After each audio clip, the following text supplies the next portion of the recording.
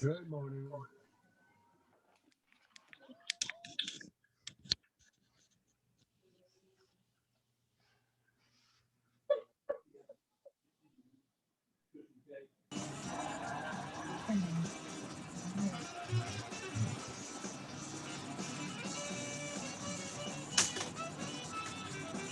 Alexa, volume down.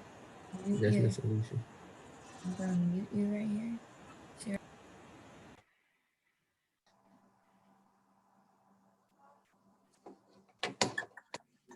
Okay.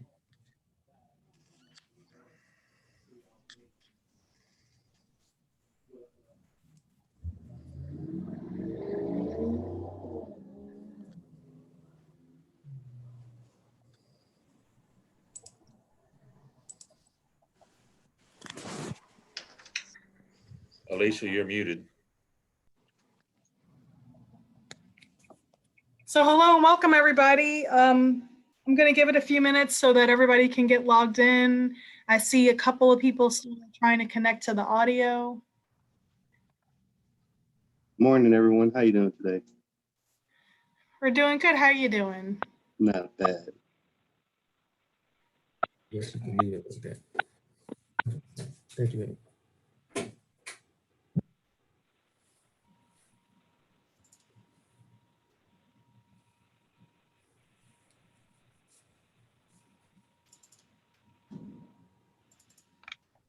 And in fact, I'm going to pause the recording so it doesn't start with a bunch of minutes of us sitting here waiting to get started.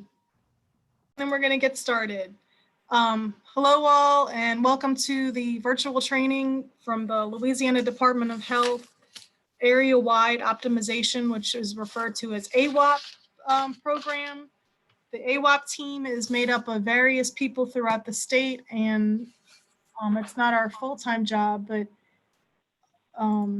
it's something that we do in what little spare time we have. AWOP focuses on training state personnel, and it focuses on training water system operators and water systems and how to be optimized. So what is optimization? Optimization is when you go above and beyond the regulatory requirements. You go beyond compliance. And the reason that we highly suggest it and we think it's a good thing is because if you're just skating that line of being in compliance, if any little hiccup or thing goes wrong or something changes in your source water or what have you, you don't have any cushion. But if you're optimized and you're above compliance, then you have some cushion for when things go wrong and you can, stay in compliance. Plus, we're very into data-driven decision-making, and we're very much into operator training. So as part of this series, because of how 2020 has turned out so far, what we typically do is we go to a water system or a water plant, and we bring a team of us there, and we analyze every aspect of the water plant, and that's called a comprehensive performance evaluation. And we leave the water system with a list of suggestions or recommendations on what things they could maybe tweak or do a little better to reach that optimization goal, which again is above and beyond regulatory limits.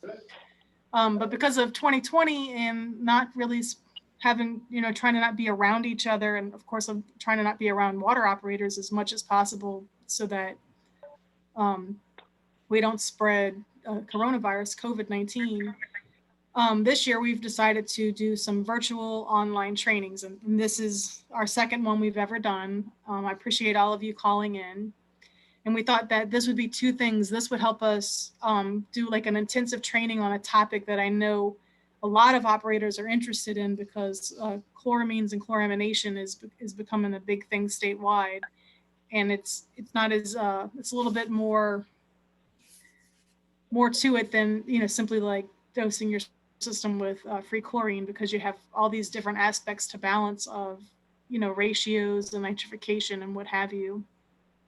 And then we also thought with all of the LRWA trainings that have been canceled all throughout this whole year, including, you know, the statewide events where a lot of people get their hours, that we could provide this service for, you know, the operators, for everybody to get 5 contact hours towards their license. So we're going to try to get the certificates out to you guys as soon as possible after this meeting, so that, you know, everybody can meet their goals. But anybody who attends all day is going to get 5 service hours. We are going to call roll at different points throughout the presentation. I'm going to go ahead and skip the morning roll because it's already 9 o'clock. And so what we'll end up doing is after the first presentation, we'll go ahead and call roll at that point. So for some systems, I understand that you may have people who, you might be in like one room, like a board room, and you might have several people in there with you. If that is the case, whenever I call roll, what you can do is you can type everybody's name in the chat who's in there with you. You could privately chat to me, which I'll show y'all in a minute for those who are new to Zoom. Or you can email me. Everybody should have my email address. I'm Alicia Martinez. I'm the one that would have sent you the email saying you're confirmed for the class, and I would have sent the invite for today's Zoom meeting. And I'll type my email address in the chat in case somebody needs it. I'll go ahead and do that right now. Or you could text me, and I'm going to put my text address and my phone number up here.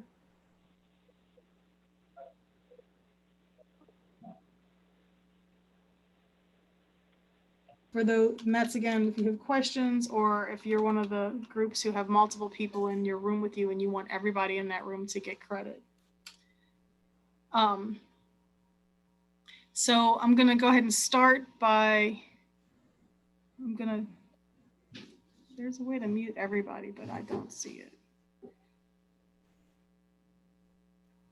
All right, that's fine. Nobody's really making a lot of noise. So again, this is the focus area for today is chloramine optimization concepts for small groundwater systems.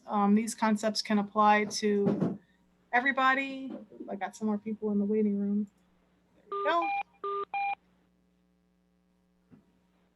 Hello. Hello, how's it going? Hello. Thanks for joining us. Thank you. The objective today is to present the background on chloramine chemistry and the breakpoint curve. Participants will learn how to interpret chloramine data to determine whether the systems are operating in the appropriate area of the breakpoint curve to meet their desired treatment objective, or in whatever zone you're trying to be in. To convey an understanding of process monitoring requirements.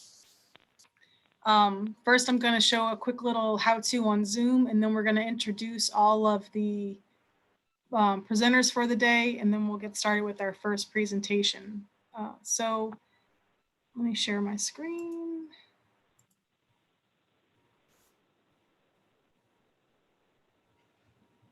I'm having problems getting on the screen. So does everybody see? What does everybody see? See your screen, Alicia.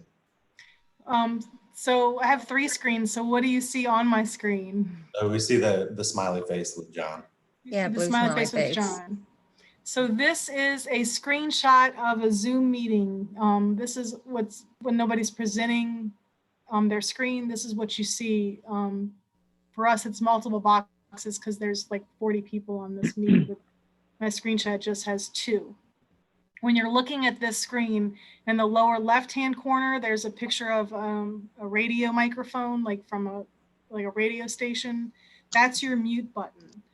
When you want to speak, you can unmute yourself by pressing this button or by holding your space bar, and it'll unmute you as long as you're holding your space bar. The picture next to it is your video button. That's how you turn on and off your video if you're on camera. And we highly encourage being on camera because it fosters a sense of us all being together, and also fosters active participation. This other button over here says chat. If you click that, a little box will pop up either to the side of the screen, or it'll pop up like a pop-up window, and you can chat and type questions in there. whenever somebody else is presenting, we will have one person or two people who are moderating, and they will keep an eye on the chat and ask questions for you. So if you don't feel like speaking, or if you just don't have that capability, you can type your questions in there and one of us will ask it on your behalf. So does anybody have any questions about the functionality of Zoom or how to work Zoom? All right, I'm gonna stop sharing my screen. One of the other things that we do with these virtual trainings is Zoom has a poll function, and I'm gonna go ahead and pop up a poll right now to test it out.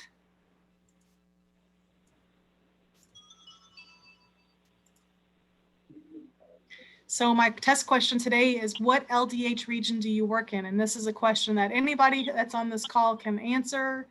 And I think I even put down at the bottom, and I don't know. So I can't answer the poll, so I'm going to go ahead and tell you that I physically work in LDH Region 1, which is based out of New Orleans. But I'm a district engineer, so I have two regions that I cover. I cover Region 1, which is based out of New Orleans and is the lower southeast parishes. And I also work in Region 3, which is based in Thibodaux and covers from St. Mary to St. Charles. So it's Lafourche, Terrebonne, areas like that. So it looks like we've had 16 people respond so far. Is everybody, now we got 20.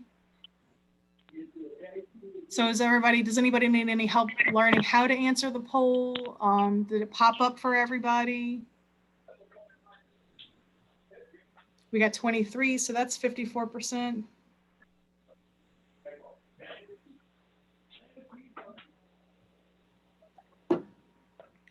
$26 people. So once we get over into the 30s, I'll go ahead and close the poll.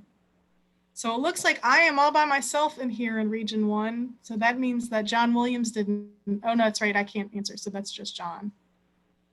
It won't let me answer my own polls, unfortunately.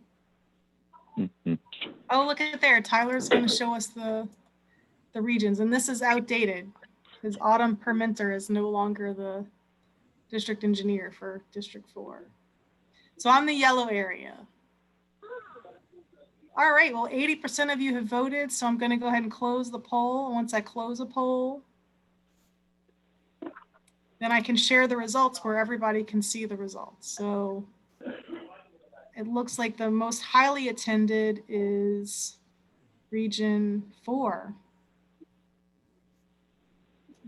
Well, and then quite a few of you don't know what region you're in, and that's okay. If you want to look at here and figure out, or if you talk to one of us after, we could help you figure that out.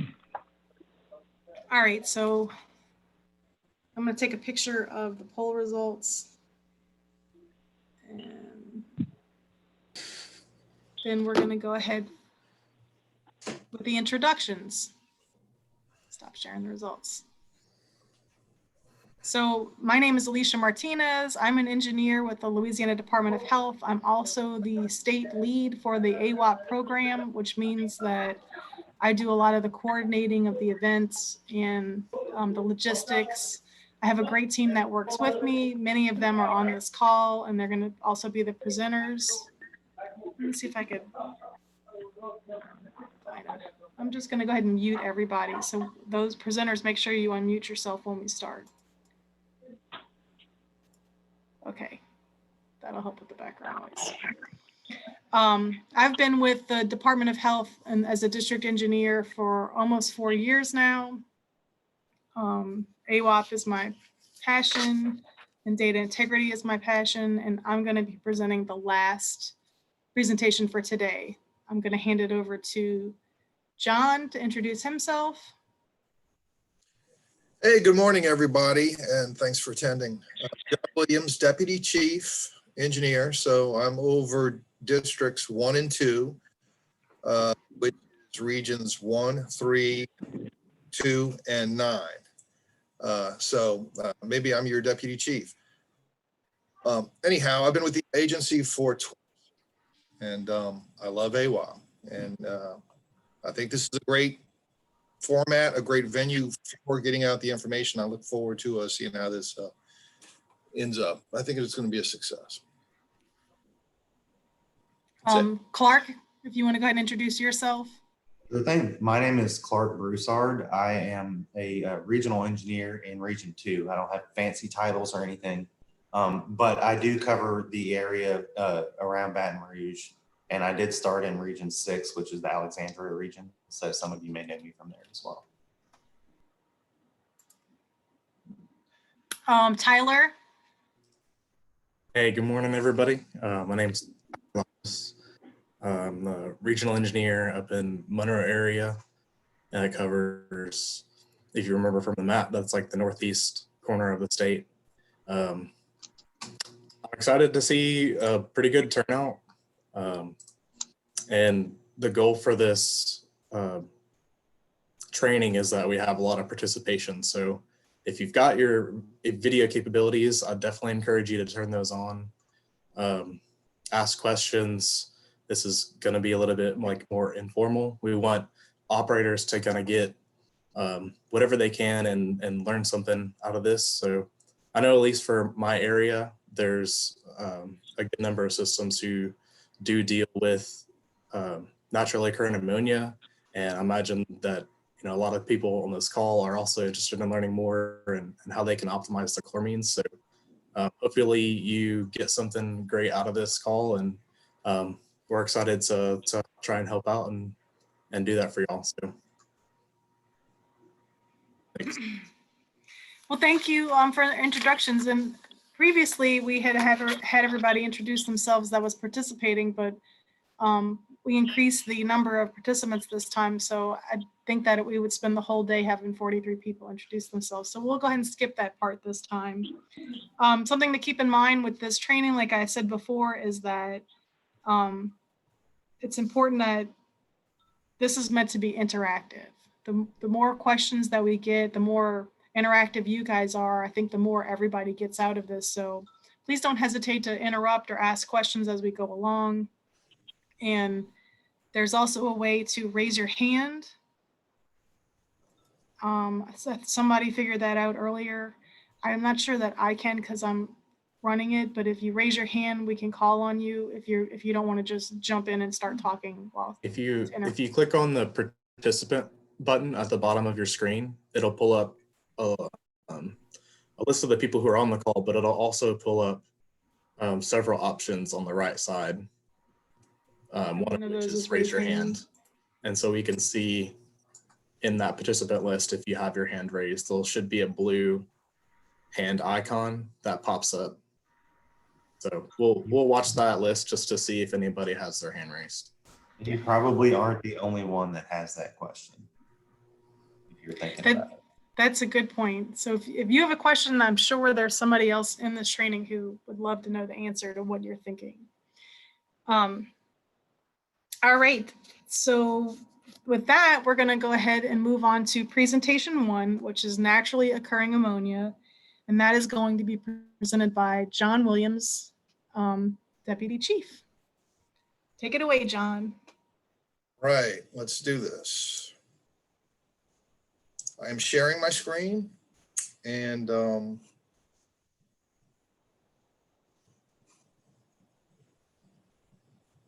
did it show up? Yeah. You can see it. All right, so let's put it in there. First slide. Okay. Naturally occurring ammonia. So whether or not you're a free chlorine system or a chloramine system, if you're a groundwater system, you may still need to pay attention to naturally occurring ammonia if you're a free chlorine system. And so let's just dive in, and you'll see why. Naturally occurring ammonia. So what is naturally occurring ammonia? Well, first off, naturally occurring ammonia, it's let's just start off with the joke, I guess. What consumes chlorine like a 600-pound gorilla consuming bananas at an all-you-can-eat buffet? Need a hint? Well, it rhymes with pneumonia. Well, it's naturally occurring ammonia, and it it could be in your well. Maybe you don't know it, maybe you do, and you're having to deal with it.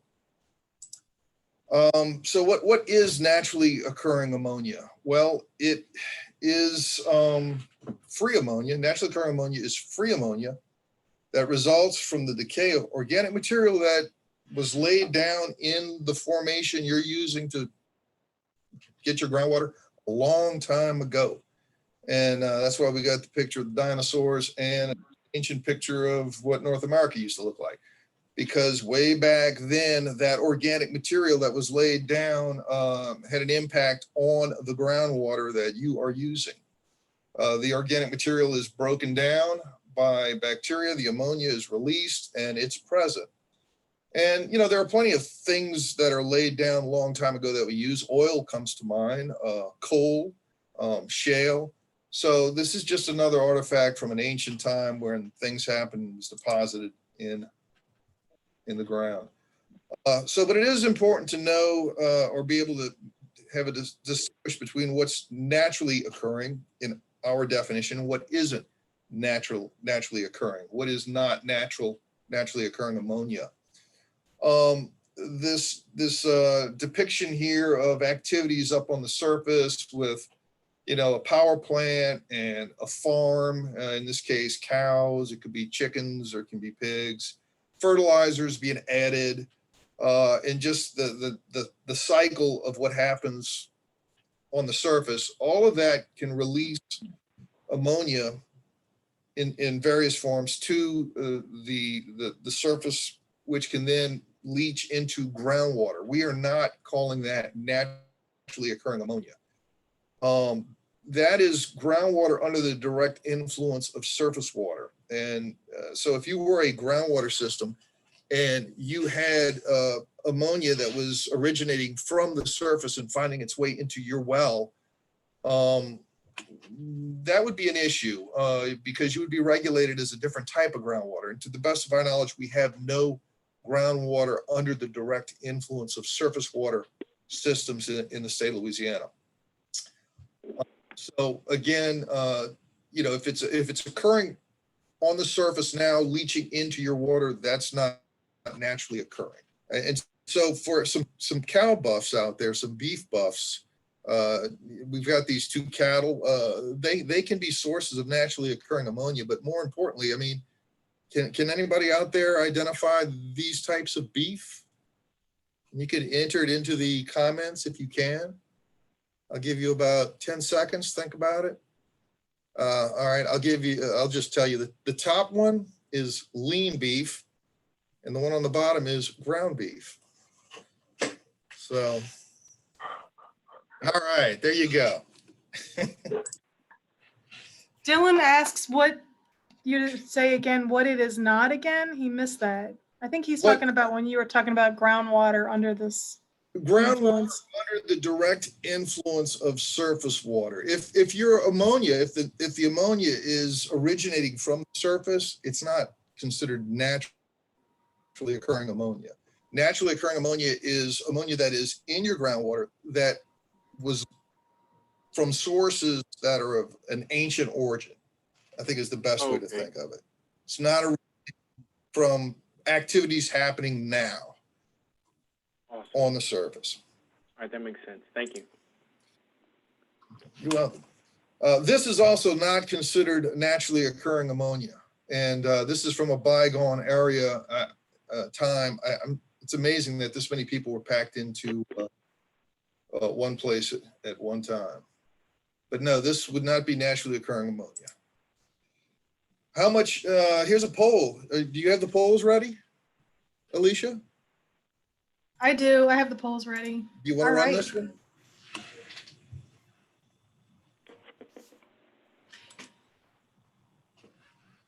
So we're going to take a little poll. How much naturally occurring ammonia, free ammonia, is in your source water? And you have a couple of possible answers.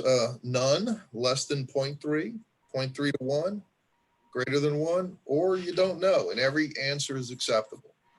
There is no wrong answer here.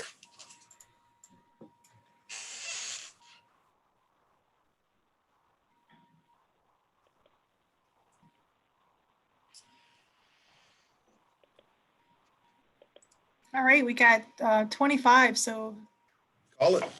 that's a good Well, let's, 26 people. And some people in here don't actually have a water system, so I should have made another choice that said I don't work for a water system. But if you know, you could, if you're familiar with the water system that serves your house, you could answer based on what you think they have.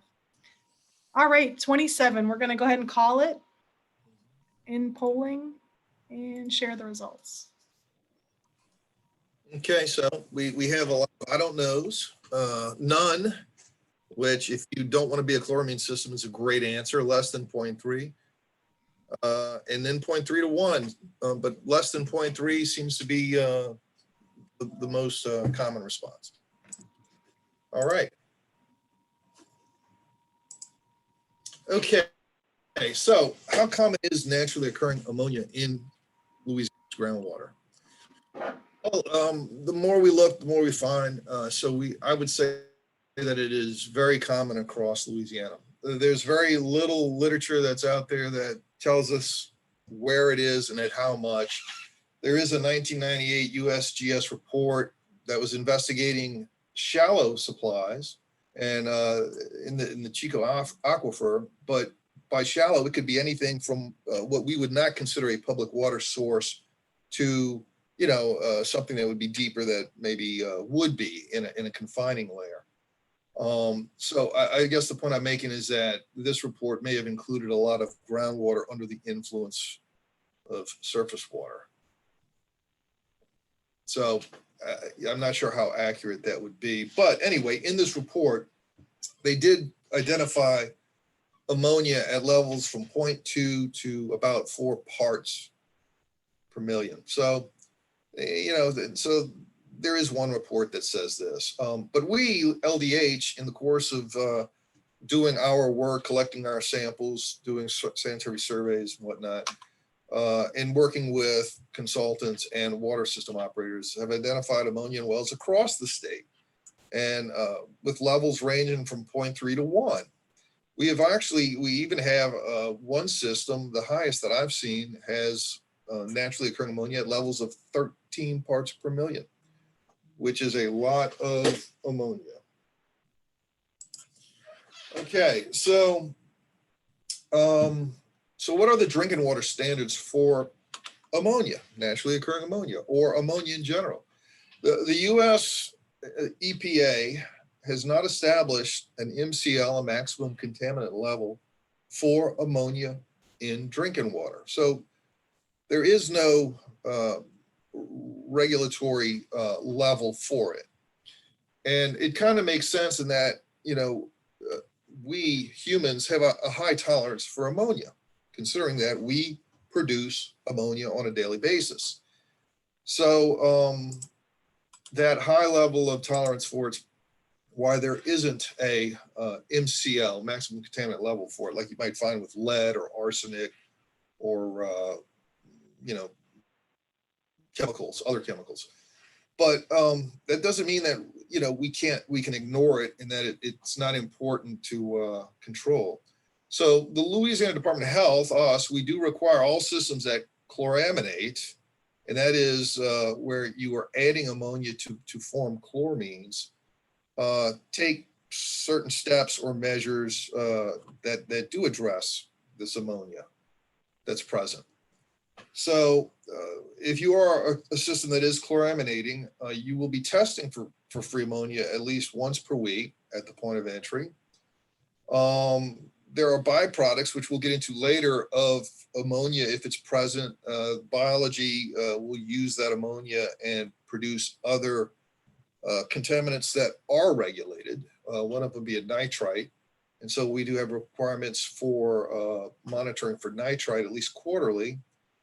And then there is the nitrification control plan, which is required where you have a chloramine system that is free chlorine and ammonia forming chloramines. And the nitrification control plan is going to be setting up triggers, looking for nitrite, nitrate. Again, we'll get into this, but the bottom line is if you're a chloramine system, and there's the possibility that you can have some excess free ammonia, although it's not regulated by EPA.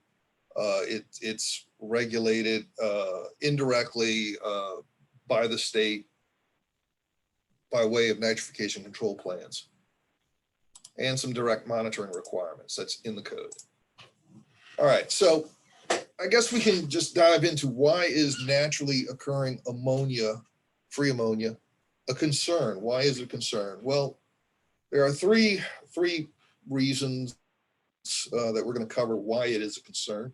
It exerts a significant demand on chlorine. So even if you don't want to be a chloramine system, if you have ammonia present, it's going to be important to understand this. It combines with free chlorine to form chloramines, and it promotes nitrification in the distribution system. So we're going to get into each one of these three reasons why it's a concern. The first one, again, it exerts a significant chlorine demand. And so what you're looking at here is a bar graph that shows the demand of various constituents.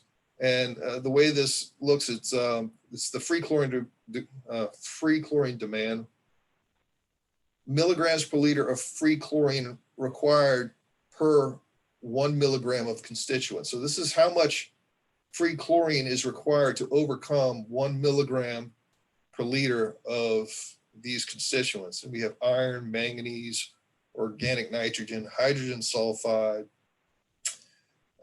This is ammonia, free ammonia, nitrite, and then this is free ammonia and chloramines.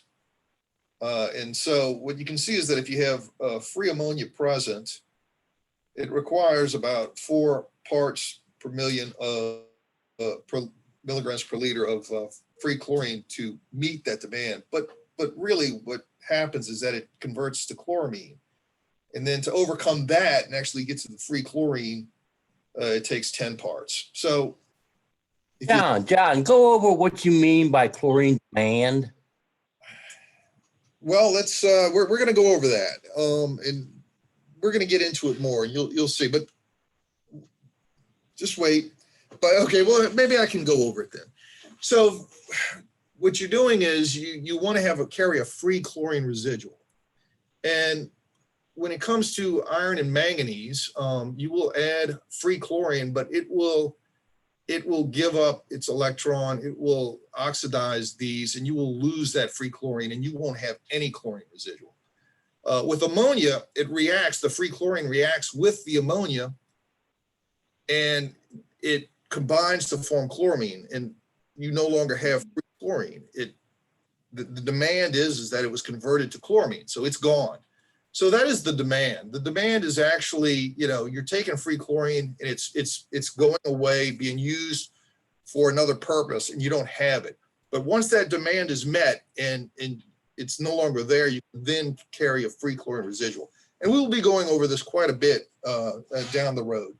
But here, the main point is just this ammonia is a concern because of how much demand it exerts chlorine. 10 parts is a lot. And that's ammonia and chloramine. All right. So the second issue was it combines with free chlorine to form chloramines. Well, you may want to be a chloramine system. You may want to be a free chlorine system. If you were a surface water system and you were having to achieve for log inactivation, chloramines much less effective as a disinfectant than free chlorine. It's monochloramine, which you're trying to produce as a chlorine system, is 200 times less effective as a disinfectant than free chlorine. So that could be a big impediment to being a chloramine system if you're having to achieve some log inactivation like 4 logs, which surface waters typically do. Groundwater systems don't typically have to achieve 4 log inactivation, but they might if they were groundwater under the influence of surface water. 4 log, yes. But for surface water, it's definitely a consideration. For some utilities, it's impractical to use monochloramine as a primary disinfectant. That's what I was talking about with the login activations. Number two, let's see, this is in addition to the loss of disinfection efficacy, there are byproducts associated with chloramination. And this would be if you're not efficient in your chloramination. So the byproducts are the di and the trichloramines. And so if you're a chloramine system and you're not efficient, the trichloramines and the dichloramines have very low odor thresholds, which means you can smell them at very, very low small concentrations. This graph here indicates the relative odor thresholds for monochloramine, which is blue, free chlorine yellow, and then the di and the tri, which are byproducts of chloramination if you're not doing it efficiently. And what you can see is that the monochloramine, it has a higher threshold than even free chlorine, which means it's harder to detect. So a lot of systems that chloraminate, I think they feel just simply because they chloraminate, the water smells more chemical, more like chlorine. But that's not really the case. If they're doing it properly, effectively, efficiently, and it's monochloramine, it's going to be comparable to free chlorine, if not harder to detect.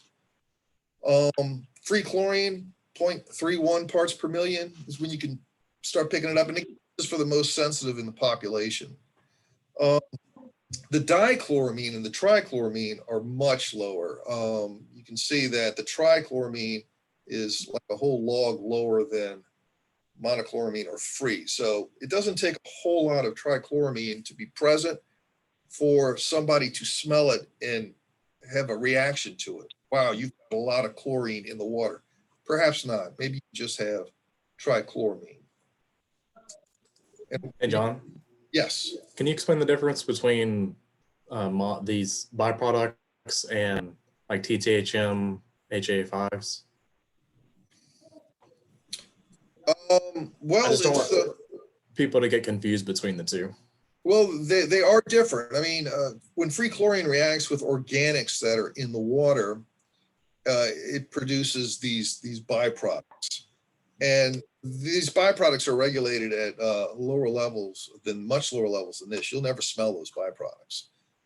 But the trichloramine and the dichloramine are species of chlorine that result when a chloramine system is not being run in an optimized way.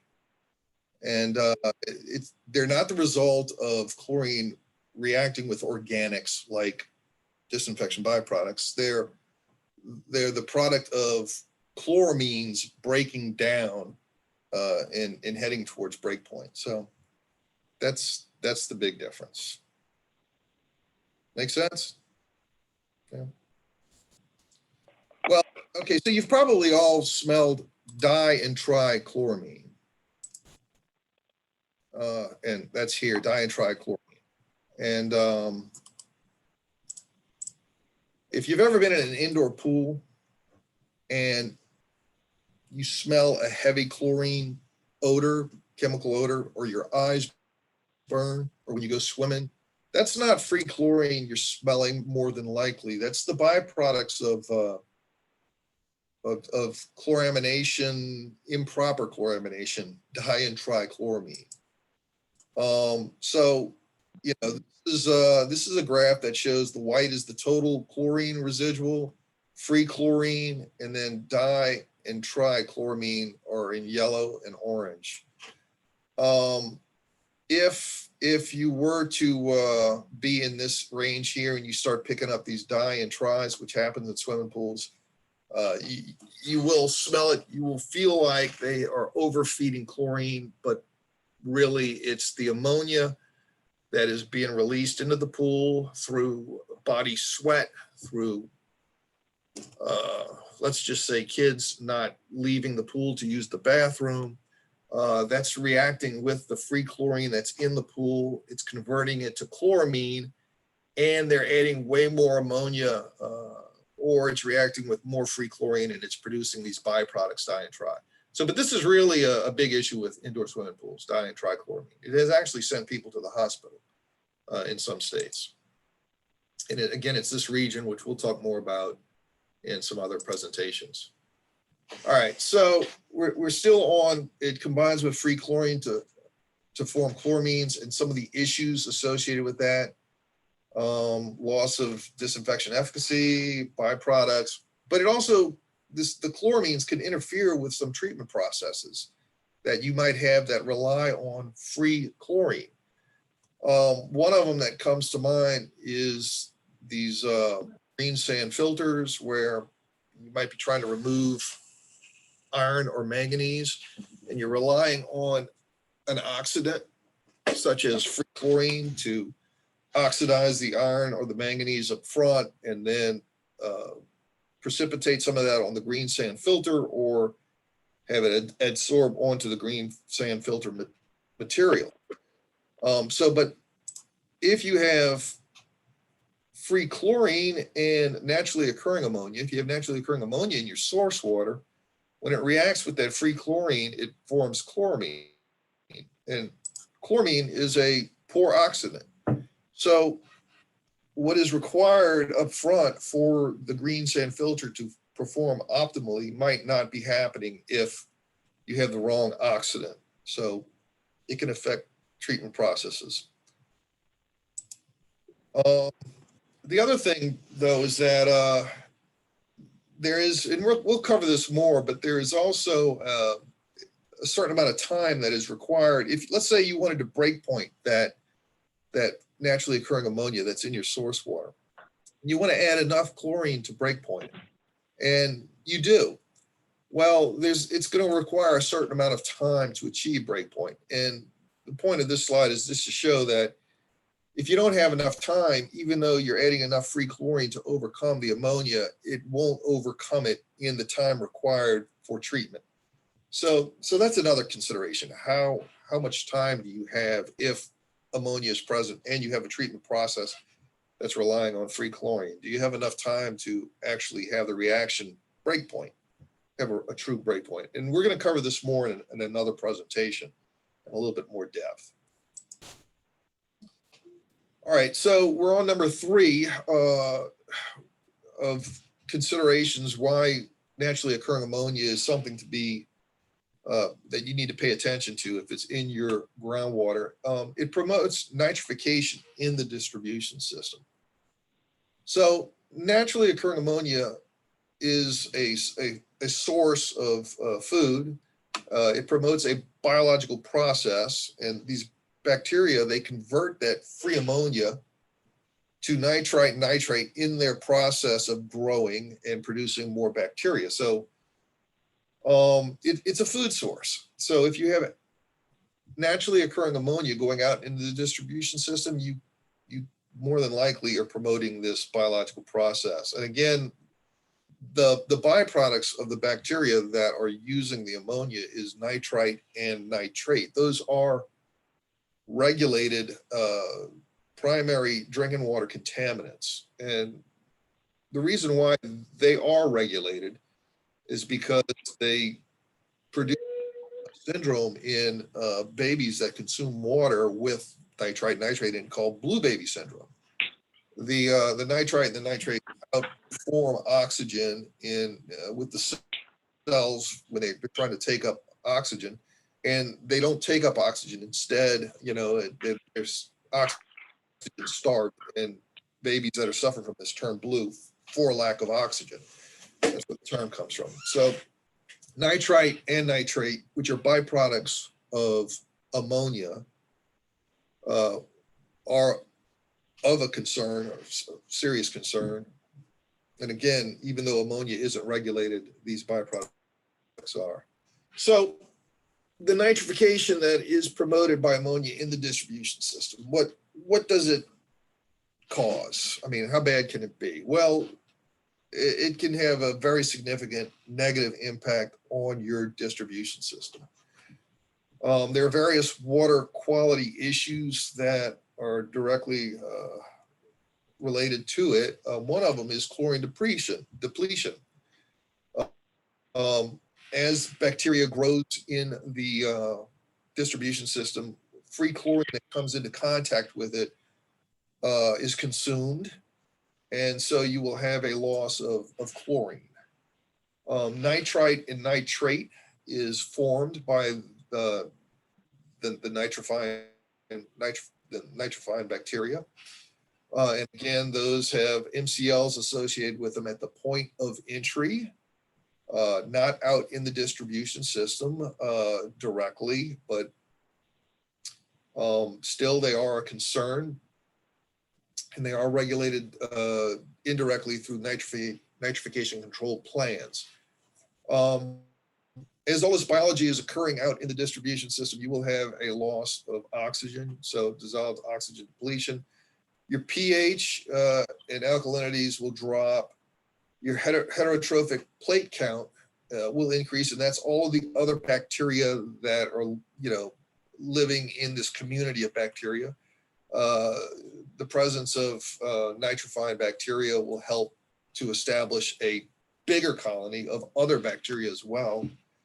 You can have more coliform occurrences, and taste, odor, color, and turbidity issues. Those can all be associated with nitrification going on in the distribution system. So here's your pipe, a depiction of your pipe, and it's showing you the biofilm. And if you've dealt with, old stale water, where pipes had stale water in it, you might have seen these biofilms. You might be familiar with them. But the bacteria produce these biofilms. They live within them, and the biofilm actually protects them. And that's why they do it. What would put ammonia and chloramine and nitrification control plans on our radar and required by our code was the Naegleria fowleri brain-eaten amoeba, which is depicted here, where we have had 3 deaths in the state associated with this bacteria, and we have identified it in quite a number of water systems that were chloramine systems. And it's one of the driving factors for the nitrification control plan and the regulations that are in the code for chloramine systems. So, well, here's something that might be practical for a groundwater system if you don't know that you have ammonia in your groundwater. Well, how do you determine it? Well, it's colorless, odorless, and tasteless. So you don't see it, and you're not going to know just by looking at the sample. You can test for it. So there are methods that use pocket colorimeters to test for it. And if you have a chloramine pocket colorimeter, there's a free ammonia test that you can run. But if you don't have any of that, and you want to have an indication of whether or not free ammonia is present, you can do an indirect test using a free chlorine DPD method. And so I'm sure as water plant operators, everybody is familiar with the free chlorine test. If you take the free chlorine test and you run it, and you let the water sample sit for more than 1 minute, if the sample continues to increase in color, if it gets darker and darker, that's an indication that free ammonia is present. It's reacting with the free chlorine, and it's forming chloramines. I said this is an indirect test for ammonia because really what you're seeing is chloramines in your sample interfering with the free chlorine test. So when you run a free chlorine test, you run it within 1 minute. And the reason why you don't is because you do not expect free chlorine to increase in concentration after 1 minute. But if you have chloramine present, it's interfering with that free chlorine test. and you will see it increase beyond 1 minute. So that's an indication that chloramine is present, which is an indication that ammonia is present, because the ammonia is reacting with the free chlorine to form chloramine. So we had a few people who were said they had some ammonia in their groundwater system. Why don't we just take a quick poll and see how these systems are dealing with the naturally occurring ammonia. And again, if you want to take the poll and say, I don't have naturally occurring ammonia, that's fine. But you might break point it and carry a free chlorine residual. Maybe that's what you're doing. So you might actually use the ammonia that's present and become a chloramine system. Or maybe you have some kind of treatment in place where you're actually removing it. Or maybe you don't know. All answers are fine. So let's just take a quick poll and we'll see what's going on out there with systems that have ammonia, free ammonia. We have 23 people have responded so far. Wow, that's good. So what do you think is in the lead right now? I think what's in the lead is we breakpoint it. I think you're going to be very surprised when you see the results. You had enough free chlorine to destroy the ammonia. So we have 27 responses and nobody has added any for the Let's see what 5 seconds. So are you ready? I'm ready to be surprised. All right. I don't have naturally occurring ammonia. Break point it and carry a free chlorine residual. Use it. Holy cow. Well, this is a chloramine training day. And so maybe the ones who said I have free chlorine just didn't show up. But that is, it shows it's also very relevant. Which is, take a picture of the results before I take a picture of the results. Lower it. Remove it using specialized treatment, ion exchange. We're going to have whoever typed that in might have to give us some of their experiences. All right. Well, so let's talk about that. What can you do if naturally occurring ammonia is in your groundwater system? Well, it all depends on how much naturally occurring ammonia is in your groundwater system. That kind of dictates what your options are. So if you had low levels, and none of this is carved in stone, this is kind of a rough guess, estimate. If you had low levels of around 0.3, you may want to just break point it and carry a free chlorine residual. And again, 0.3 isn't a magic number. It's a guesstimation of what might work for you. Patrick Smoke, and I don't have the name of your system handy. He says that they have such a low ammonia concentration that it gets broken in their pre-chlorination, but they do chloraminate post-treatment. So they actually break point their existing ammonia, and then he works for LACO, but then they end up turning themselves into a chloramine system later. And I missed a question, but Clark caught it earlier. Somebody said, am I correct that manganese also has that effect on free chlorine DPD test? And Clark said, yes, manganese does interfere with the DPD test. Yes, it does. That is true. And it's a positive interference, just like chloramine, in that it shows that you have more free chlorine when you don't. So Victor Cruz says that he's been taught that free chlorine cannot exist in a chloramine system. So how could free chlorine be present? I'm confused. Free chlorine cannot exist in a chloramine system. Right. Oh, and we're going to talk about that too. That's we got a slide coming up. That, this is something that I had to learn as a regulator. I theoretically, textbook said they can't exist at the same time. Not entirely true. They can, but they won't forever. We'll cover that more in a little bit. But it has to do with the time required for the reaction to run its course and stabilize and become whatever it's going to become. And there's some neat stuff ahead that we'll talk about that. There you go. All right, so low levels, you might just break point it and carry a free chlorine residual. What I'm calling medium levels of around 0.3 to 1 part, you might consider actually using it, use the free ammonia, have it combined with free chlorine and become a chloramine system. That might be the easiest thing to do. But higher levels, again, this is just a rule of thumb guesstimation, greater than 1 part per million, you would consider adding treatment to remove it. And we will talk more about these, but ion exchange, blending, reverse osmosis, air stripping, and even biological filtration. So, but before we get into that, let's just talk about the lower levels, up to around 0.3 parts per million.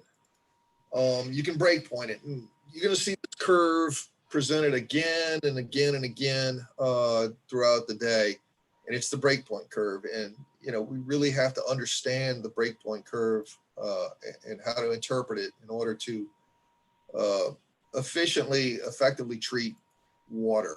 And so this is just your first exposure to it in this day, but we're going to get more into the breakpoint curve in other presentations. So I don't want to belabor it too much. But when you are breakpointing it, you are in this region of the curve, which is free chlorine. And so for moderate, it's easy up to about 0.3 to just breakpoint it and get to the free chlorine. But for moderate to high levels, trying to breakpoint that chlorine would have other consequences that might make breakpointing it not desirable. You could, as you add more free chlorine to overcome that ammonia, you could be reacting with organics in the water and producing THMs and HA5s at levels that have you out of compliance. Depending on how high that free ammonia is, the amount of chemical that you have to add, you might have to increase your feed capacity to actually add enough free chlorine to overcome it. But let's say you have enough capacity, feed capacity to meet it. Well, perhaps it's so high that that demand that we talked about is going to have you exceeding your NSF max use level for your bleach. You're going to have to throw so much bleach at the ammonia that the amount you're feeding isn't in compliance with NSF. And y'all all remember that you have to be in compliance with the max use level for the chemical that you're feeding. And if you're a free chlorine system and you're going over to chloramine, that could have an impact on your lead and copper because it's going to change your distribution system's water chemistry. And as we have come to know in the past decade, distribution systems kind of gain their stability with scale. That scale has lead in it. And when you change the chemistry, you can release that scale and release that lead. And so it's another consideration. I mean, yes. I'd add another one of this list is the cost. So when you think about how much chlorine it's going to take, 10 parts for every part of ammonia, you can start thinking about how much it's going to cost in chlorine feed to actually get to breakpoint. Right. Well, we've had some systems that have gone from free chlorine to chloramine, and they fed considerably less free chlorine. So I'm not going to mention any names, but that cost savings is something to consider. So this is just an example of how trying to breakpoint a high amount of naturally occurring ammonia could end up being a problem. So in this particular case, the naturally occurring ammonia is at 2 parts per million, and you're using a 10% bleach. The amount of bleach required to reach breakpoint, 200 parts per million. And so the vast majority of bleach products out there, and you'd have to, you might know what yours is, but most of them have max use less than 100 parts per million. Maybe 60, maybe 80. I've seen some with 120, but the point being is that you could not throw enough bleach at the ammonia that's present to break point it without exceeding your NSF max use level. And we do require that all chemicals be fed in accordance with that NSF ANSI standard 60 max use level. So in this case, it's just an example how you can't break point with bleach. You might have to go to free chlorine in this case. But again, whenever you're having to add this much free chlorine to overcome the ammonia, you need to think about the disinfection byproducts that you might also be creating when you try to do that. So this is systems, if you want to use the naturally occurring ammonia to become a chloramine system, and again, rough and dirty, 0.3 to 1 parts per million. Things to consider, and just this little graph right here is I call these systems that have an free ammonia level in this range Goldilocks systems, because the porridge is just right for most of them to just become a chloramine system, and they end up with great residuals at the 4-to-1 ratios, which we'll talk about later, at the optimized chloramine treatments. But things to consider. Even though you're in this range, if you have organic nitrogen present, it can react with the chloramine that you're trying to produce and produce a chloramine that you don't want. So there's something called a hold test, where you would dose your water with the free chlorine that is going to be your target residual. And then you would hold that water and you would go back to it and you would keep testing it to see what happens to that residual that you produced. In this case, the graph is showing you the orange here at the top is total chlorine. And the monochloramine is what you're trying to produce when you're a chloramine system. You want monochloramine. So you're monitoring for monochloramine. And over time, you're watching to see what happens. And you can see that the monochloramine and the total chlorine have a very tight correlation. They follow each other very closely. And that's a good thing, because that means you wanted to produce monochloramine and you are producing monochloramine. But if you did a whole test and you saw that although you're in that Goldilocks range and you could be a chloramine system, and you do your whole test and you see this divergence in the monochloramine from the total chloramine, what happened was the chloramine is reacting with organics in the water, and it's producing what we call a organochloramine, and it's not going to be helpful to you, because organochloramines don't have the disinfection properties that the inorganic chloramines have. So, but this is something, if you are going to convert and you want to be a chloramine system and you want to use it, when you came to us, we would ask you, did you do a whole test? Do you produce the right type of chloramines? And it's a relatively simple test, and we do have guidance that we could provide to you on how to do this and how to demonstrate it. And frankly, I haven't seen one system yet that has done this whole test that has had an issue with organochloramines, at least not a significant issue. That doesn't mean that they're not out there. So let's say you're a Goldilocks system and the whole test looks good. Let's do it. Well, it's still not that simple.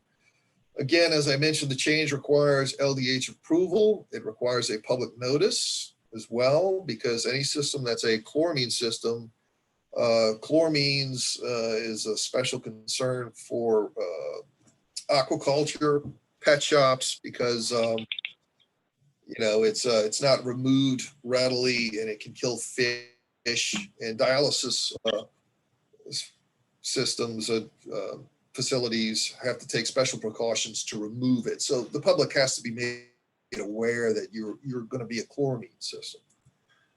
You must develop and implement a nitrification control plan, and the nitrification control plan ensures that you're not just letting a whole bunch of excess ammonia go out into the distribution system to promote all of that bacteria, that nitrification, and all of the downsides that go along with it.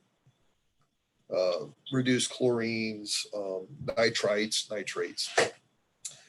There are more compliance testing that is required, and that's in the code. So if you're a chloramine system, again, you're going to be doing some additional monitoring.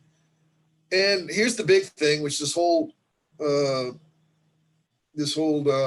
presentation and day is about, is that chloramination requires considerably more operator knowledge and attention to operate than simple free chlorine. So, you know, if you can be a chloramine system, you have to keep in mind that it's going to be a lot more work. It's going to be more complicated, and there's some more regulatory pieces to it. We're going to talk about this breakpoint curve later, so I'm not even going to go into this here, but throughout the day, you're going to see plenty of this. And this is really understanding this breakpoint curve is the key to understanding how to chloraminate, or even if you want to be a free chlorine system and you have ammonia, how to treat your water and ensure you're doing it well. So, and if you can't use naturally occurring ammonia, it's too high, and you can't throw enough bleach at it to breakpoint it, then what? What are you going to do? Well, you know, you're probably going to have to expend some money to get some consultants or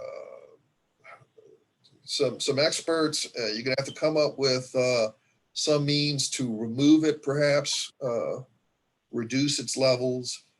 And you're going to have operators who are capable of working with and using whatever treatment you throw at them and require them to use. So all of this is a consideration here if you are going to have to treat the ammonia. Common treatment techniques, we're going to go through these real quickly, but you know, these are the common ones. Ion exchange. So zeolites, probably the most familiar. You can use these to remove ammonia. If you're lucky enough to have two wells on the same site, one's in a formation with ammonia and one isn't, perhaps you could blend the two wells and reduce the ammonia through blending. You could use a very expensive process of reverse osmosis. That's a lot of money here.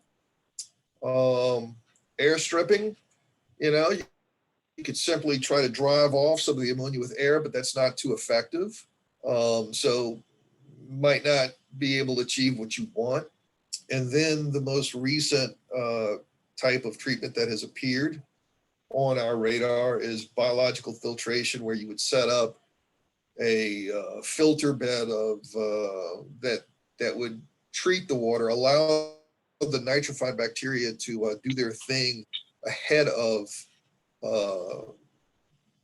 going to distribution system, where you would knock out the ammonia. You would actually produce some nitrite and nitrate, but you would do it in such a way where you wouldn't have MCL issues.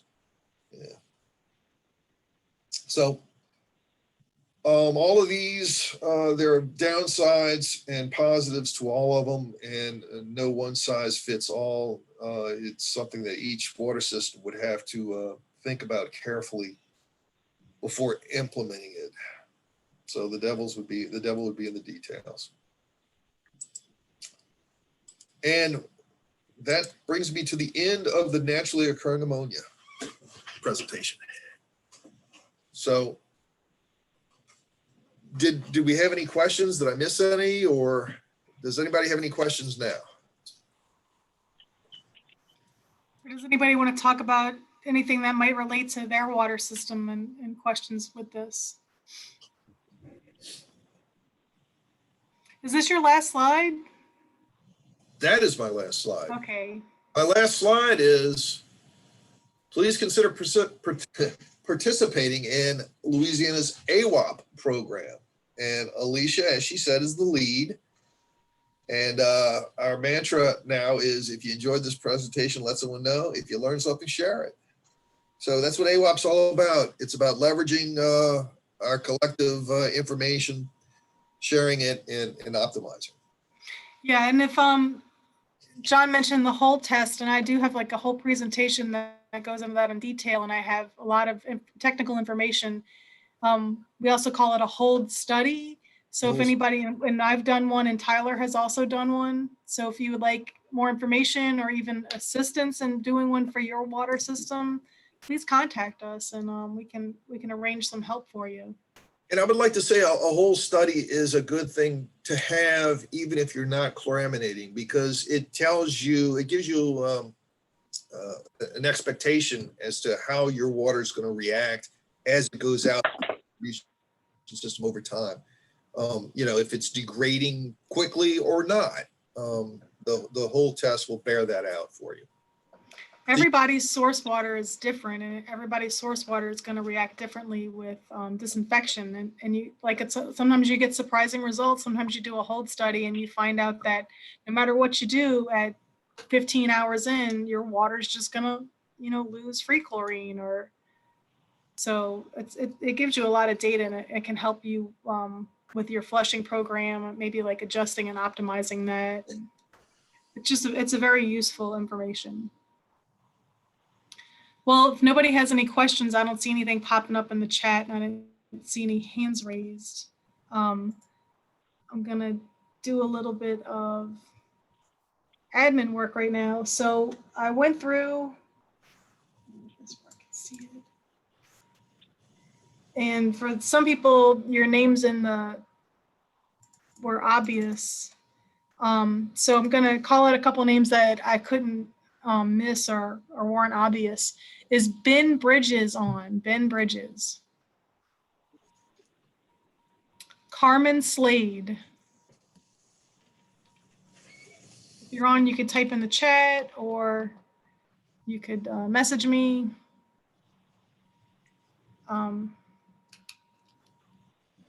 Lisa, you may need to unmute everybody for some of those that are on the phone. That's a good point. So everybody can unmute themselves.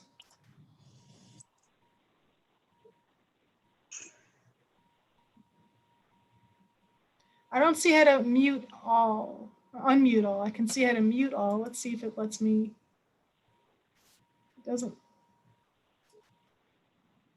It doesn't let me unmute everybody.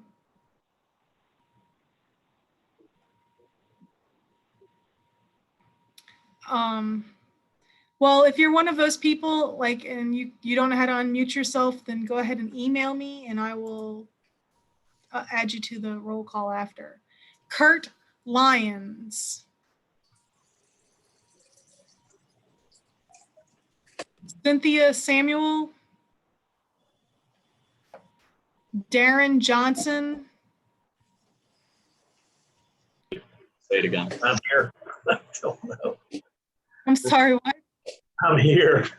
Who are you? Darren Johnson. Darren Johnson. Okay, I'll add you as a yes, and I'll make a note. Okay, your thing says Tristan. I know, that's my son. I'm going to go ahead and rename you. He's my IT guy. Darren Johnson. Now you are correct in the, so, Kurt Lyons, Cynthia Samuel, Donald Darbon, Glenn Welch, Gregory Richard or Richard, Jeffrey Moody, Jennifer Kilkin, Joel Holland. Yeah, I'm here. You can rename. Okay, you're the Holland family. Okay, I'm going to rename you too. It wouldn't let me name myself when I joined. Okay, I got you. Yes. John Taringo. Johnny Bennett. Caleb. Johnny's here. Johnny Bennett, you're the Yes. you're Gordy. I'm gonna go fix you. Yeah, his, we had a problem with his, computer with his microphone, so we're both trying to watch out for mine. Okay, not a problem.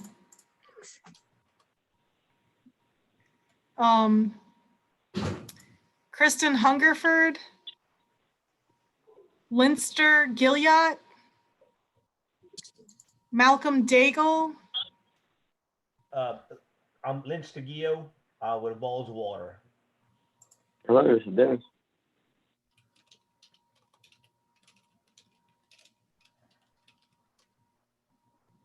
Thank okay, you, man. You're welcome. Somebody else spoke?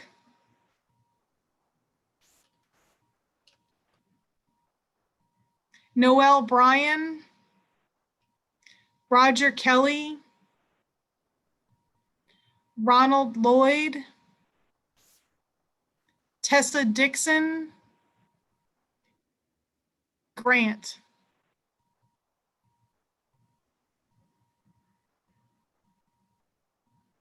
Okay, and I see that Donald Durham is here.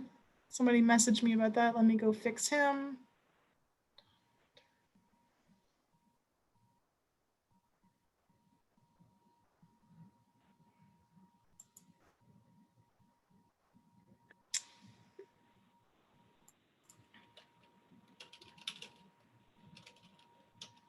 And Michael Salmon, I see you. I already have you, Michael.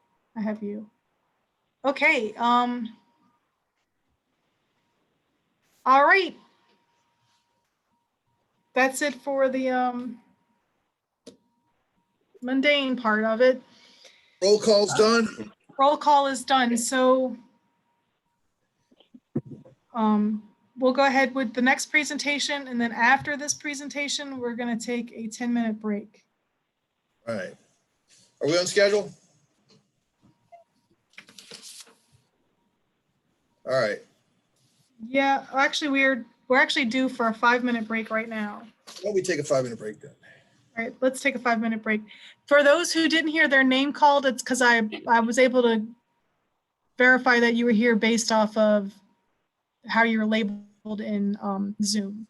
So only the people who I wasn't sure of, because there's a couple of them that were just phone numbers or names that didn't match. Do I have Wade Johnson? Let's see. Yes, I do have you, Wade. All right, we'll go ahead and take a 5-minute break. It is 10:12 right now, so let's go ahead and say that we will meet back at Charles Crochet. Let's see.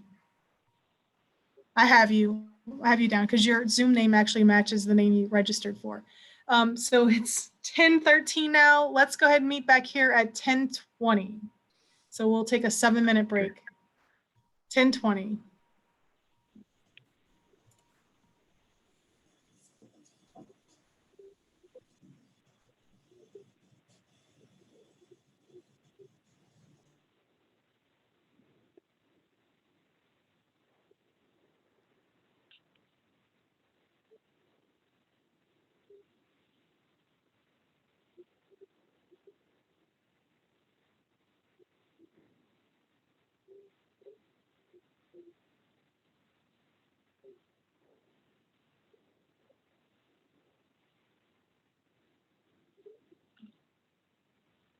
Alicia.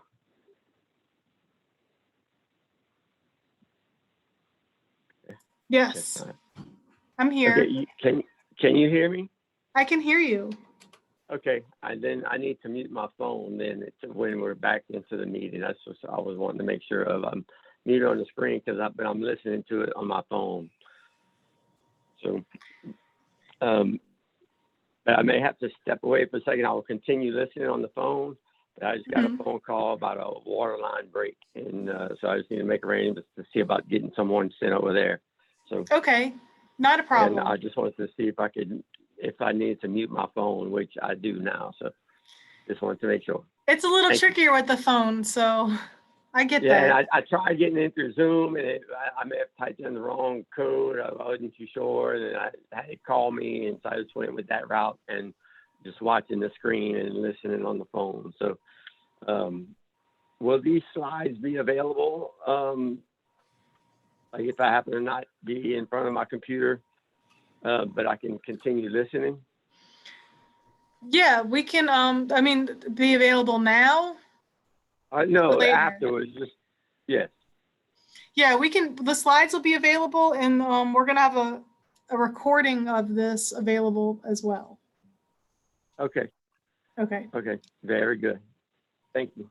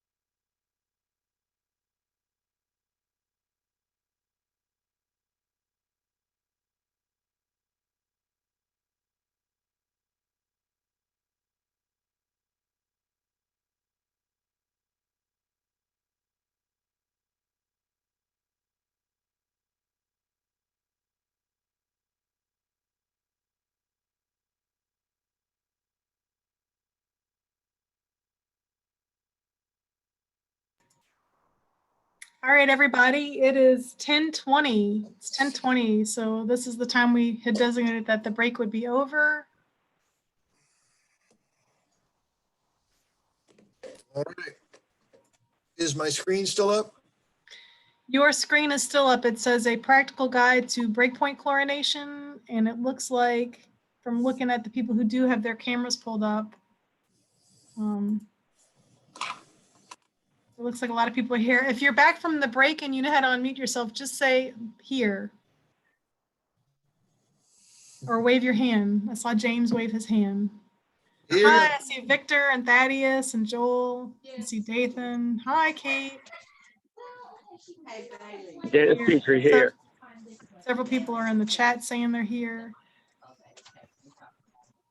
Okay, I think that most people are back from break now. Okay, do you want to mute everybody? I thought I heard an open mic somewhere. I'm sorry, we're here. All right, well, good. Let's we'll go ahead and continue with the second presentation. So I know you've heard about the breakpoint curve plenty of times, but I'm trying to present it in a little different format. This one is called a practical guide to breakpoint chlorination. So hopefully it's not going to be too theory heavy, and it'll be of some use, practical. All right. So let's just start off with the definition of breakpoint chlorination. And David Boggs had asked earlier, and so this is going to be a continuation on that explanation. It's the addition of chlorine to water until the chlorine demand has been satisfied.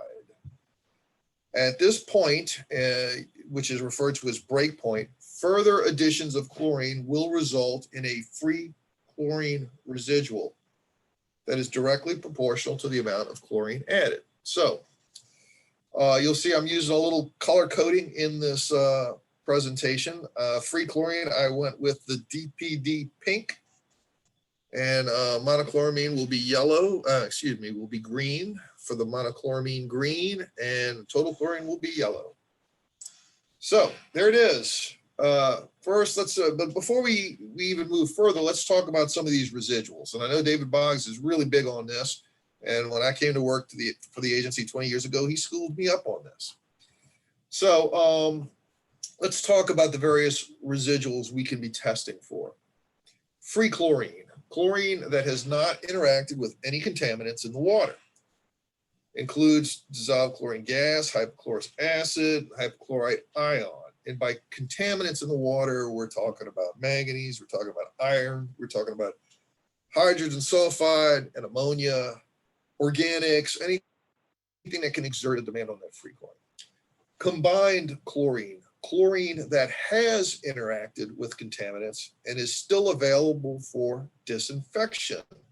So chloramines is a combined chlorine. It has reacted with something, ammonia, and has produced a species of chlorine, a chloramine, but it still has some disinfection properties. And remember when we were talking about whole studies, you were trying to find out if you had an organochloramine. Well, does not have disinfection properties. So, but anyhow, an inorganic chloramine does. So if you're a chloramine system, you probably are, you should be using the monochloramine test kit to see how much monochloramine is present.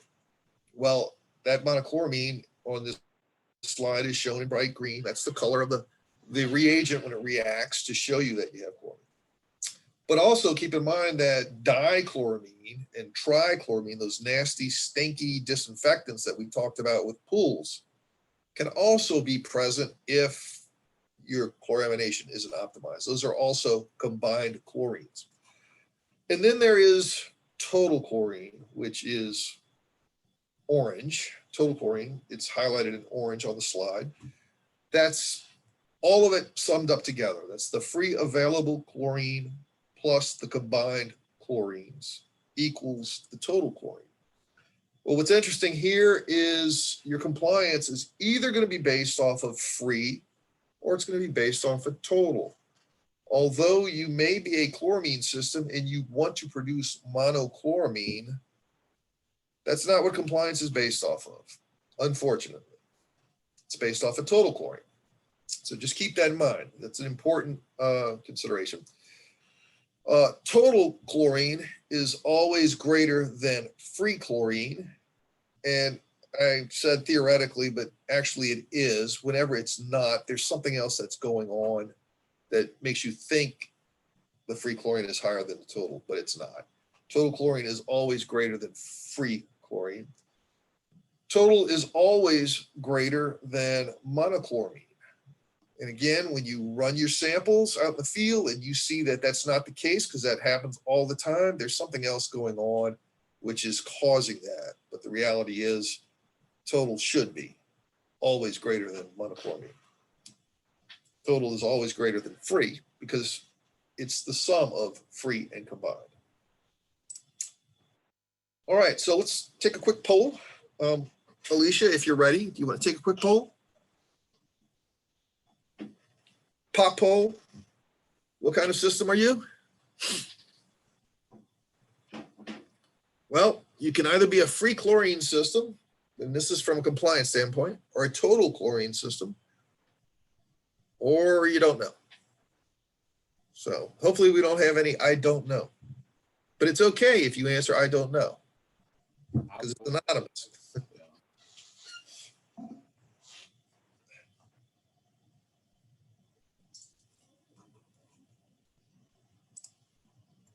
It looks like the voting has slowed down at 24. There's 25.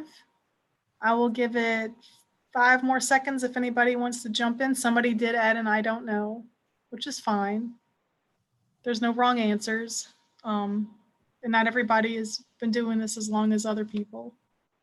All right, I'm going to go ahead and end the polling. Well, before I do, John, what do you think is going to be the most common answer? For this day and this topic, I'm going to say total chlorine. Oop, another surprise for you. Oh, come on, really? Woo, free chlorine. Okay. Well, even though you're free chlorine, this is still a very relevant topic because breakpoint chlorination applies to both free chlorine and chloramine. You have to know your breakpoint for both. And this is a nice practical guide that we're going to go through right here. So if you want to start studying up on the breakpoint curve and you Google breakpoint curve, there's a band out there called the breakpoint curve. Don't think of them. It's just a musical group. But the breakpoint curve we're talking about are these graphs that are trying to convey what happens when you add free chlorine to water with something in it, and that free chlorine is reacting, and you're trying to get to free chlorine. And so there's various ways that they will present this graph, and the main thing that you have to realize is that they're all theoretical. They're all theoretical. In reality, if you produce a breakpoint curve for your water, it might not look anything like this graph. It'll have maybe the hump, but it's not going to be this proportioned. It's going to look different, similar but different. So that's the main thing. It's theoretical. And of all of these graphs here, I came across this one, which was in an OpFlow article, and I really liked it. I think that this is the one I want to use to try to convey to you what breakpoint is. And so in this graph here, they broke the curve up into zones, and in each zone something is happening that makes it a different zone from another. And down at the bottom here, they describe what's going on in the zones. So in this first zone here, you see that there's actually no graph. There's no total chlorine. And again, the axis here is that on the y-axis here, this is your chlorine residual, and really it's your total chlorine residual. Let's just keep that in mind. This is total chlorine. And then across the bottom here is your dosage. And so you start off with no dosage, but as you turn up the dial on your chemical feed pump or your gas feed system, you keep adding more chlorine. This is what's happening. So, at this dosage, you could see you'd be at this point, your chlorine residual, total chlorine residual will be here. So chlorine residual on this side, chlorine dosage on this side. So when you start off initially and you start adding free chlorine, it's reacting with whatever is in the water that has demand, and it's consuming that free chlorine completely, and you don't see a residual. And again, this is a theoretical graph, so I'll just make that clear. But at some point, you will start to get those combined chlorines that we talked about, and in particular, you'll start getting the chloramines, where the free chlorine is now reacting with ammonia, forming chloramines.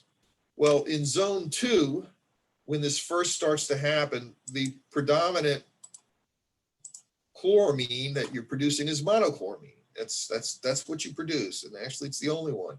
So you're adding free chlorine, it's reacting with ammonia in zone 2, and it's forming monochloramine. And this will continue to occur until you get to the end of zone 2 at this peak right here, where the free chlorine has reacted with all of the free available ammonia and has formed the maximum amount of monochloramine it can form. And if you were a chloramine system, up in this top part right here is where you would want to be operating. And we'll talk about that more later. But for now, zone 1, at this point here, all the free chlorine has reacted with the free ammonia and has produced monochloramine.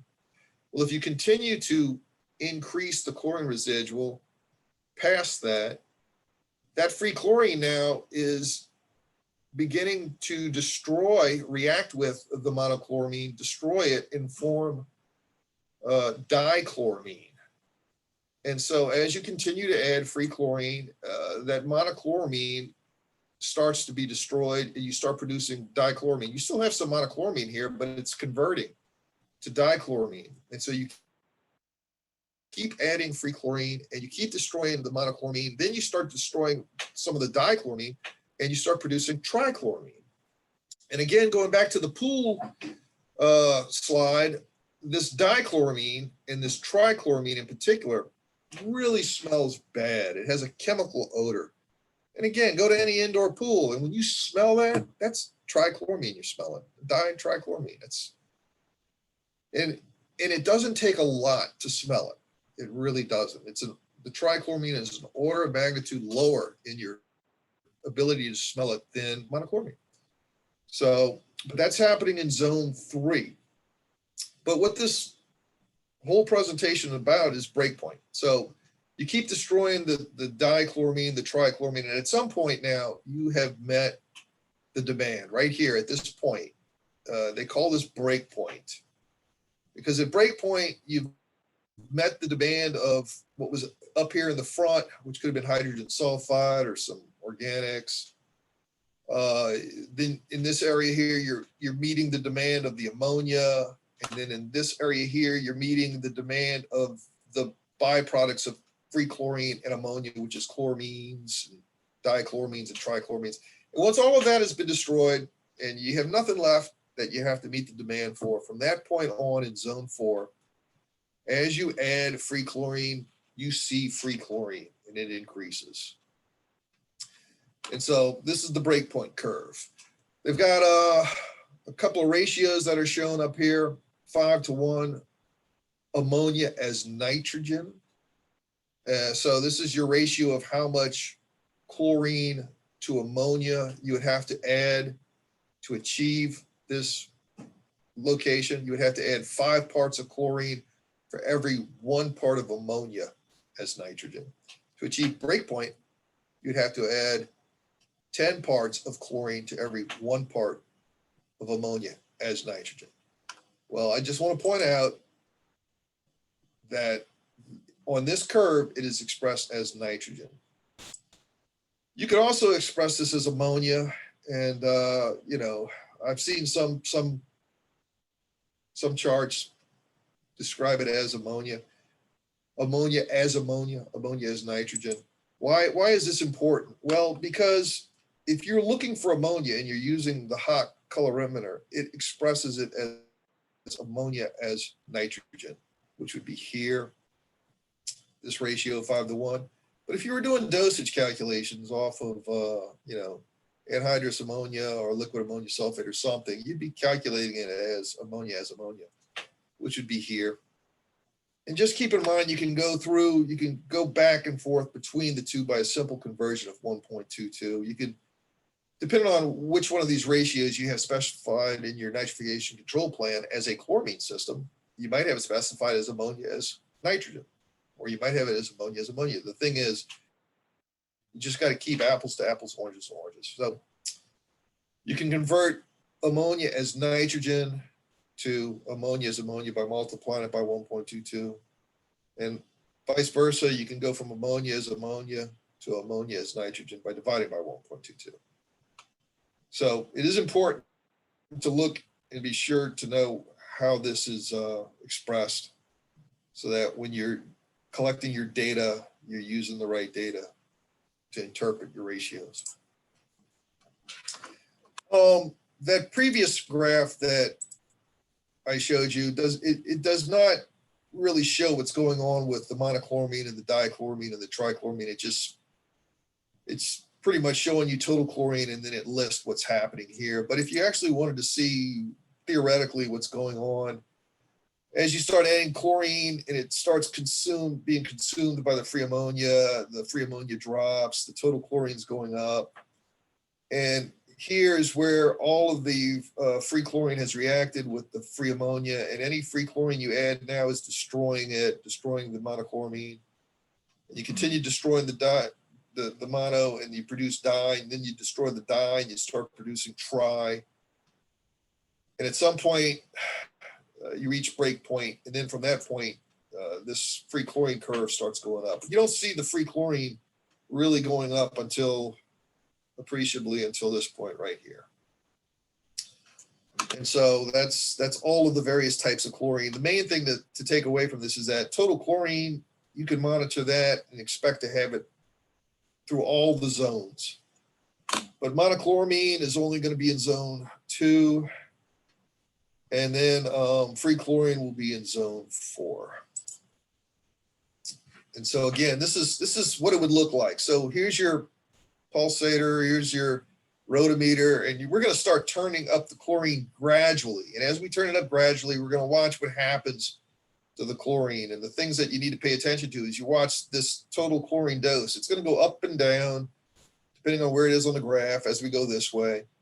And I want you also to pay attention. Don't look at this too long because it'll distract you from what's going on here. But this is actually a working rotometer. This ball actually goes up as we increase chlorine. So here we go. Let's start adding chlorine. We're increasing it. We're going up the curve. We're producing monochloramine. At some point, that's optimized. Now we're going back down on the total chlorine over here, even though we're increasing chlorine. Now we got free chlorine. We're still increasing. Turn it down. It's too much. We reverse on the curve. We go back the way we came. Look, total chlorine's going up, although we're decreasing chlorine. Now it's going back down. And so visually, that just showed you how this curve responds. As you increase dosage, you just go up the curve, and it slides back and forth. The two areas of the curve that are very important, that if you're a free chlorine or a chloramine system, that you're going to want to pay attention to. Chloramine systems, this is where they want to operate. They want to be right here. Free chlorine systems, they want to be on this side of the curve. They want to have gone past this point right here, which is break point. So real quick, let's do a quick poll. And this is probably a little redundant, but how do you treat your water? Do you break point it and carry a free chlorine residual, chloraminate it? by combining free chlorine with free ammonia, operate somewhere between chloramination and breakpoint? None of the above.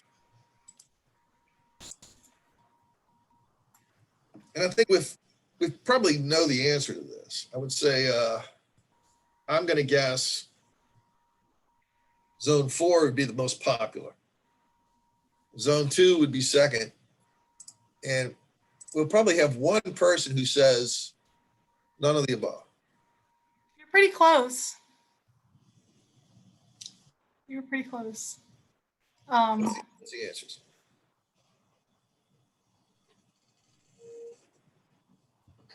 All right, well, it looks like we got 25 responses, and that's usually about what we get. So I'm going to go ahead and end it and then share the results. Let's see what we got. Winner, chicken dinner. Zone 4. Break point and carry a free chlorine residual. And if you can do that and not run into any problems, that's a great thing to do.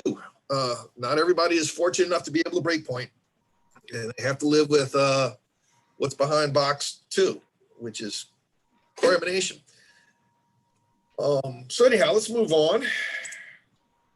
Okay, so here we go. This is the practical. I try to make this a practical guide to breakpoint chlorination. And so in doing so, I thought of pitfalls. What are the pitfalls that I have seen operators run into in doing breakpoint chlorination? Breakpoint chlorination. We're going to start with, I guess, the simplest. The first one is what I call the triple threat. And so let's say you're a chloramine system, and this would be for a chloramine type system. And you're only using total chlorine, running total chlorine to determine whether or not you are where you're supposed to be. Well, you saw on the curve that total chlorine, you can measure that in any zone of this breakpoint curve. But what's really interesting is that it has the same measurement at 3 locations. Those all have the same total chlorine residual, but by no means are, for a chloramine system, are the residuals that you're looking for the correct one in 2 of these zones. So, you know, if that's all you were looking for, total chlorine, you could be here, or you could even be here, which for a chloramine system, this is a disaster, being in zone 3 or zone 4 at that location. So how do you avoid that triple threat? How do you avoid the triple threat? Well, you measure multiple analytes, total chlorine, free ammonia, and monochloramine. And again, this is applicable to a chloramine system. If you're a free chlorine system, there probably isn't any good reason to monitor for monochloramine. Could be. I don't know, you know, if you had a serious amount of ammonia, but that you're breakpointing, but probably not. But you need to know your water's demand. And we talked about the whole study. And actually, there is a hot method that you could refer to. It's 10.223 that tells you how to do a demand study. This is actually a demand study. And you need to know your chemical dose. You need to know how much chemical you're feeding. And so it's not just measuring for total chlorine and it looks right and it's where I want to be. That's not good enough for a chloramine system. Multiple analytes, know your water demand, and know how much chemical you're feeding. And we'll talk about more about why these are all important, but you'll see this is a common theme. All right, practical guide to breakpoint chloramination, chlorination. Pitfall number 2, phantoms. All right, so let's say you're relying on the results of residual testing. Maybe you're doing free chlorine and total chlorine. And I feel comfortable because I'm doing both. Well, you may not be where you think you are even with that. Why? Well, to begin with, manganese and monochloramine interference can result in free chlorine residuals. So that's just to begin with. So let's just take a look at them. These two constituents, manganese and monochloramine, they react with the DPD free chlorine test. That gives you that pink color, that fuchsia color. If they're present, they will react with that, and it's a positive bias, which means it makes you think you have more free chlorine than you actually have. I have seen plenty of systems that thought they were a free chlorine system but weren't, because they didn't take into account the interference from monochloramine. I've seen systems that were not in compliance with residual requirements, minimum residual requirements, that were free chlorine because they didn't take into account the positive bias, the positive interference of manganese that was present, that was giving them higher free chlorine residuals than they really had. But that's to begin with. You can have dirty or scratched, contaminated vials. You can have improper vials. You could perhaps make the mistake of using a plastic vial when you're supposed to use a glass. Some tests have plastic and glass. Depending on the range, you use one or the other. You can have condensation that appears on the glass when the water's cold and it's hot. And it's hot outside, or you can have bubbles. But there are plenty of things that can influence that test that give you a reading that doesn't represent what's actually out there. You can also have wrong or bad reagents. I've seen a DPD get mixed into a free chlorine DPD pack reagent, somehow find its way into a total pack. You know, something like that happens. You got a bogus result. You might have a instrument issue, or perhaps you've got an operator who made a mistake. But the point being is that you cannot just simply rely on residual testing to know if you're doing everything correctly as far as treatment, to ensure you're where you need to be on that breakpoint curve. It's definitely a great tool, but it can be misleading. And in order to not be misled, again, you have to know your interferences and take steps to minimize them. So if you have manganese or ammonia present, you have to be aware of that. You have to know your water's demand. You have to have an expectation of how much chlorine is going to be required am I going to have to meet in order to get my residual? You're going to have to know your chemicals dose, because if you know what your water's demand is and you know how much you're dosing, you'll know whether or not you should be where you think you are, and then you do your testing to ensure that you are where you think you should be. If all of that matches up, then you're good. If one of those is inconsistent, then you got to figure out why. So you can't rely just on testing. Again, we covered this in the previous slide, but it's worth one more time. DPD free chlorine residual, chloramine interference. Again, the free chlorine DPD test, if chloramine is present, it does interfere with it. And so let's say you think you're a free chlorine test, you run your free chlorine sample within 1 minute, and this is what it looks like. Within a minute, 30 seconds, the free chlorine test looks like this. Within 3 minutes, it looks like this. That is not supposed to happen with a free chlorine test. If that is happening, that means chloramine is present, it's interfering with the test, and that they call it a positive bias, is causing the residual, the color, to increase. So, and it's a very simple test to do. Just run your free chlorine test, allow it to sit past 1 minute, observe it and test it. If it drifts higher, it's present. And if chloramine's present and you're not adding ammonia, that means you've got ammonia in your source water and it's producing chloramines. It's a common problem, very common. You could avoid the problem completely if you ran a different test. There is a free chlorine test called the indophenol method. It produces a green reagent, just like for chloramine, and it does not suffer from the chloramine or manganese interference. If you ran that test, you would not have either chloramine or manganese interfering with it. So it's a different test for free chlorine. It's called indophenol. It is approved for compliance. You could run that test for compliance. The downside to running the indophenol method is that there's an additional step where you have to add a drop into the sample, and it takes 3 minutes, unlike free chlorine. Free chlorine DPD pink test is like within 1 minute, you're gone. The indophenol method is going to be just like the total chlorine test, where it's going to take 3 minutes to run. So it slows you down a bit. But the plus side is it's approved for compliance, and it gives you a true reading that does not suffer from chloramine or manganese interference. And you can run it on your DR900. You just have to get some different reagents for it. I don't think that they have a Kim key for it yet for SL1000. And I'm sure they sell some sort of pocket version, like a DR300, but I'm not 100% sure of that. That is true. That DR900 runs about everything. And anytime we mention a product here, we're not endorsing it. We don't have, do you know if we don't have stock and hock. Go ahead.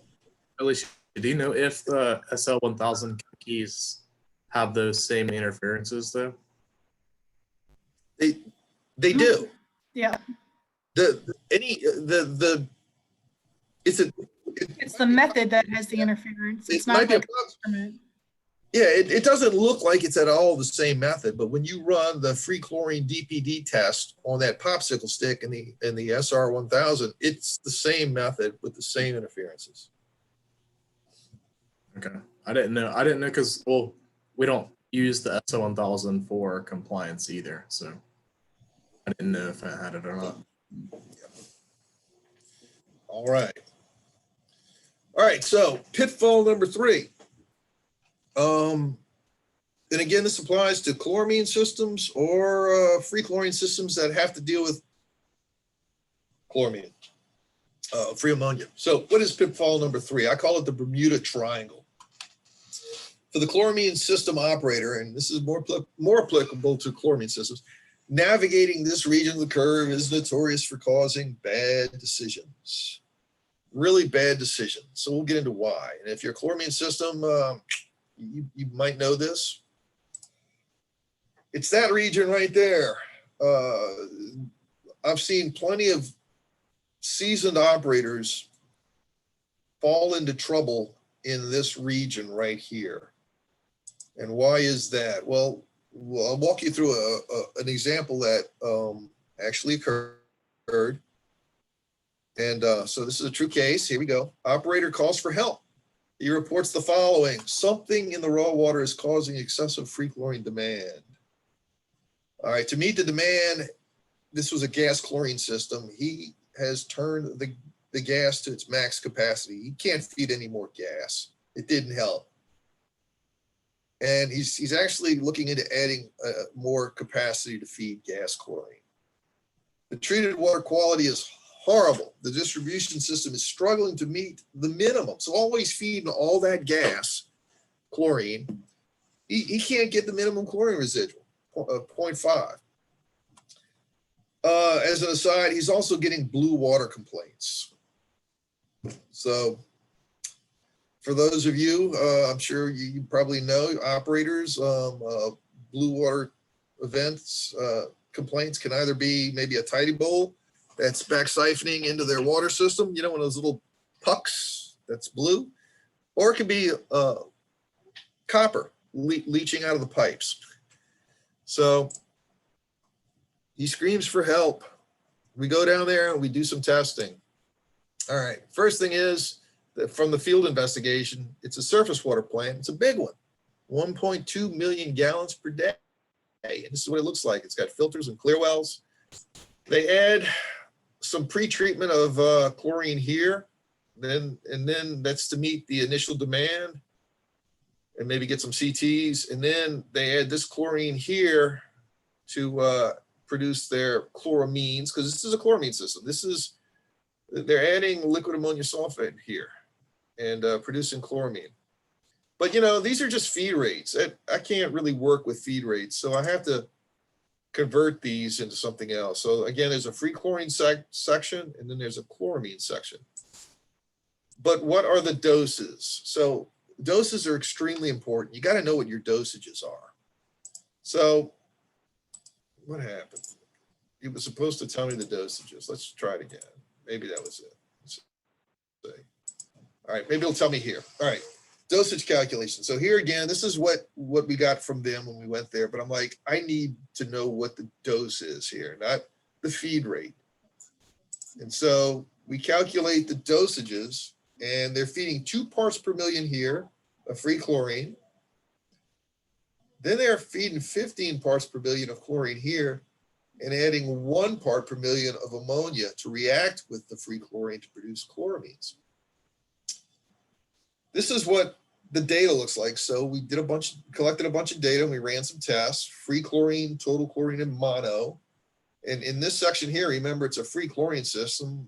They're adding free chlorine. Here, there's supposed to be a monochloramine system. They're supposed to have monochloramine, which would be green. So you'd expect to see some big, high, tall green bars. But instead, I've got just this orange bar, which is combined, which is total chlorine, which is combined plus free. And here's some free. I even got a little bit of free showing up here. So what's going on? I also want to point out this is NH3 as ammonia. This is ammonia as ammonia. So this is a dosage calculation. And you can see that the water isn't stable. As it moves, it starts to crash here. And when you get out into the distribution system, there's nothing. So there's no stability in the water that they're producing. So from the dosage calculations, 1.8 parts per million of anhydrous ammonia, and I said liquid ammonium sulfate, it's actually anhydrous ammonia, is available to react with 15.5 parts per million. These are their dosages. They're adding 1.8 parts of ammonia, free ammonia, to 15.5 parts of free chlorine. So how about a real quick poll and see if y'all can tell me what is the chlorine to ammonia ratio? Real quick, what is the chlorine to ammonia ratio? And you've got some choices, 10.5, 8.6, all of the above, none of the above. I think everybody's being a little shy on this one, but remember, nobody's going to see what answer that you put. That's right. So just take your best guess. Like, take your best guess, and all you would do is you would simply, chlorine to ammonia. So if you divided the chlorine dosage by the ammonia dosage, that will give you a ratio number. Try it. You might like it. nobody but you is going to know what you put. I mean, I'll know overall how many people put this, how many people put that, but I bet you at least got one, none of the above. that's correct. Is that what you put, John? I don't know who this person is who keeps answering these questions like that. But no wrong answer. Well, there is a wrong answer, but there's only one wrong answer. Is that too much? Okay, well, we have 27 people have responded, so I'm going to go ahead and end the poll and share the results. See what you got. Look at that. All right. Well, it was a trick question. The answer is all of the above, because you can express it as NH3 as NH3 or NH3 as N. And if you wanted to see how that was done, well, it would have been done like that. Sneaky. Here's our free chlorine dose. Here's an anhydrous ammonia dose. And if you converted NH3 to N, you would get 1.48.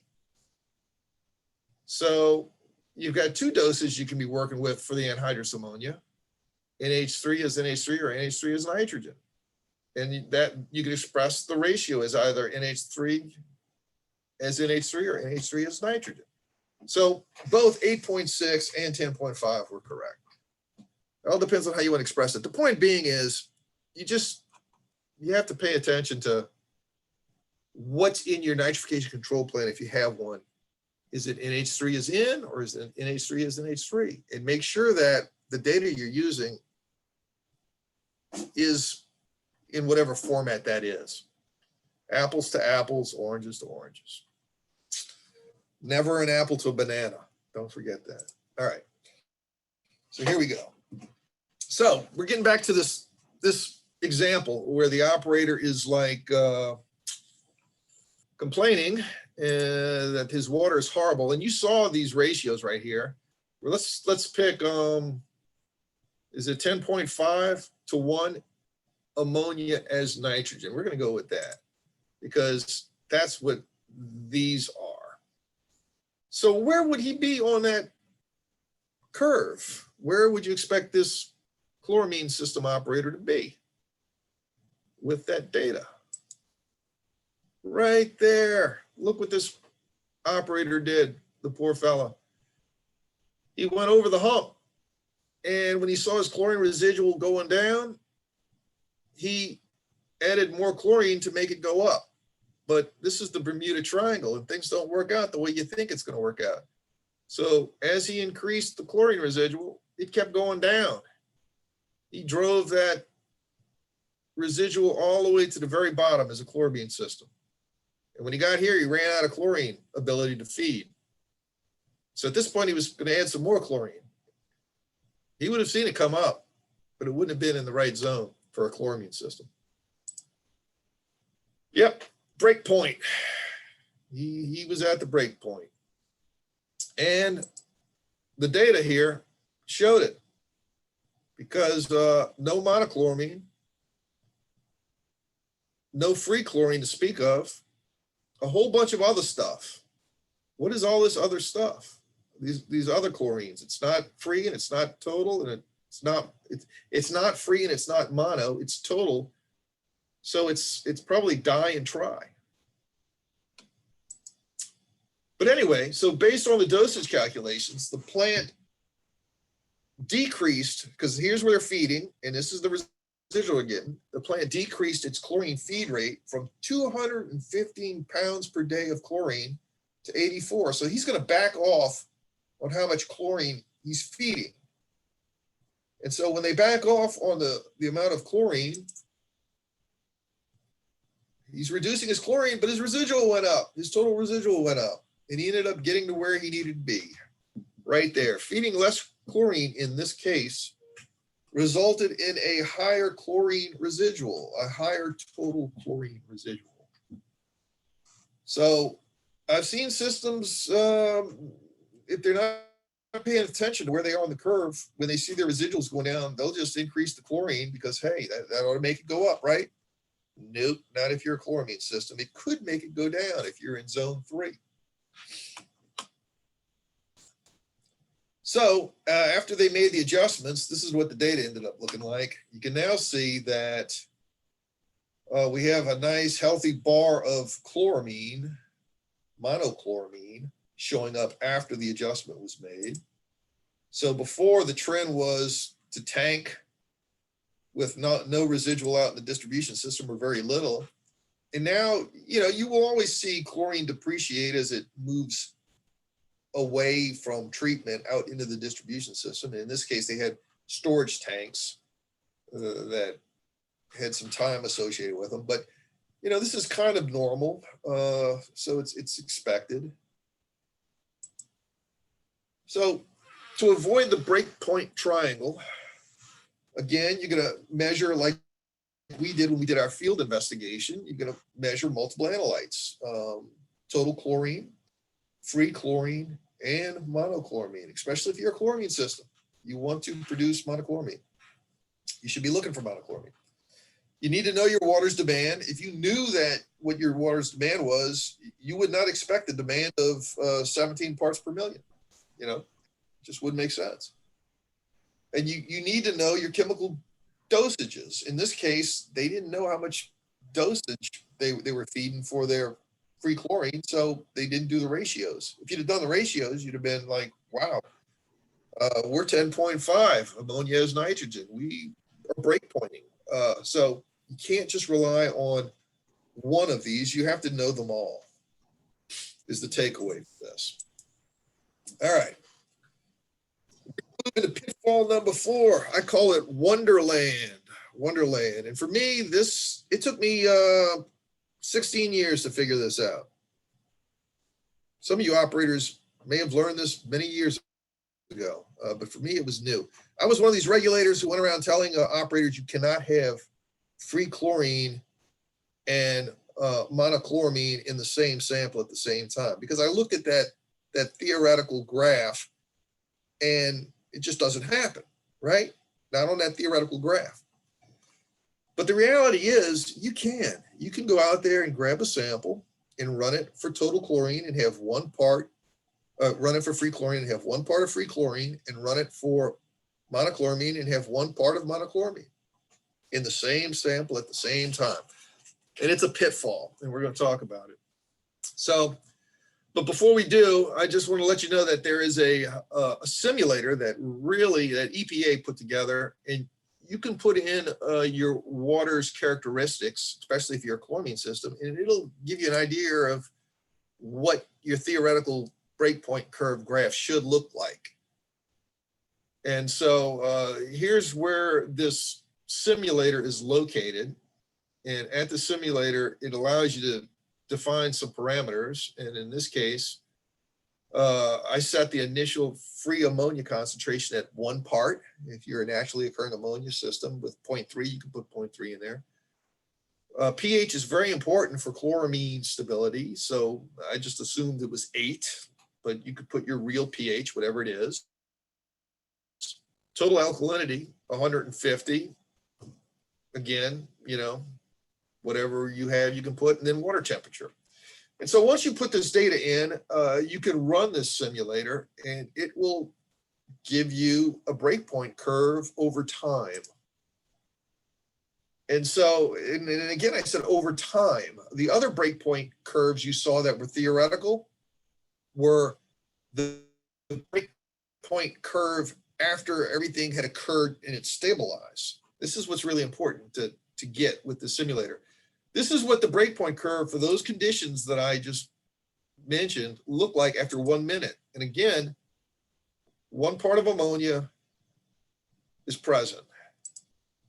So when we start to add chlorine here, this is, you see that on this side of the graph that it kind of goes up like you would, but then from this point on, I mean, I don't see any hump. I don't see it coming down and going up.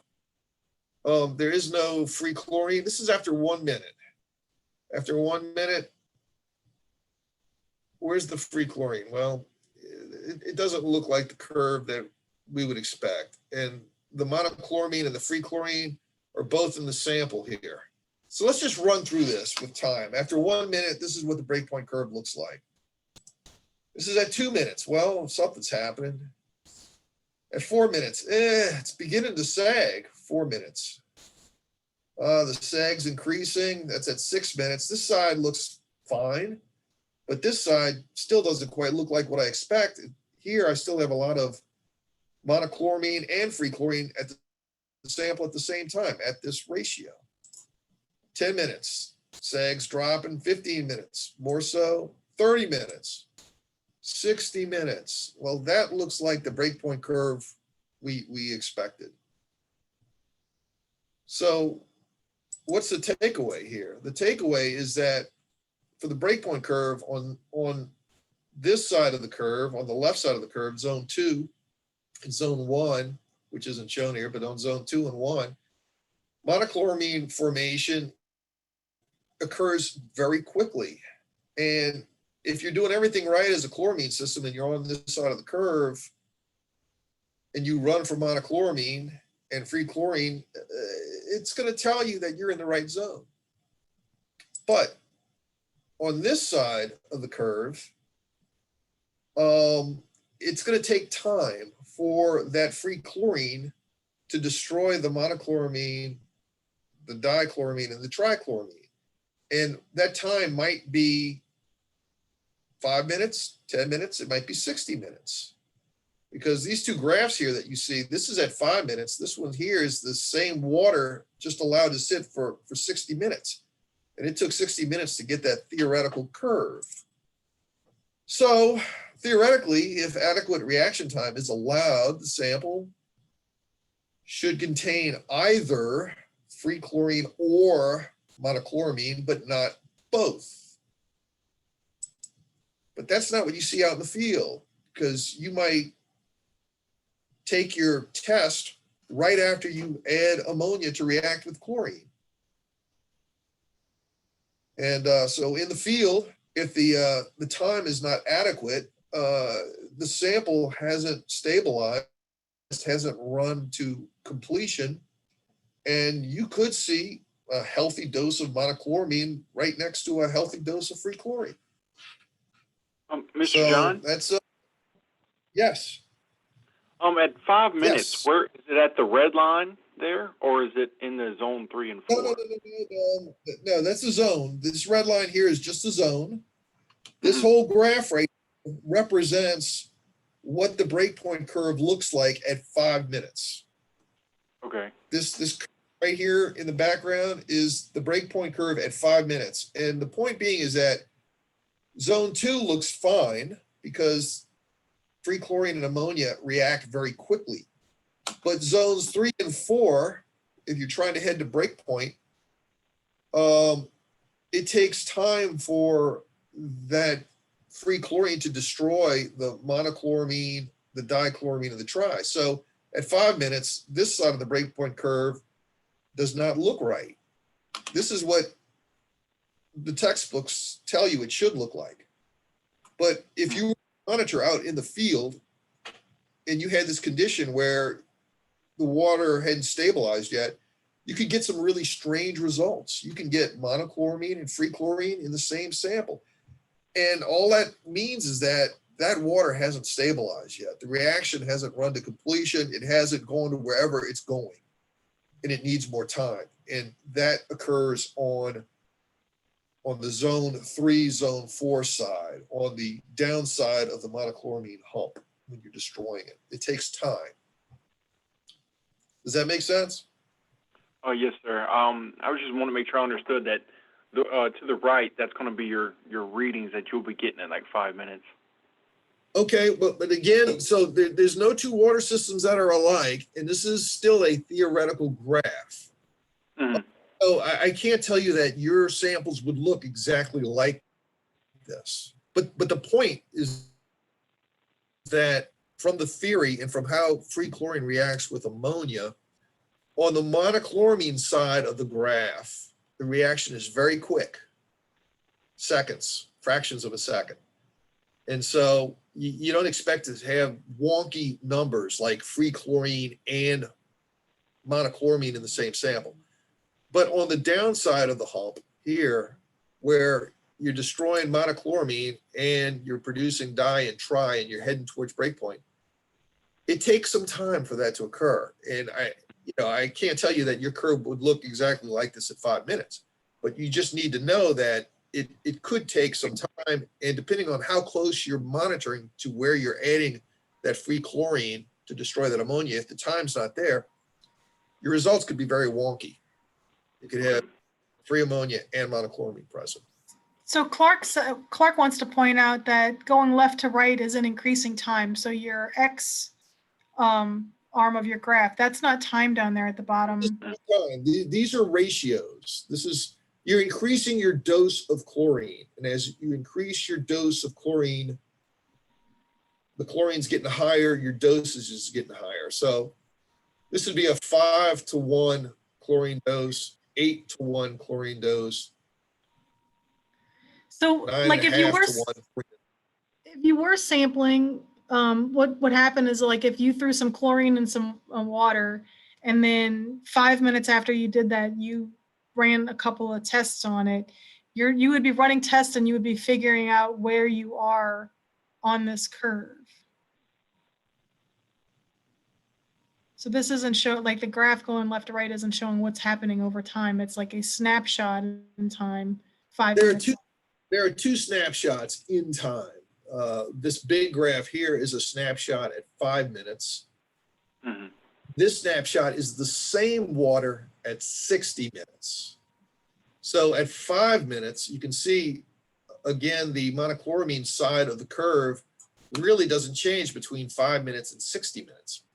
But on the downside of the hump, this side here, where you're destroying monochloramine, there's a big difference between what that same water looks like at 5 minutes and at 60 minutes. And that's because on this side of the curve, on the downside of the hump, monochloramine, it takes time to destroy the monochloramine. It takes time for the free chlorine to react with monochloramine and convert it to dye, and then destroy the dye and convert it to tri. It takes some time.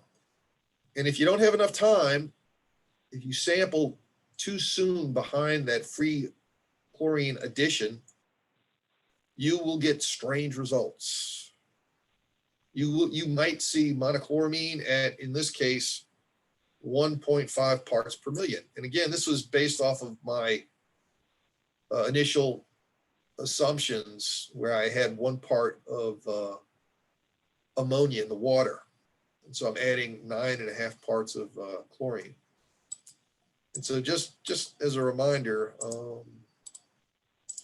you know, there is a website where you can run this tool, and it's really quite interesting. I'm not going to do all that. I'll have to go back to Put the link to the website in the comments, and after the training is over, we're going to send you an email to everybody that's participated, and it's going to have 2 things on it, and one of them will be the link to the EPA website where you can, what this software is, where this website is.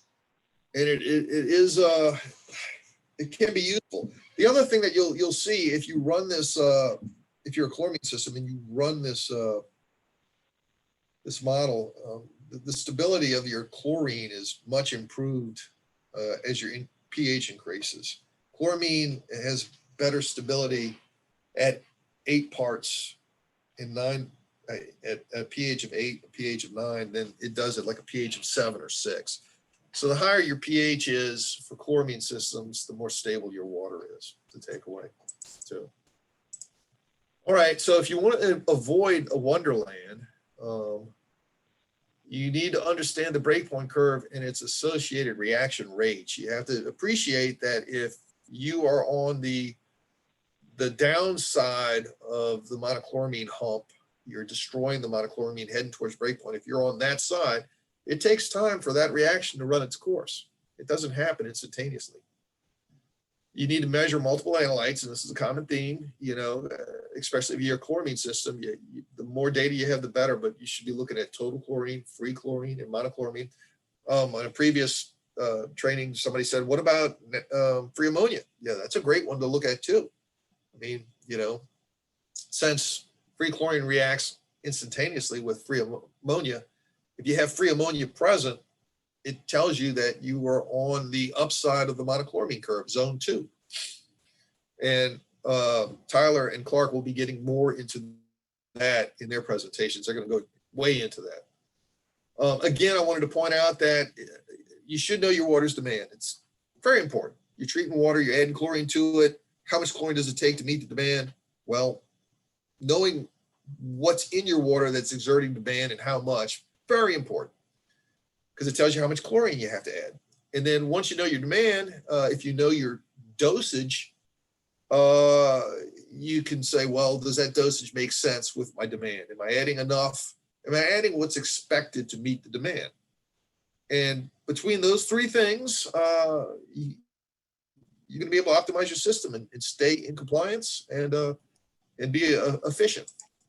So to wrap it up, I mean, the practical guide to breakpoint chlorination, I like to think of it as like this 3-legged stool, and you need all 3 legs. If you cut one of these legs off, you might be able to balance yourself on it and stay out of trouble for a while, but you might end up on your backside. So in order to have confidence in your treatment, you really need to be doing these 3 things. This leg over here, you need to know your source water.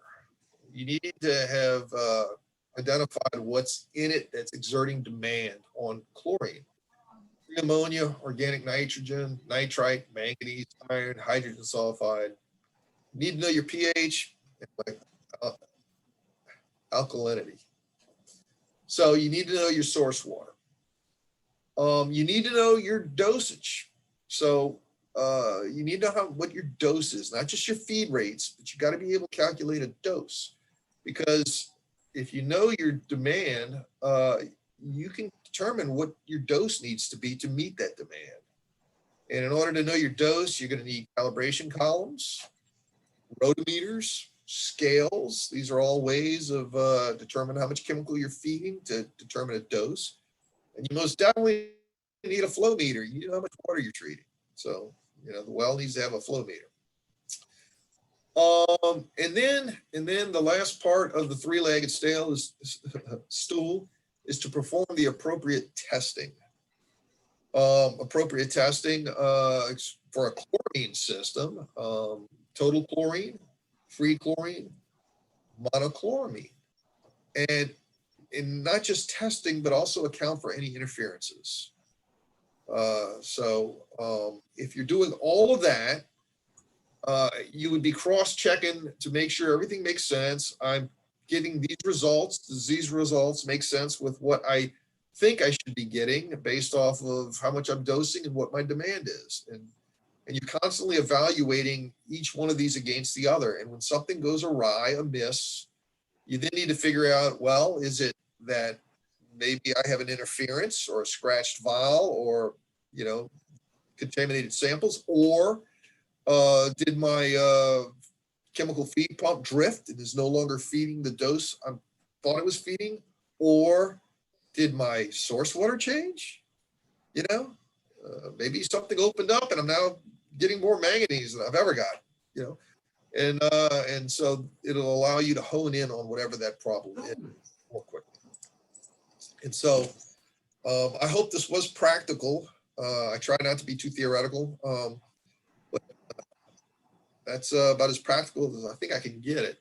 So that brings me to the end. And again, I would say if you've not participated in AWOP, please consider participating in it. Alicia is the lead.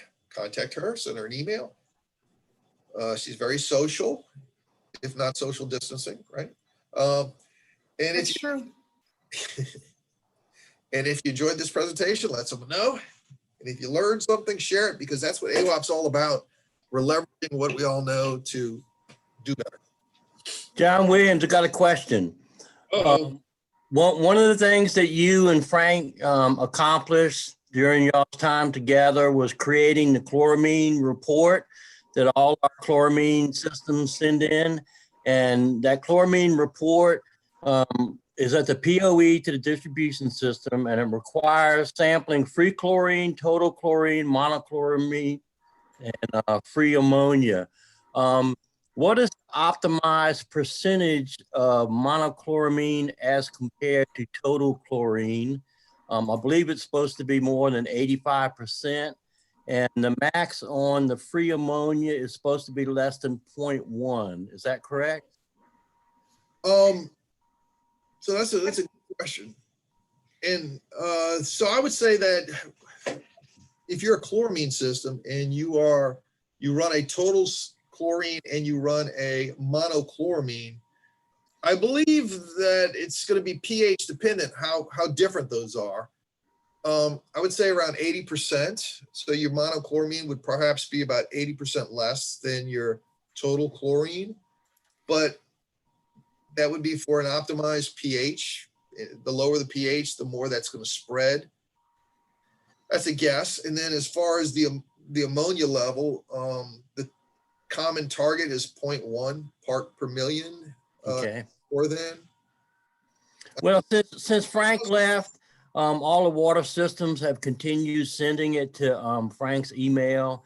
And I don't think Heather really knew what to do with it because she's kind of concentrating on sampling and learning the sampling system. So I told Andrew that when he signs on, that he will probably be responsible for the monthly chloramine reports, because those are. Well, David, we can have a separate training to go over those reports at that time, you know.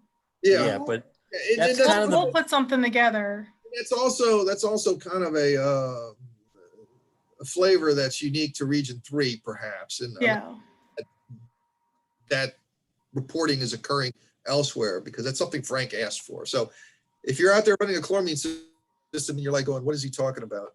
That's why. You're not in region 3. So. Correct. But as far as like, Don't worry about it. for AWOP optimization, Tyler, do you have that handy, what the AWOP optimization desirable levels are? The goal. The goals. Yeah, so there's not really a goal as far as like how close your monochloramines and total chlorine are, but there is a free ammonia goal of being below 0.1 that gets like in 95% of the samples, and then monochloramine you want to have above a 1.5 residual 95% of the time. And that, keep in mind, that is optimization. That is going above and beyond compliance. That's a goal. The state requirement is 0.5 chloramine, total chlorine, And that's everywhere in your distribution. Total, that's correct. Because at this time, there's actually no certified EPA approved method for monochloramine, but I think that's going to happen in the next year or so, that the EPA is going to have a method that is approved by them that can be used for compliance. So it'll be interesting to see what happens. Do you think we would switch over to using monochloramines as compliance? It's an interesting question. I don't know what the future holds. We haven't talked about that yet, but it is interesting that chloramine systems are, what they want to do is produce monochloramine. They don't want to produce di, they don't want to produce tri, they want to produce monochloramine. However, the only way compliance is determined is by using total chlorine.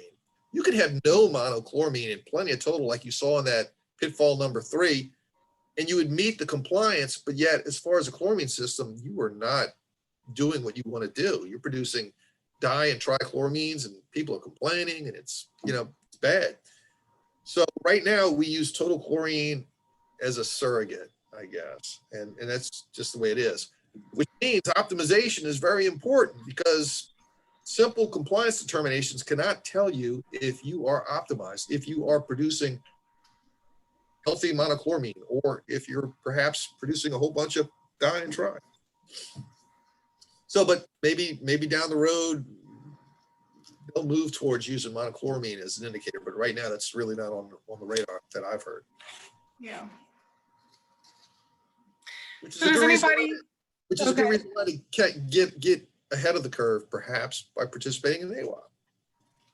That's right. And if you are interested, or you think that your water plant might be interested in hosting some sort of event, or in the future we might do performance-based training, which is where we get a number of plants together and we pick one topic and we all learn hands-on and back at your own plants. Just email me, and my email address is up there right now, and I will add you to our list of systems who are interested in AWOP. We do, hopefully, we'll get to have our in-person trainings next year. We have some scheduled for March and April and May. So if you're interested in hosting, email me and we'll add you to the list. So with that, I'm going to run through the roll real quick. And this time, because I realized that by saying people who I don't have keyed in, I'm not giving you the opportunity to speak up if I don't have you on my list for some reason. So I'm going to really quickly go through the names of the people I have checked in as of 11:30. So Amy Schlesinger, Andrew Mercado. I'm here. Charles Crochet. And these are all people who I have a yes next to. So once I get through this list, if you don't hear your name, you want to contact me. Charles Crochet, Christina Dang. Here. Gotro, Darren Johnson, Dathan Osgood, Here. David Boggs, Delbert Spangler. Here. Dennis Petrie, Here. Dylan Crawford, Gail Davidson. Here. Jacob New, James Monroe, Joel Holland, Johnny Bennett, Kate Gilmore, Carrick Tillman, Lawrence Messmer, Here. Linster Gilliott, Still here. Mariana Copen, scroll up. Donald Matt Durham, Michael Salmon, Morgan Boyette, Patrick Smoke, Randy Goodman, Rory Dobbs, Scott Albritton, Thaddeus Simon, Here. Victor Cruz, Wade Johnson, Wendy Montalbano, Jacob Hafner, Christopher Sparks, and Eric Brown. So if you are on here and I did not just say your name, then you need to email me or contact me in some way. Yeah, Marion Gordy. I'm the one that said Johnny Bennett was joining me because he was having microphone issues. Okay. Yeah, and I see you had changed my name to his name on my computer, so. Okay. So what was your name? Marion Gordy, Gordey.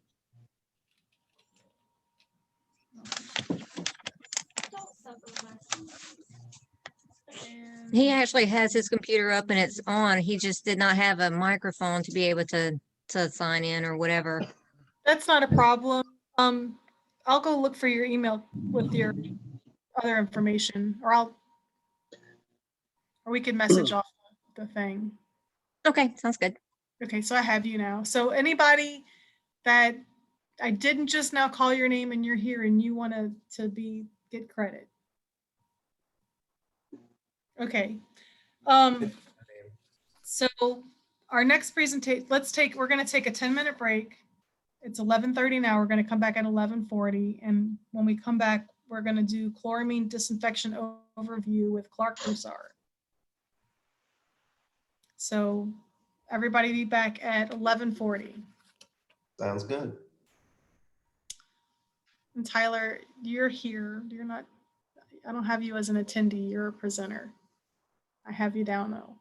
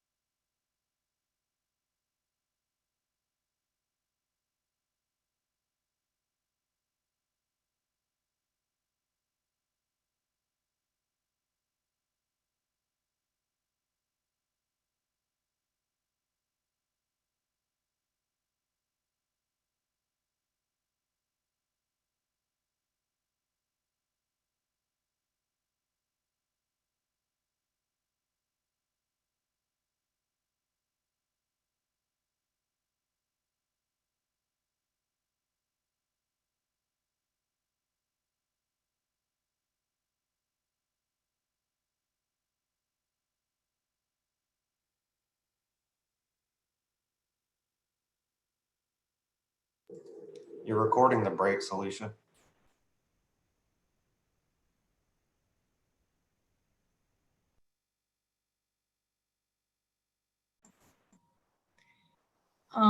So up next we have Clark Broussard, who is going to be presenting on chloramine disinfection overview. Take it away, Clark. Let me share the screen.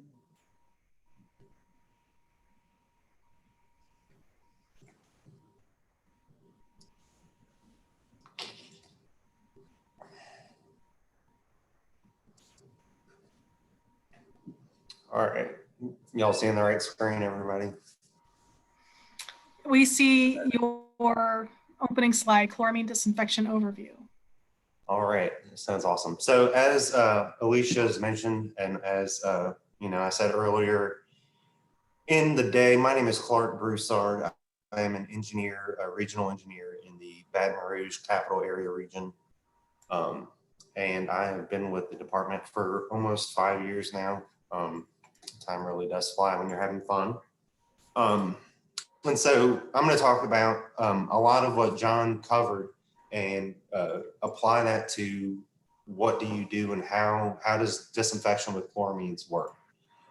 So we're going to talk about performance goals, and these are optimizations beyond the regulatory limit of 0.5 milligram per liter to get your disinfectant. This is to optimize so you have your cushion in case things go a little out of your control or something happens that you're not entirely prepared for.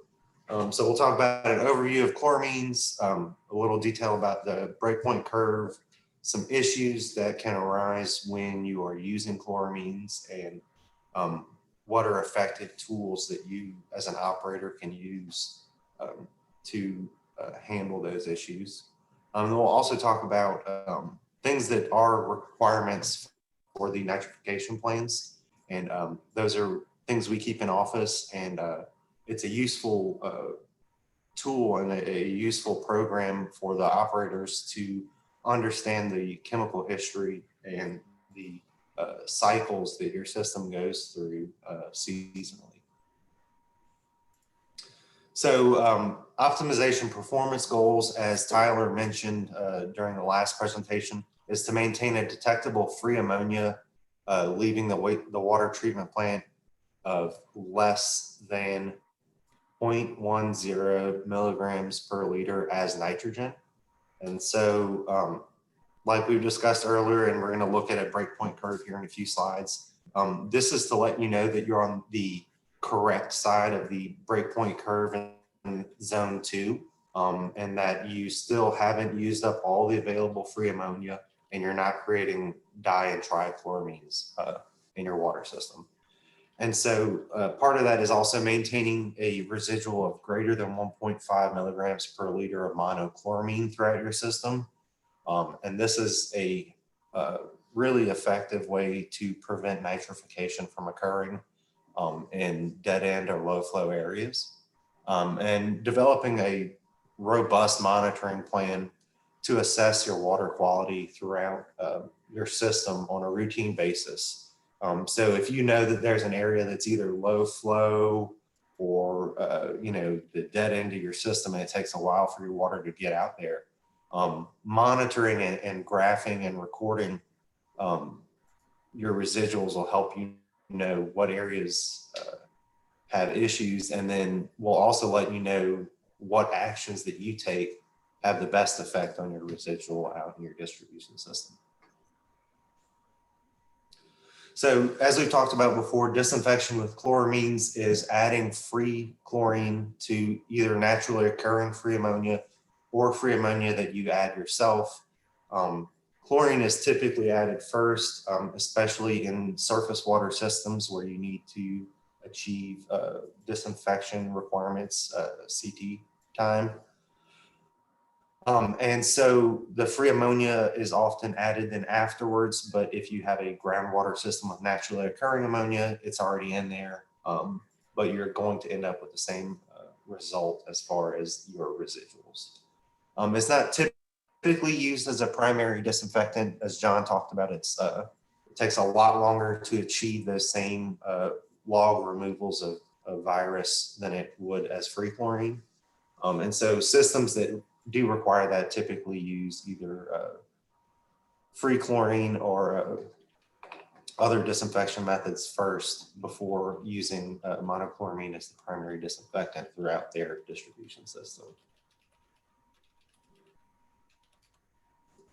Okay, so I think we can pop up the first poll, Alicia. Oh, all right.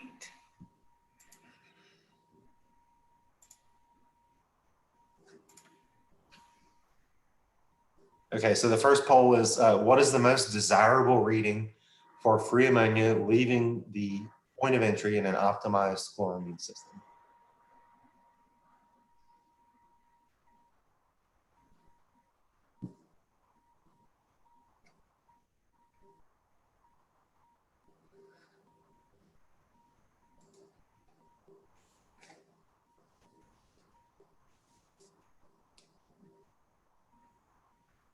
We have 20 responses so far. I'm a little surprised by some of the results.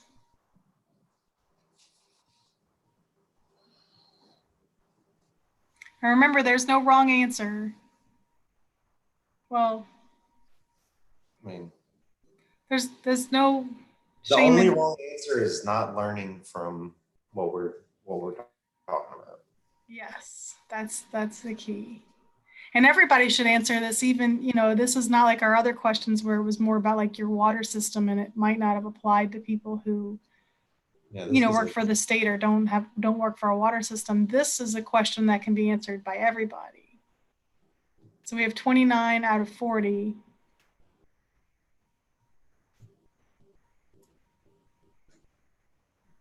All right, I'm going to go ahead and close the polling. And share the results.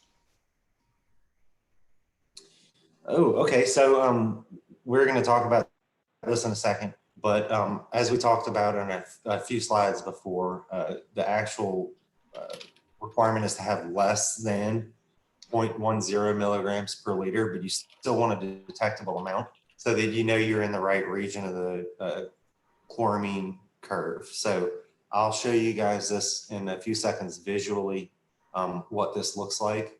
And the reason the most correct answer is 0.04 milligrams per liter. I'll show you right now, is that the testing that you use, the endophenol method is, I don't know if you guys can read this here. But oh, let me stop sharing.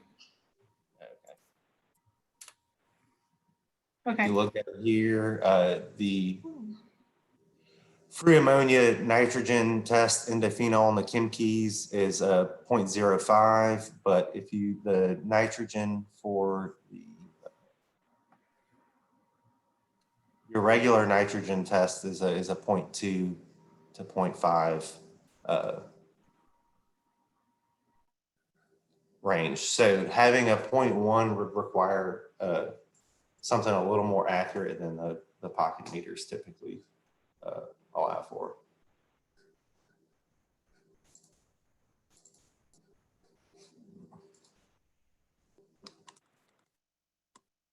Okay. So the pros and cons of using chloramines as a disinfectant. Some pros are that it's a much more stable over time and in the right pH conditions, and less reactive with everything that comes into touch with. Free chlorine is an aggressive oxidant. It attacks everything that it comes into contact with. It's a very quick to react disinfectant. However, monochloramines, being more stable and less reactive, are a bit better at penetrating biofilms and things that have accumulated on the inside of your pipe if that's occurring, and it's better at controlling Legionella outbreaks, and they form fewer regulated DBPs. So right now, the EPA hasn't set standards for disinfection byproducts created from chloramination. some of the cons of using chloramines to disinfect your system. Like John talked about, it requires a bit more process monitoring of recording your values. It requires a better understanding of your dose and your source water, and process control becomes very important with chloramine disinfection. And the reason why that is because if you're not careful with your ratios and your dosages, you can result in nitrification. And that's a serious issue that, nobody really obviously wants to happen, but you really don't want to have to deal with it because it's extremely serious. Monochloramine is a slightly weaker disinfectant, and it can form unregulated DBPs. Now you might say, well, how is this a pro and a con?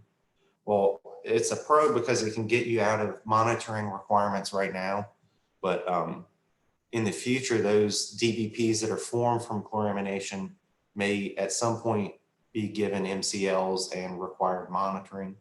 And so you may be liable for DBP control in the future that you aren't right now.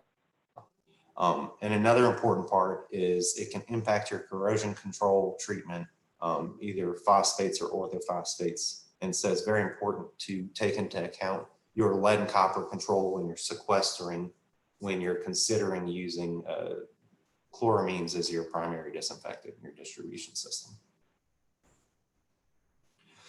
So when you add chlorine to water that already has free ammonia in it, as you adjust your dosage and your ratio, you can get different species of chloramines. The most desirable and the most stable is monochloramine. And that's the one that has a pretty high threshold for taste and odor. Dichloramine is when you have two chlorine molecules on an ammonia, on a nitrogen atom. And then trichloramine is extremely not desired. It's a very low odor and taste threshold, and it's an increasingly less effective disinfectant. And also, if you have other organic ammonia sources or other organic nitrogen sources in your water, you can create organic chloramines. And those show up in your hold test if your monochloramine varies greatly from your total chlorine over ton. They've got no disinfection capability. They can interfere with your DPD method, so they make your total chlorine look higher than its actual disinfection capability would be. And organic chloramines are present in both free and total systems, or can be present. So this is a visual aid on kind of what those molecules look like in the water. So we start with ammonia over here on the left. As you can see, it's a nitrogen atom with 3 hydrogen attached to it.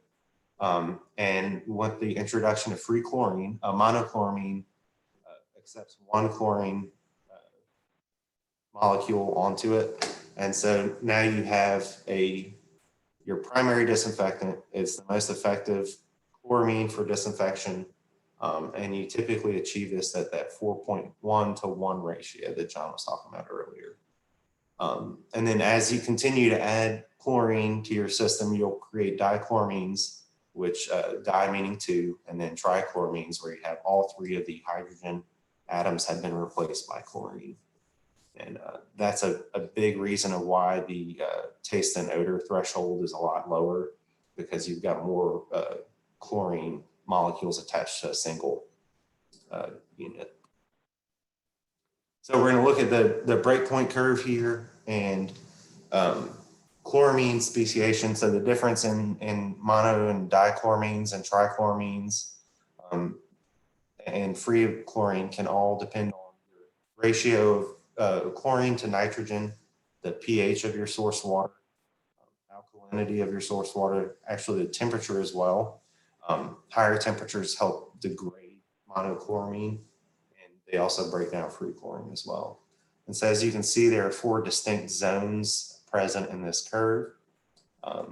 The first zone is as you add chlorine to your water, there's no change in your residual at all. And so this is accounting for things that like iron and manganese and hydrogen sulfide that exhibit a chlorine demand that you have to satiate before you even can start to detect a free chlorine residual or a total chlorine residual in your system. And so it's a good idea if you have the capability to test and look at your phase 2 and 5 samples for your wells, and some of those things like iron and manganese and metals show up on those tests. So that can give you a good idea of what your innate chlorine demand might be. So as your chlorine to nitrogen ratio goes from 0 to 1 to 5 to 1, you see the chlorine dosage increases as you go to the right, and your residual increases as you go up. We're increasing from 0 to 1 to 5 to 1 here at the top of zone 2. So your total chlorine and monochloramine increase together. They should be pretty closely tied together if you have a system without a whole lot of organochloramines. Your free nitrogen should decrease. And so if you look at these 2 points here on the line, the blue is your desired operating point.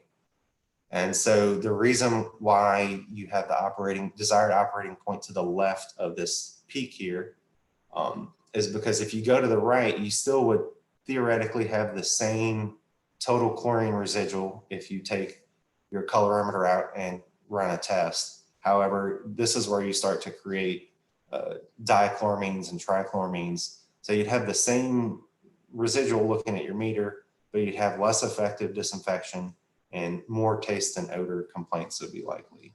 And so that's why it's important to have a small but detectable amount of free ammonia in your POE. That way you know that you're on this side of the monochloramine hump and you're not creating unnecessary trichloramines in your water. And so that's an effective way to know where you're at on this curve and avoid some complaints from your more sensitive customers on your water system. And so zone 3 is where you start to destroy chloramines. And as we were looking at in the previous slides, this takes time. And so it doesn't look like this right away. But over time, you will destroy that monochloramine residual if your ratio falls into zone 3. So this is typically your chlorine to nitrogen ratio from 5.1 here at the left part of zone 3 to 7.6, so almost 8 to 1 here at the bottom. So your total chlorine and your monochloramine will decrease. Your total nitrogen it should decrease as well, and your free nitrogen is now 0. So if you run a free nitrogen test here, you should have 0, and that'll let you know that you are no longer in zone 1 or 2 and you have now passed into zone 3.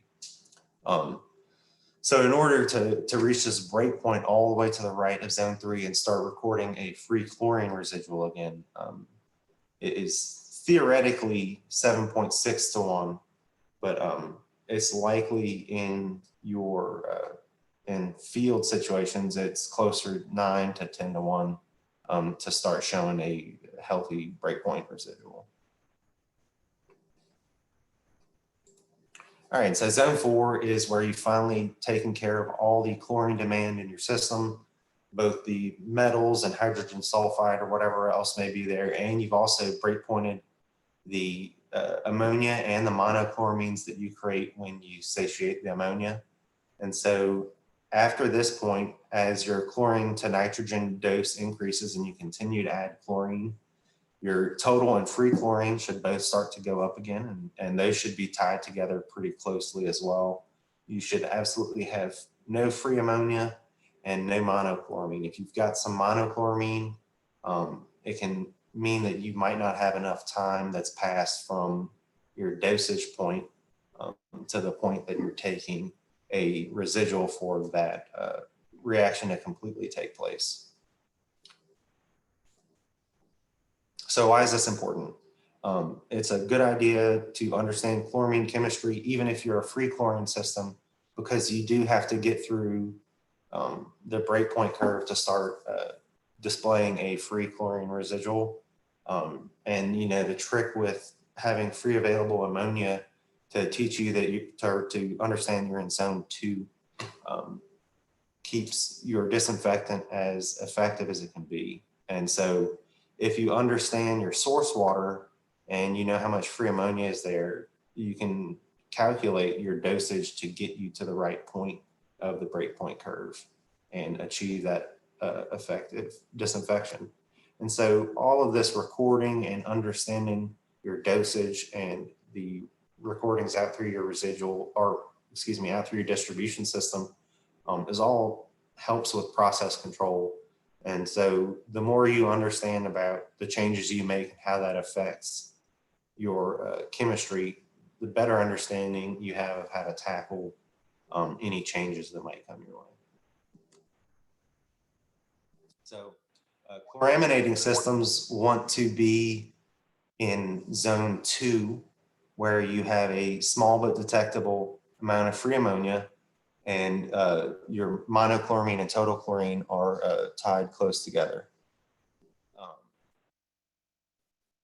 And so this would give you a healthy residual without any of the di and trichloramines creating odor and taste issues.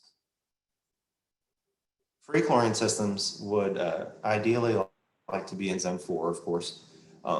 This is where you have a detectable free chlorine residual and about an hour, like the slides showed in the previous presentation, after the initial mixing has taken place, you'll typically have settled out of your equation. You should have no monochloramine, no free ammonia, and your free and total chlorine should be tied closely together.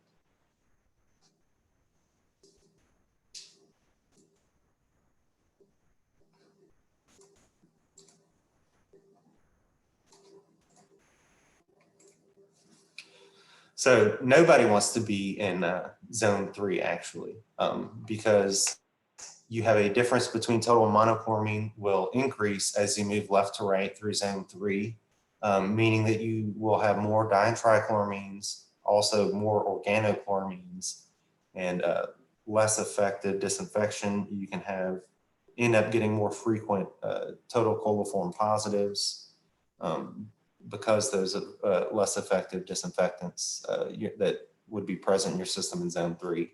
And free chlorine systems wouldn't want to be here at all because we don't have any free chlorine residual yet. So as we talked about with stability and monochloramine, there are two things that can happen to your monochloramine once it's in your system. You can have decay or demand happen. Decay occurs naturally, and it's just the bonds in the molecule no longer hold it together, and it separates back into its constituents of free chlorine and ammonia, and then those react with other things. And demand on your monochloramine is reactions with metals, organic matter. So if it's attacking and disinfecting microbes in your system, that can, if you have a large enough amount, that can increase the demand of monochloramine, and so your residual would drop. And the more free chlorine you add, the less your stability will be. So because we talked about how strong an oxidant chlorine, is, the higher pH increases your stability of monochloramine. So typically that 8 to 9 pH range gives you the best, both the quickest reaction time to achieving your total chlorine mixing and the longest stability. But increasing alkalinity and temperature also decrease stability as well. So monitoring free chlorine using the DPD method will not provide accurate results in the first 2 regions of the breakpoint curve due to false positive results. Chloramines can interfere with free chlorine reagents, as we talked about. If your sample continues to darken after a minute, that's a pretty good indicator that naturally occurring ammonia is creating chloramines and interfering with your DPD test. And your results will trend higher and higher, and it'll look like you've got a lot more free chlorine in your water than you actually do. So if you have that happening, if you notice that happen when you take a sample, you shouldn't count this as valid, because you know that it's not your system isn't holding free chlorine, you're moving to monochloramine and other chloramine species. So where should you be measuring for process control for monitoring for chloramines? So over here on the left, we have your pump, your well, and then it hits a mixer. May or may not have this on your system, but this may be where you dose any coagulants or other chemicals in here, and then you goes through a clarifier. And so at this point, you can measure for free chlorine. You add your free chlorine, you measure for it. And so this is if you're needing to get your contact. Is this a surface water plant on your example? It's a water plant. Okay, so if your system doesn't look like this, you're not doing anything wrong. This is from somebody who pulls from a river or bayou. Yeah. Clarify. So you can still measure these things. You just wouldn't have a mixer and a clarifier in these filters, but you would still want to measure your free chlorine and then also measure your ammonia or your total chlorine after you add ammonia. It's hard for me to see with the people there on the side. So after your filters, if you're a surface water system, you would once again measure for free chlorine so that you understand how much has been used up between your first edition and now. But for a groundwater system, if you're one of those systems who has to do the 30 minutes of contact time, you would want to do this where, right after you add your chlorine, and then you would want to do it again before you add your ammonia. Yeah, after your contact time, and that way you would understand what your chemistry looks like and how much demand you have just occurring in your source water naturally. And so then here we add ammonia if you don't already have it naturally occurring in your system. And so you can measure total chlorine, or you can measure monochloramine plus free ammonia. So you still haven't left your plant. These are all just things for you to record, for you to get an idea and trend data on what your process is and how your changes affect your residuals. So then we've got a clear well here where you'd hold, you may have a ground storage tank or something on your well site. And then here we have a booster pump out into the system. And so at your POE, you can measure free ammonia and monochloramine or total chlorine. Obviously, if you want to optimize, you want to measure all of these to give you the total picture of what's going on as you send your drinking water out into the wild for people to interact with. So can you elaborate on that word trend? I like how you said that they should collect this data and they should trend it. The wrong way. Okay, yeah. So as part of our nitrification control plan processes that I'll talk about later, or requirements rather, we require you to collect and record data at certain points in your system. And you can always collect and record more data than we require. And if you put it into Excel or another graph cell type program, you can use that and your dates and your measurements, and you can create charts and or graphs that show you what your residuals look like in certain areas over time. And so taking good, robust notes along with your residual allows you to know how your changes affect, things out in your system and how long it takes changes to reach different parts of your system. So if you're recording, today's Wednesday, the 16th, I adjusted my ratio a little bit. I bumped up the chlorine just a hair because I feel like I have too much free ammonia. So then you record your data at your entry point and you say, my ratio is looking good. I don't have a whole lot of free ammonia, but I can still test for it. And I've got a monochloramine residual above 1.5. And then as you flush and take residuals out through your system, you can see how that affects everything in low flow areas and tanks and other things. And, there may be more fine tuning that you require, but having those notes and keeping that data long term is a really good way to understand what you're doing and how it affects your system. So there are some issues that systems can experience using chloramines. So if you don't know where your distribution system is or should be operating on the breakpoint curve, you can come to those issues like creating di and trichloramines. You can maybe have too much free ammonia in your water and create the nitrification. Maybe you're feeding too much ammonia. Maybe there's just more than you can overcome in the source water. Both things can happen. If you're not measuring all of your parameters at the correct points in your water plant and in your distribution system, you might be missing some of the bigger picture of what's happening to your disinfectant in things like tanks, mixing areas, or low flow areas or low demand areas. And so high water age areas kind of tie into problems with monochloramines. Your chloramines can break down, ammonia then builds up, and you have the potential for nitrification. So turning over your tanks and understanding the age of your water in older areas and in your storage areas can really increase the effectiveness of your disinfection. So you should never mix disinfectants. I will start that slide with this. However, if you are a monochloramine system or a free chloramine system and you need to switch, whatever the reason may be, you can come into these issues when you have this water blend. So, and this can be pairing in consecutive systems where, or an emergency connection where one system is smaller and uses free chlorine, but may be connected to a monochloramine system.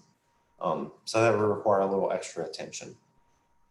You can form some undesirable chloramine species, especially those dis and tris in the consecutive system. And so really good way to deal with this is whenever you would have to make this switch is doing a lot of flushing and a lot of residual testing. And so until you get a healthy and stable residual of whatever you're switching to, you should continue to flush. You should be using unidirectional flushing to really get this water through your system and out so that you have water of all one type or quality, all of one disinfectant in your system. So like I just said, anytime you're having to change disinfectant, flushing is extremely important. It's the only way to facilitate a less problem-filled switch over. Draining your tanks or overflowing your tanks beforehand can really help with the amount of flushing that you have to do.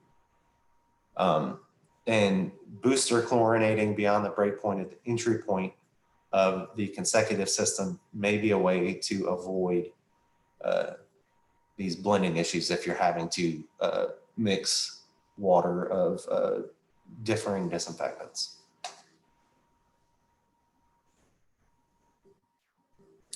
So if you decide to booster chloraminate, so if you've got a system that's connected to a chloramine system or is a very long system that has issues with end-of-line chlorine residuals,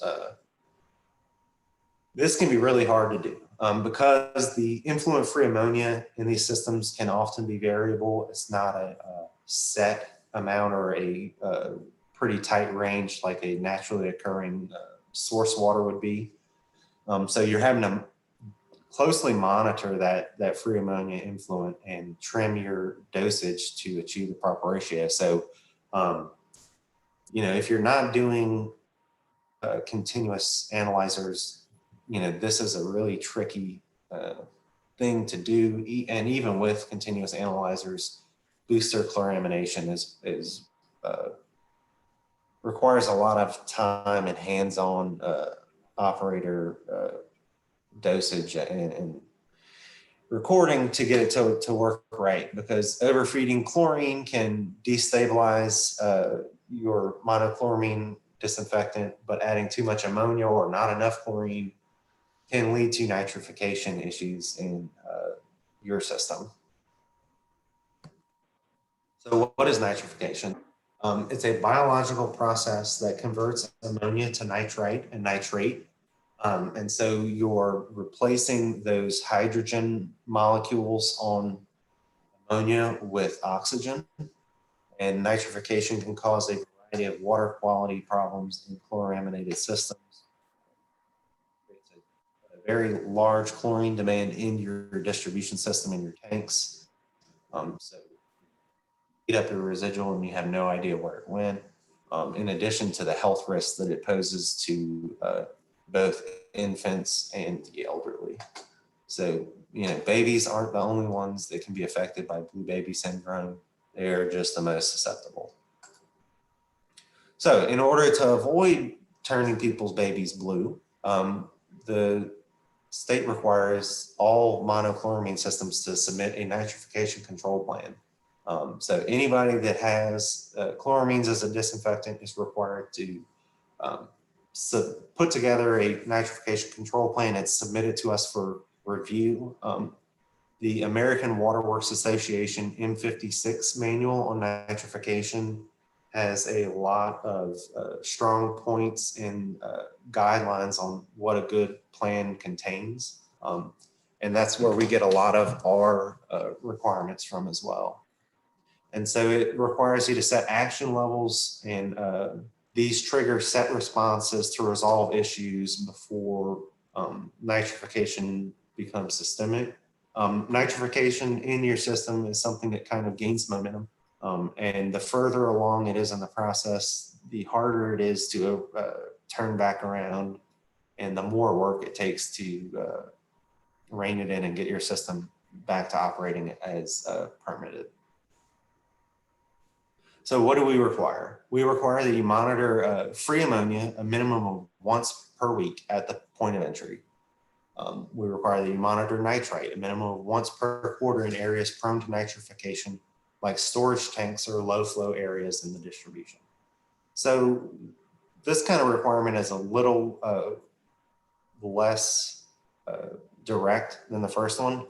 And so this kind of leans on the operators of the system knowing their system and understanding what kind of areas present problems. And so, you know, if you've been on your system, you know where the problems are at. And so these are things that you would include in areas that you would monitor for nitrite once per quarter. And so then you get a response plan with what you expect those readings to be, ranges, and then action levels to react to problematic levels before they get to nitrification occurring in your system. So your goals must include a target ratio for chlorine to ammonia. And so we've covered that before. It's that 4.1, 5.1 to 1, depending on how you're measuring your ammonia. We require monitoring for chloramine optimization at the treatment plant. You have to monitor total chlorine and nitrite in the distribution system. In addition to set action levels, alert levels trigger increased monitoring. So these action levels are a bit higher bar. Alert levels are a bit or below that. And so your action level is going to be something where you're going to take drastic action and start flushing and changing dosages. But an alert level would just be a slightly higher reading than what you expected. And a reaction to these trigger levels, or alert levels rather, is just increased monitoring, maybe a little bit of flushing, and monitor again to make sure that things aren't getting out of hand and don't require that action level to be used. So if you have a nitrification plan, part of the preparation for anything happening is having a guideline for switching to free chlorine. So if you get to a point where nitrification has occurred in a storage tank or in your distribution system at large, the best tool to get rid of it is to switch to a free chlorine system for a month or so. And so you have to have guidelines and parameters set forth in your plan specific to your system on what that entails and how long the system needs to stay free chlorine, and what level the nitrite and nitrate should be at before you switch back to monochloramines. So this is where the trending comes in. So all this data that you're recording with this increased monitoring for monochloramines, you've got to record it, you've got to archive it and keep it on your computer or print it out. And a healthy habit to get into is to at a yearly basis, looking at these numbers that you're collecting and creating these graphs to analyze your trends. And so you can see, we really struggle with residual in our elevated storage tank in the summer. What kind of residence time does our water have in there? Are we having stratification? And so these graphs can really make things easier to spot. I know that I'm a very visually oriented person. So, if you're just looking at a bunch of numbers on a piece of paper, it's hard to pick out where things are different or where something might be wrong. And using colorful dots and lines and graphs and stuff can really help make things more apparent on where problems are or where you're doing well with your disinfection.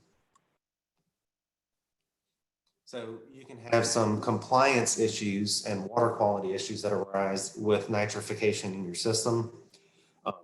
So nitrification increase, or nitrite and nitrate have a pretty healthy or large chlorine demand. So you can have low or no disinfectant residual, which leads to an increased risk of waterborne disease, coliforms, Legionella, Giardia, all kinds of nasty things that everybody wants. And then as you continue nitrification, nitrite and nitrate continue to form and would reach levels that are problematic for public health.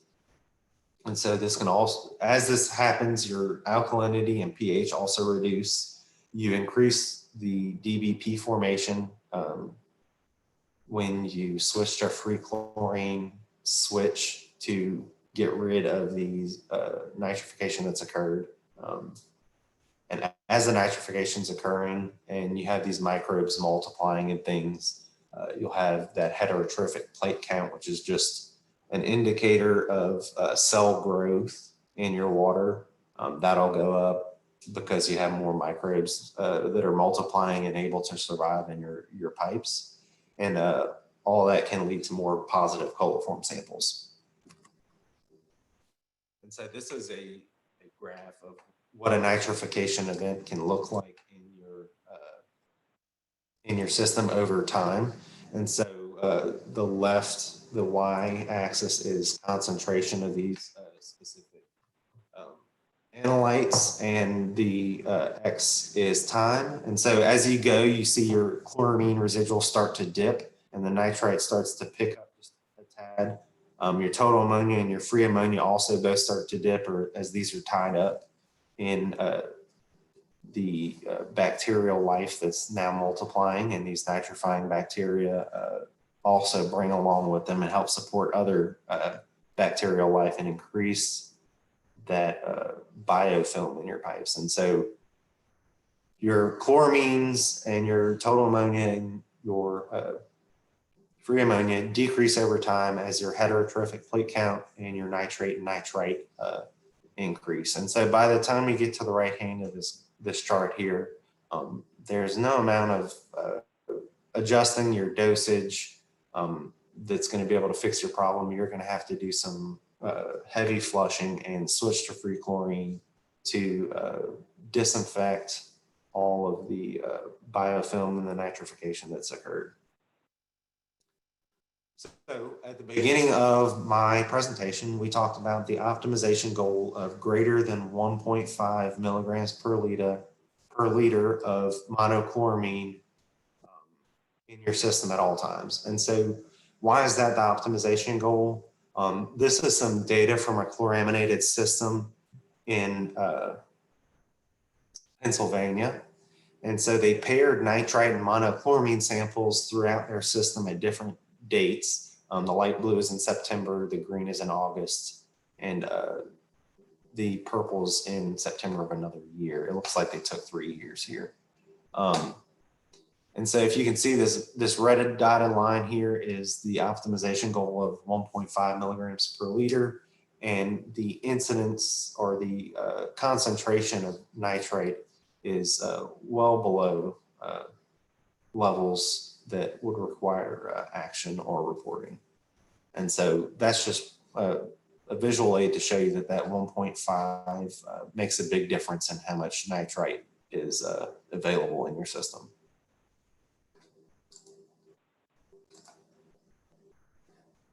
Ooh. You have a question. Did you see I it? see that, Jacob. I don't know where these were taken. I assume that these are taken throughout their system as they have varying residual levels.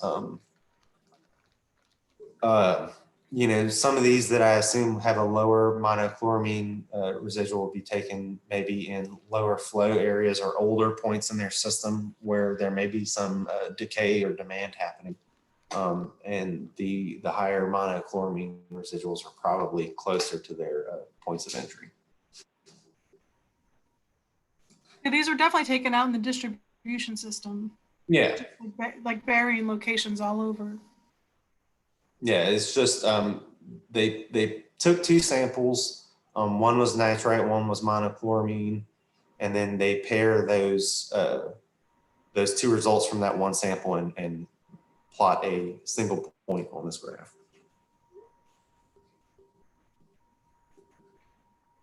So some strategies to avoid nitrification occurring in your system. Good idea to implement good process control and note taking and monitoring. You can always go above and beyond what's required for compliance as far as the number of samples you take, how often you take them, how often you're recording your residuals. And the more data you have, the better understanding you have of your system chemistry.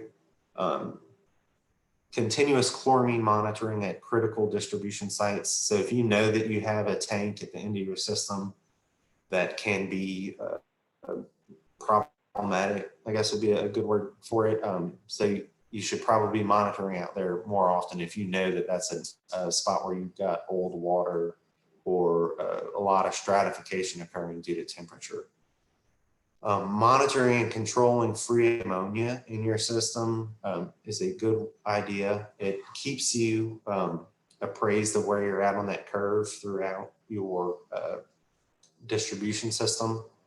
And so if your free ammonia begins to creep up, you can take action before it allows for nitrification to start occurring. So that's kind of your canary in the coal mine in a way.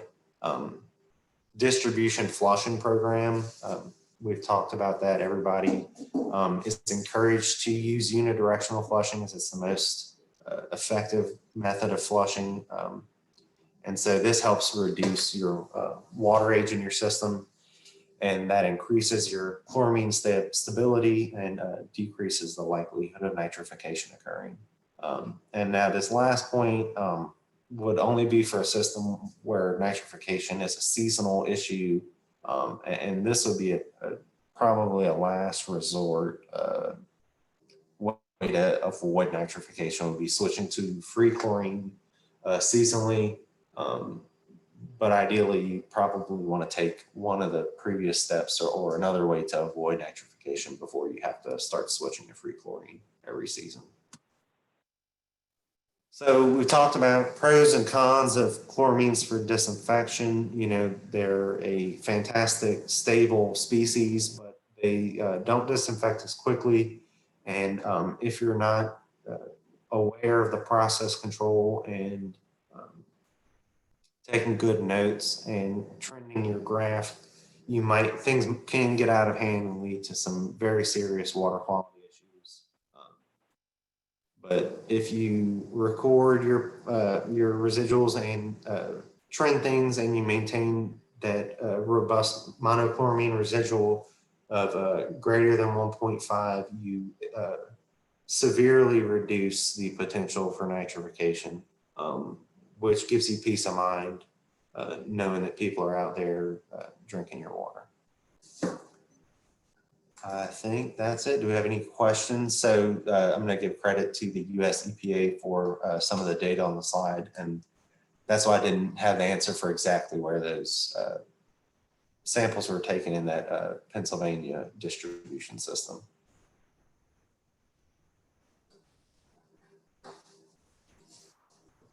Well, I don't see any questions in the chat, but I just want to mention that the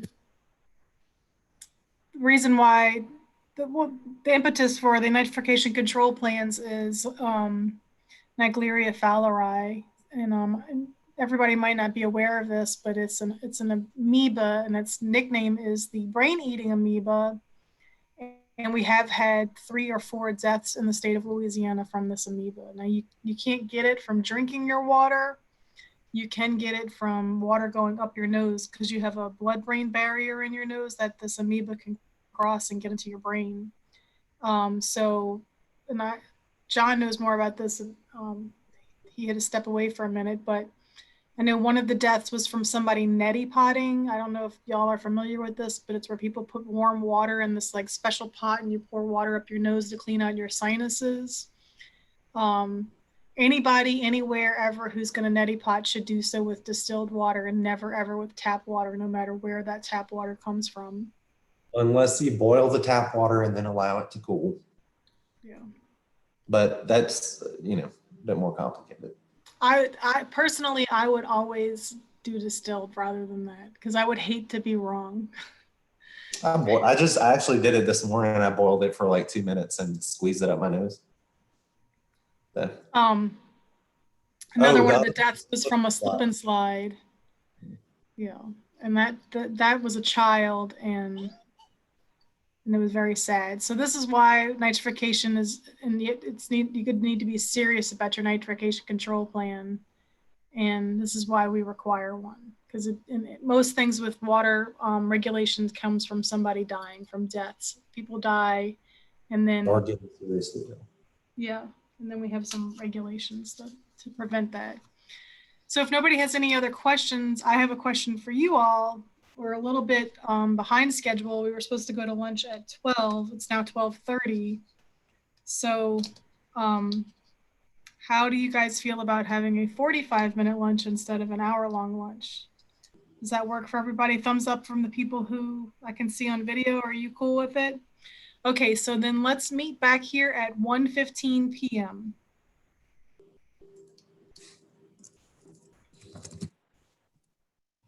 And I will put a thing up on the screen as a reminder.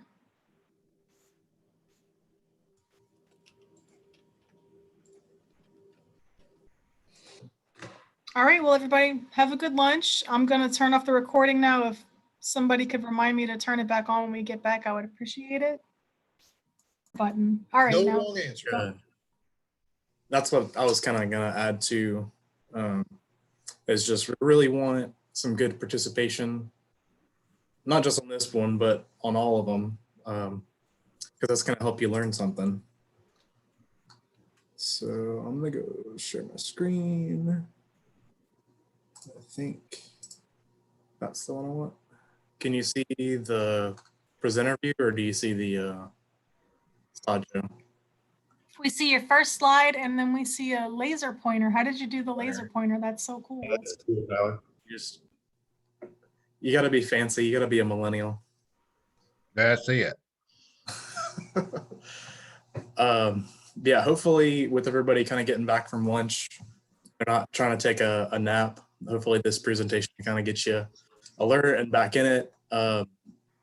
But I'm Tyler Lawless. I don't know if I said this morning, but I've been with LDH for almost 3 years now. We do sanitary surveys, complaints, review plans and permits, and provide technical assistance for stuff like this. So this is one of the reasons why, like with the COVID and everything, we wanted to put on a presentation like this, like Ellis was saying, because we wanted operators to be able to get their hours. There's been a long break where LRWA wasn't having anything. So we thought this would be a good idea, especially for systems like ours who may struggle with naturally occurring ammonia. So for this one presentation, we're going to go through some case studies, and it really is only good if we have a lot of participation. So use the chat. I've got it pulled up on the side so I can see if you put in any questions. You can use the raise your hand feature, or you can interrupt me whenever. So this would be kind of laid back. Even if you're, knowledgeable, I know we have some water systems who are, already chlorinating, so they may have more knowledge, but it's good to also participate to, like we said, if you may share something that will benefit somebody else. But we're going to test your knowledge about what we've talked about so far and what John and Clark have gone through already with some case studies.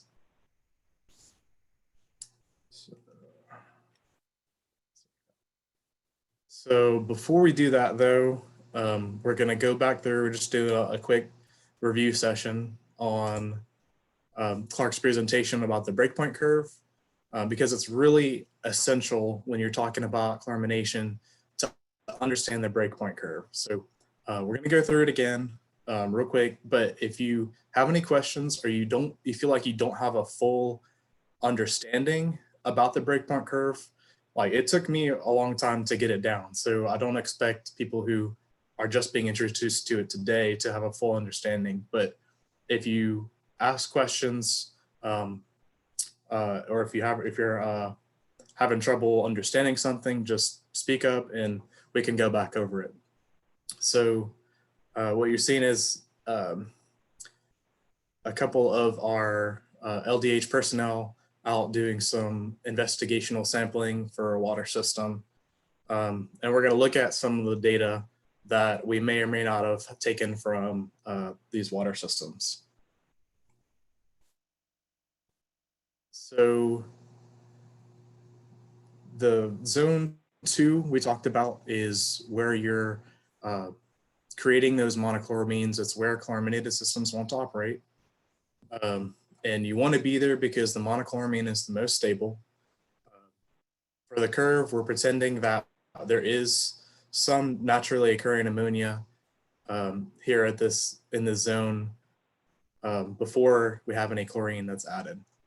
And then like we talked about before, the chlorine to ammonia ratio is increasing as you're moving from left to right. And then you'll notice that there is a dashed line here in the background, this light blue, where it represents the ammonia levels. This is where you want to be if you're a chloramine system. But you have to overcome that initial chlorine demand. You have to get through zone 1 so you can have a chlorine residual. Like John pointed out, the optimum ratio is between 4.5 to 1 or a 5.5 to 1, depending. But that's also just a initial target. So depending on your chlorine demand, depending on your particular system, your ratio may actually be higher than that. This is kind of more like a simplified version. And like John showed, it could be even more complicated when you start talking about the reaction times and how long it takes for this breakpoint curve in particular to materialize. But this point right here, this blue point is where chloramine systems want to operate with as little free ammonia as possible. I forgot I added an animation in here. So that's where you talked about. So in this zone, you would theoretically expect your monochloramines to be within about 80%. And there might be some additional, I'll call them rounding errors with your equipment. It may be, a little bit higher, a little bit lower, just depending on how maybe there's an operator error or something. But in general, you'll expect those to be pretty close together. And like I said before, have the low chlorine. This is where you want to be before you start getting into zone 3. This is where you don't want to be. This is where you start seeing the chloramines start to decay, and you get those dichloramines and trichloramines. Like John pointed out, they have a very low odor threshold, so you're going to smell them, and your customers are going to be really unhappy if you're operating in this zone. The dichloramines and trichloramines are less effective as disinfectants. They're more unstable. And remember, before John was talking about that Wonderland pitfall, where the reaction time, it takes a while for this in this zone. Depending on where you're sampling, it may be difficult to quantify what's taking place in this region. So you really want to avoid it. And then this point, as pointed out before, at the very bottom, before you get to zone 4, is where you hit break point. And this is where all the ammonia is been converted, and you don't have any chloramines anymore.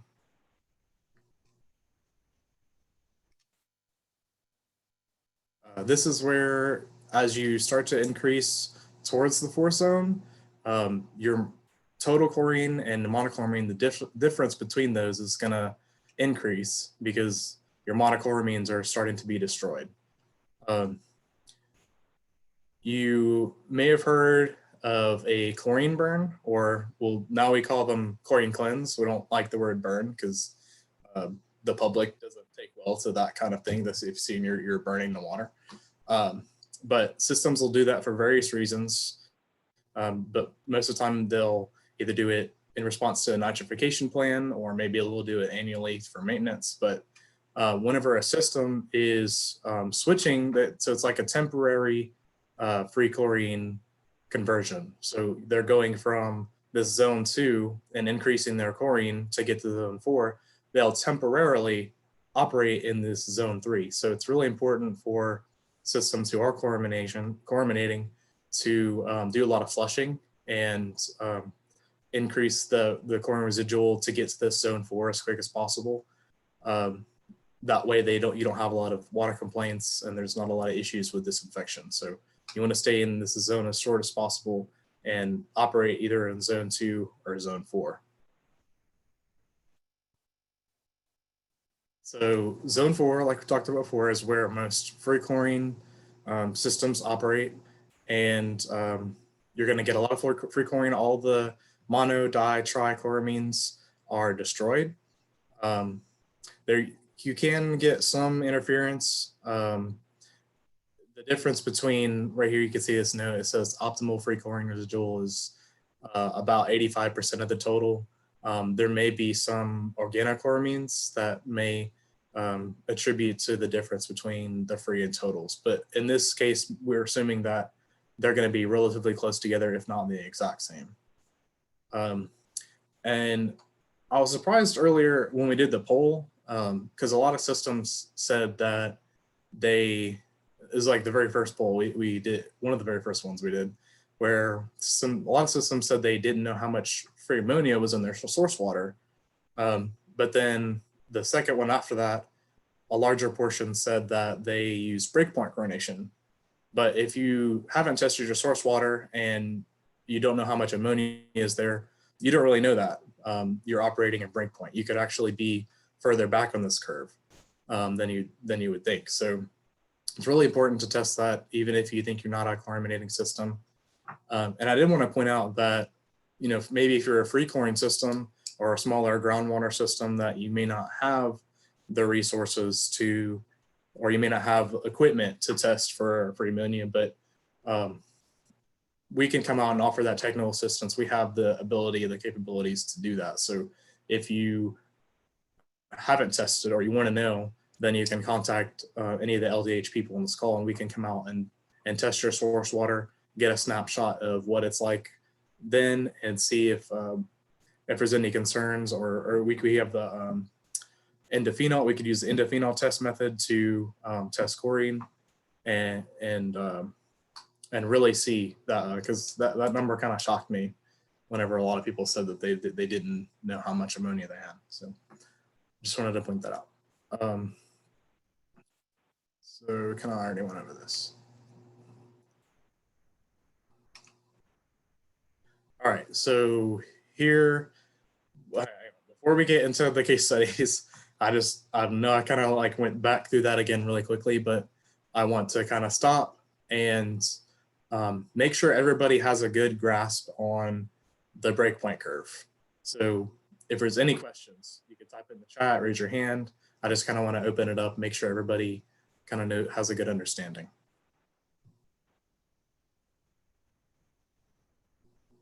It could be anything.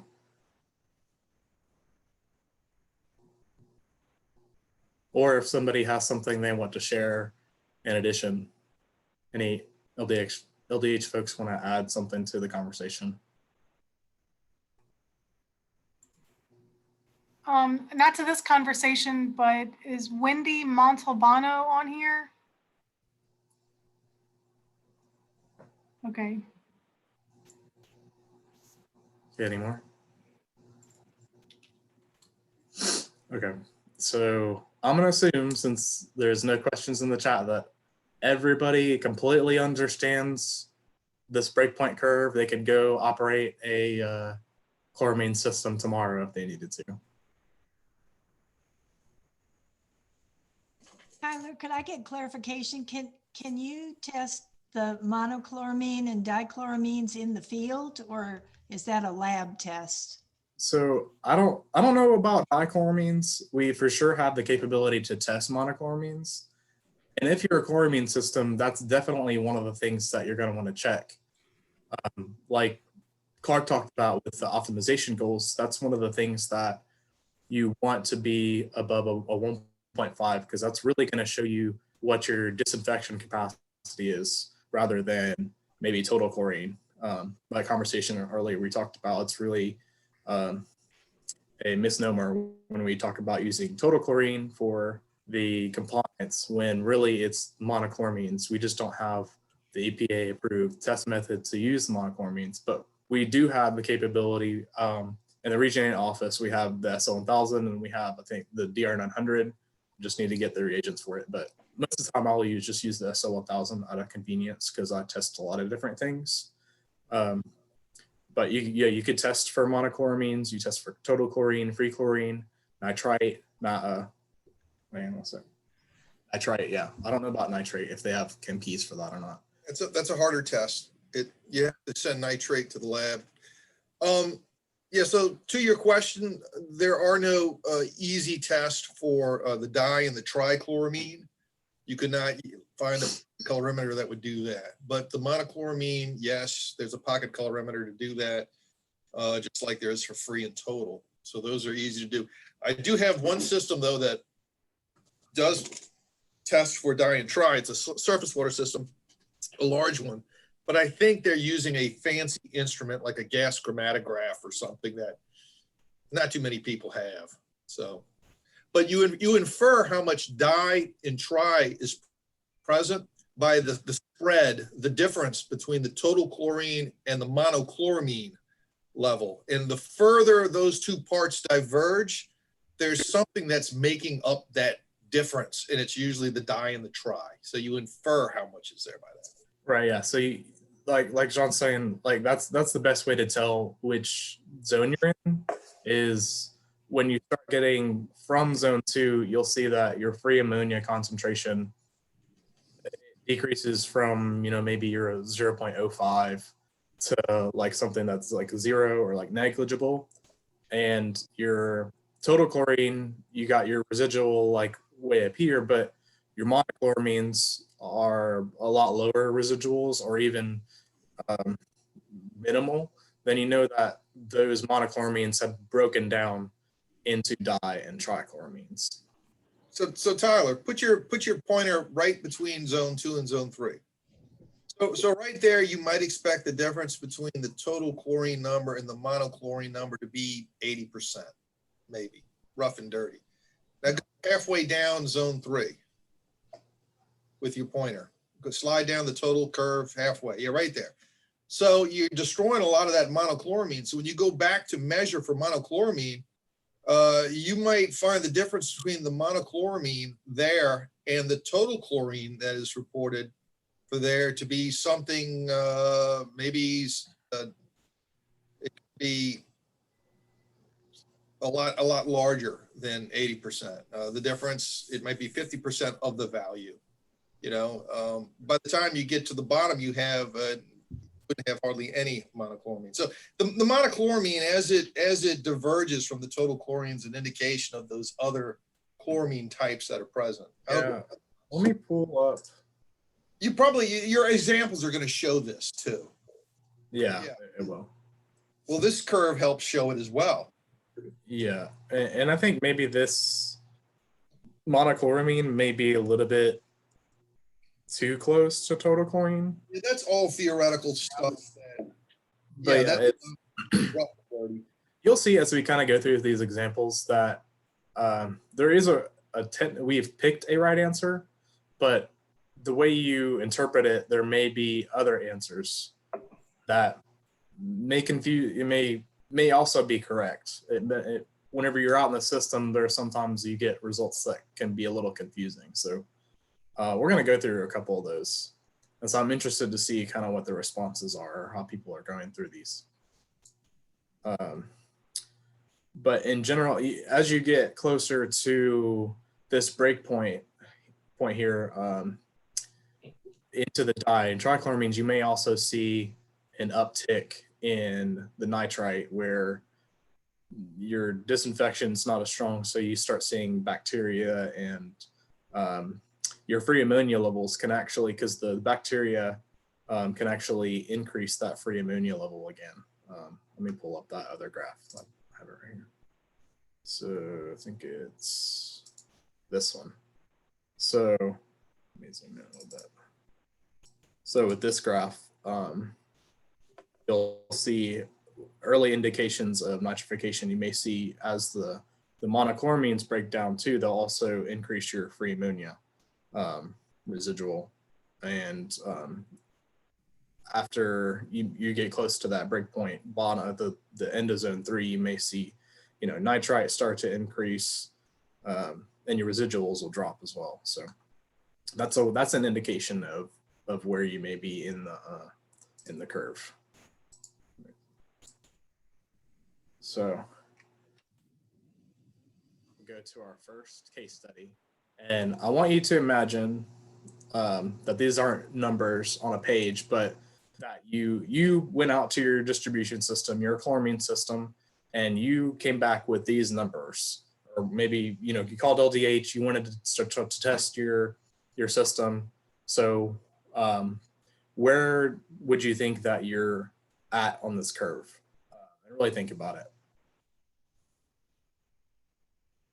And I think there's a poll to go with this one too. So take a look at the numbers, and Alicia, if you can pull up the poll. I just want to add one clarification. I think this wouldn't necessarily be like numbers you would find out at your MRT, or this is right after treatment as you're entering the distribution system. And so you don't have time for other things to affect the chlorine, like biofilms or whatever. This reflects how you're treating the water. I think that's important. Is the poll showing? Yes.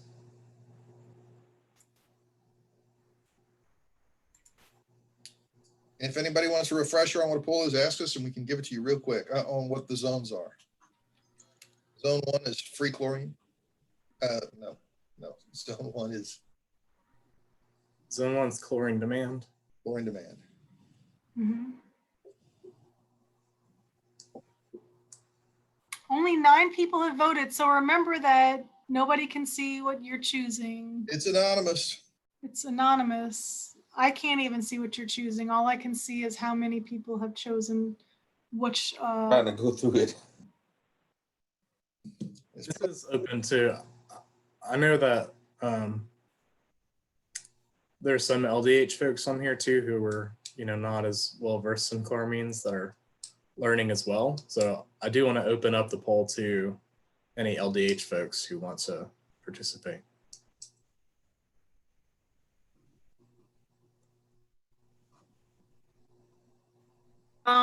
Well, over half of us, 25. So I am going to warn you though, even though this is anonymous, for our braver folk, we're going to ask somebody who chose maybe different answers to, before we give the answer away, to explain like why they chose that, why they think it is. And we'll have like a little discussion. So 27 out of 40 of us have voted. That's it. We're not going to get any more. All right. Nobody's added anything. All right. I'm going to end the polling. All right, wait, before you say the results, because I don't want anybody to get intimidated. Is there anyone who would like to talk about the answer that they chose and why?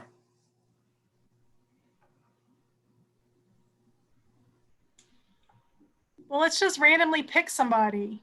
I was gonna call somebody out in a minute. Yeah, there we go.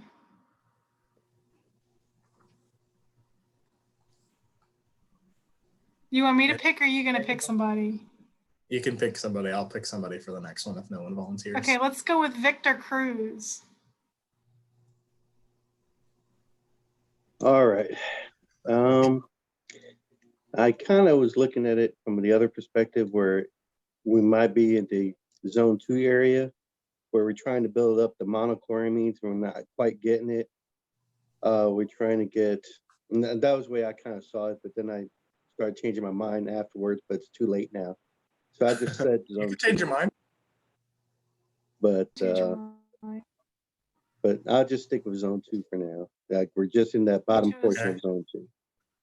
So zone 2, and your reasoning is you're trying to build up the monochloramines? That's the way I was looking at it. We're trying to build up monochloramines. Okay. Even though that the available free ammonia was kind of low. Yeah. It does seem kind of weird that I would choose that, but at the same time, maybe I misinterpreted it before. But I've been kind of informed that sometimes you can use that free chlorine as an indicator of some of your ammonia in your system too. So that was the kind of way I was leaning towards. Okay, yeah. So you're thinking there may be some interference on the free chlorine test? Right. Okay. So did anybody who chose something other than zone 2 want to say what they chose and maybe why they thought something else?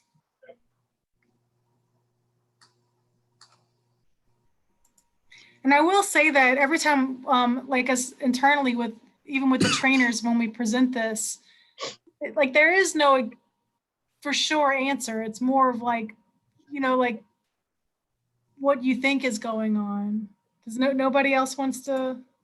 There's a lot of troubleshooting, and you may end up need to do more sampling to really get a good idea of what's going on, especially if you're like taking these samples at different times. So say if you had like one bottle you filled up and ran total chlorine, and then you went and got another sample afterwards, there may be some slight adjustments to these numbers. So it's really like a matter of trial and error when you're looking at these numbers. So. Well, quite a few people chose zone 3. So somebody who chose zone 3, why don't you say why you chose it? Show the poll. You want to show the poll? I'm going to let, when Tyler tells me he's ready, to show the poll. The dam will break free when you show the poll, and people will. Well, Craig Gotro, did you pick zone 3?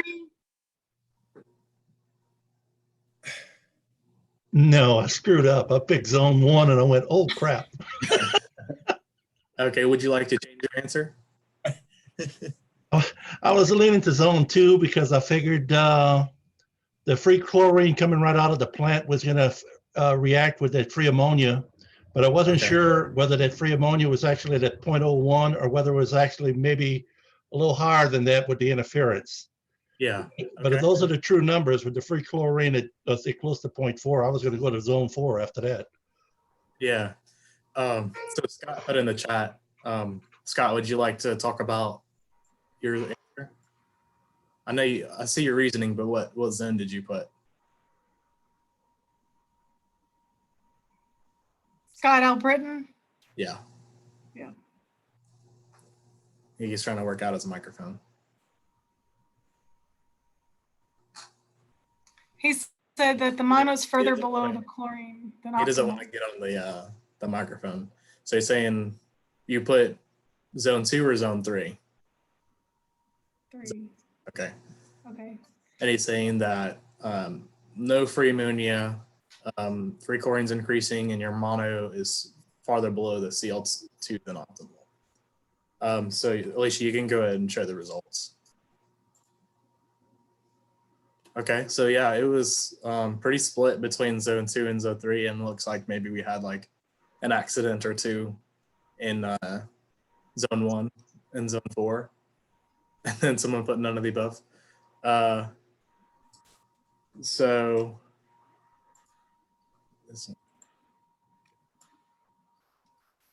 I'm guessing the most correct answer is zone 3.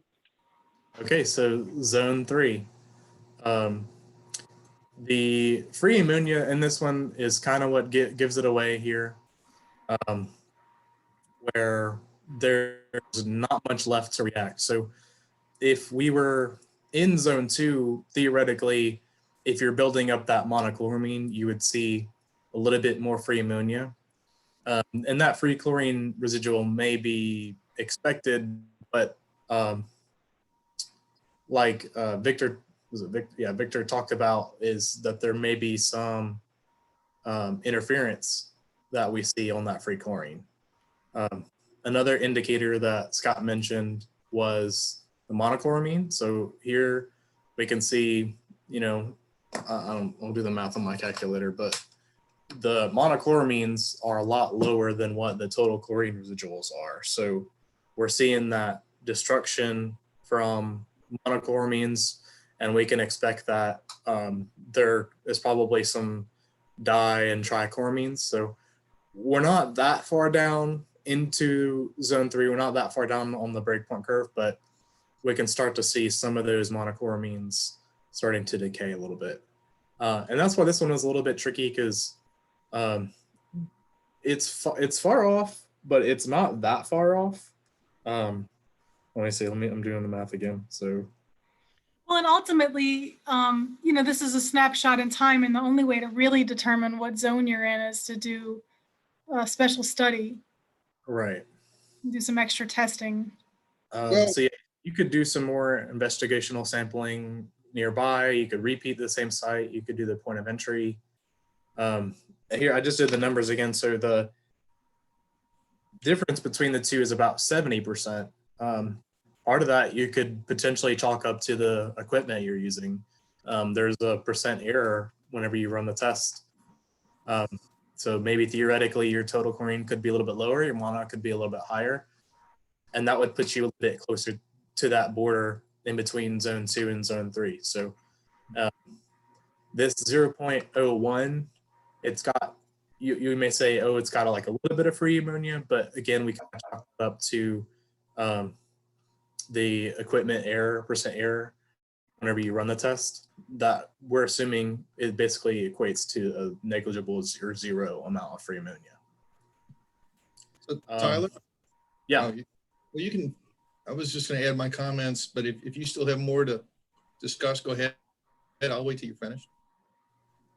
I just had a point of, this is why it's really important if you're a chloramine system to check for more than just total chlorine.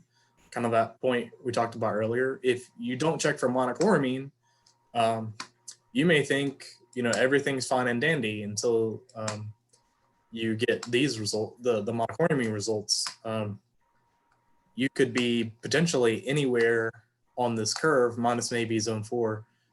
You could be in zone 2 or zone 3 until you check the monochloramines, like the triple threat thing that John talked about. So it's really important to get a wide panel of testing whenever you're doing special studies, or you're doing, when we say special studies, we mean you're doing special tests or like investigations to figure out how your system is performing.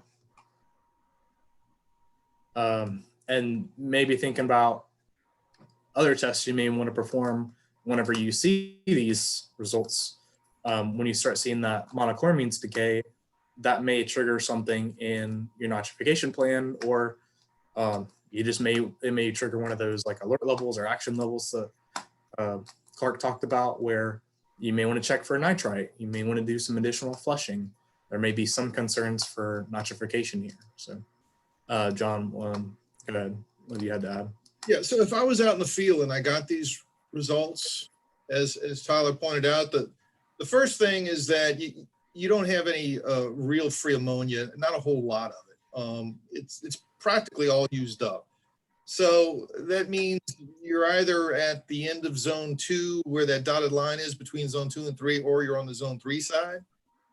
The total chlorine and the monochloramine, the difference between those two, it might seem like a lot, but it's really only 70%. And if you were a optimized chloramine system, if you had 80% difference between the two, that's about what you would expect at the right pH. What we have here is 70% difference. You know, so it's a little bit into the zone 3 side. So I think you could make a strong case that you're a tad bit into the zone 3 side because you don't have free ammonia, and you still have a healthy amount of monochloramine, 70%. It's not optimum, but it's still there. And as you slide down that curve to the right, that monochloramine level is going to drop. And the total chlorine will drop, but you'll see 70%, 60%, 50%. The spread will be a lot larger. The free chlorine, as we talked about, when you're on the monochloramine side, until you hit break point, you know, you can have serious interference with the monochloramine test kit for or for free. It may not just be monochloramines. It could also be like manganese we talked about earlier. Yeah, that too. So you might have a little manganese. Anyway. So here, if you really wanted to check that free chlorine level, you could run a the endophenol method just to see where your free chlorine's at without any interference. And that would also tell you maybe where you're on the curve. So Joel said in the chat, we always try to keep the free chlorine at 0.2 ppm or less right after ammonia is added. And it usually keeps the monochloramine close to 80% of the total and the free ammonia low. And then any adjustments they make from there are small ones, so that way they keep the right ratios. And that sounds right. That sounds like what I would expect to see from an optimized plant. It's hard to get free chlorine to 0. I don't think you can. I think you're always going to have a little interference when you chloraminate it. Right. And that gets your free ammonia below that 0.1 area where it's a fine line. So it's good that you make small adjustments because like we talked about, like that 70%, I mean, you're only just maybe into zone 3, but it's a good balancing act, especially for systems with naturally occurring ammonia, maybe like a groundwater system, because that ammonia level could fluctuate in the source water depending on where you are within the aquifer. There could be pockets of ammonia or increased ammonia that may make this a little bit of a challenge to get right. So it's important to, if you are a chlorinating system or you have naturally occurring ammonia, to continue to measure the source water. That way you have a good handle on how much chlorine or how much additional ammonia you're going to want to feed. All right. Nobody has anything else. We'll move on to the next case study. And this one may be a little bit more straightforward, but take a look at it. Take a look at the curve, look at the numbers, and we'll see what everybody thinks. And you may want to move that poll if you're on your computer or something. You can probably move that thing to the side. That way you can still see the breakpoint curve.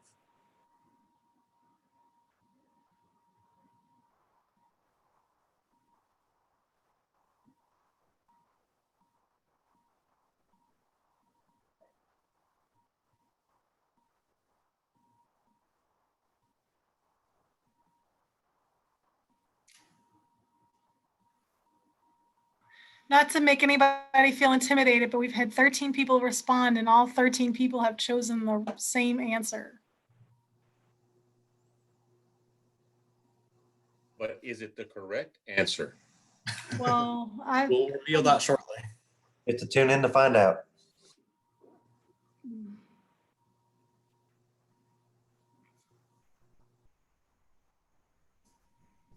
"23 people, 25.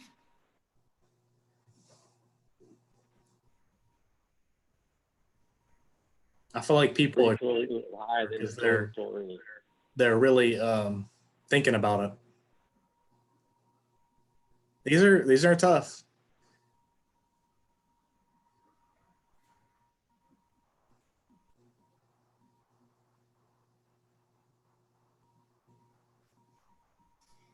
All right, I'll end the polling. And so does anybody want to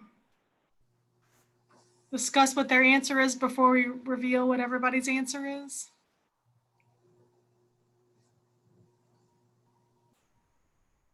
I vote we reveal the poll first. Did everyone choose the same answer, Alicia? Let's just say 80% of people chose the same answer. Well, let's get Kate Gilmore. Would you like to share your answer? Well, I chose one and then I looked at it a little bit longer and changed my mind. And I'll be honest with you, I'm still unsure. Okay. What I will say is this kind of activity of showing real examples and trying and like the previous slide that had, you know, this compared, you know, when you looked at the factors that you used to arrive your conclusion, that was really helpful. Right, but I right. wouldn't say that I'm there yet. Okay. I'm going to say, I think this is either zone 2 or zone 4, but Okay. you know, So walk us through your thought process. Why did you initially think zone 1? no, I thought zone 4 initially because Okay, zone 4 you thought initially. because the free was high. But then once I looked at it and the monochloramine is low, I Okay. thought, well, no, that's the beginning of stage of zone 2. Okay, so you're thinking, you know, potentially you could be at the very early stages of zone 2. Right. Based on the monochloramines. Right. Okay.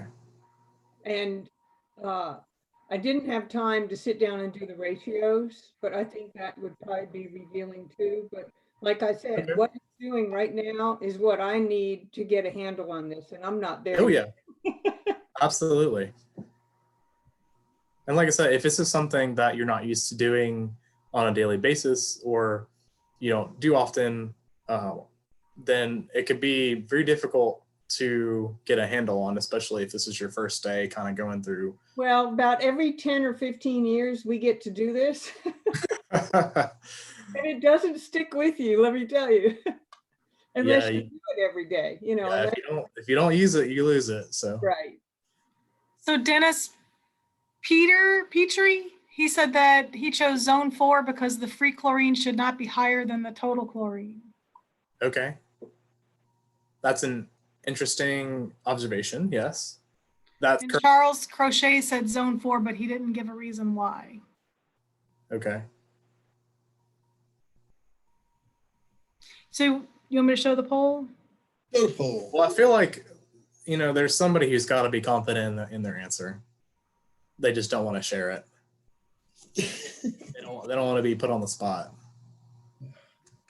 And who? Yeah. I ain't scared. Okay.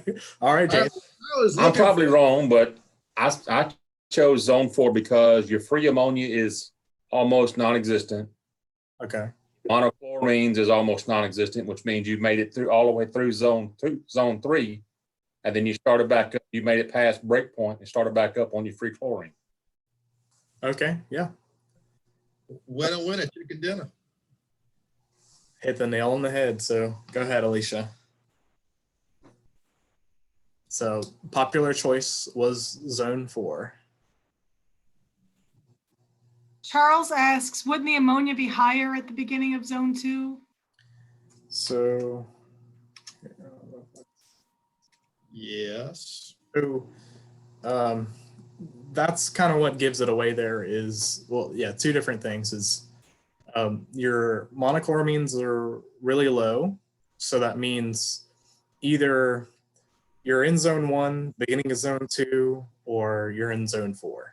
So that's good thought process on the monochloramines, but you got to factor in the other test you ran. So if you have a naturally occurring ammonia system or a chloramine system, you're going to have that free ammonia level.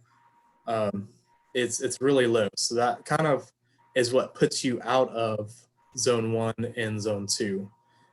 That means you're based on free ammonia, you would be in either zone 3 or in zone 4. So, but because the monochloramines are low, that means we can't be in zone 3. So that kind of leaves the zone 4 as the only one left.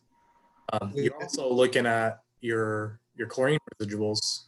So if you're in zone 1 or the beginning of zone 2, theoretically you wouldn't see a total chlorine residual because you haven't made it through all of those chlorine, or maybe you just barely made it through all of your chlorine demand, and you haven't built up a total chlorine residual until you've gotten into, the upper parts of zone 2 or even the beginning of zone 3. So all those things combined, when you see the full picture, then you can kind of place yourself in zone 4.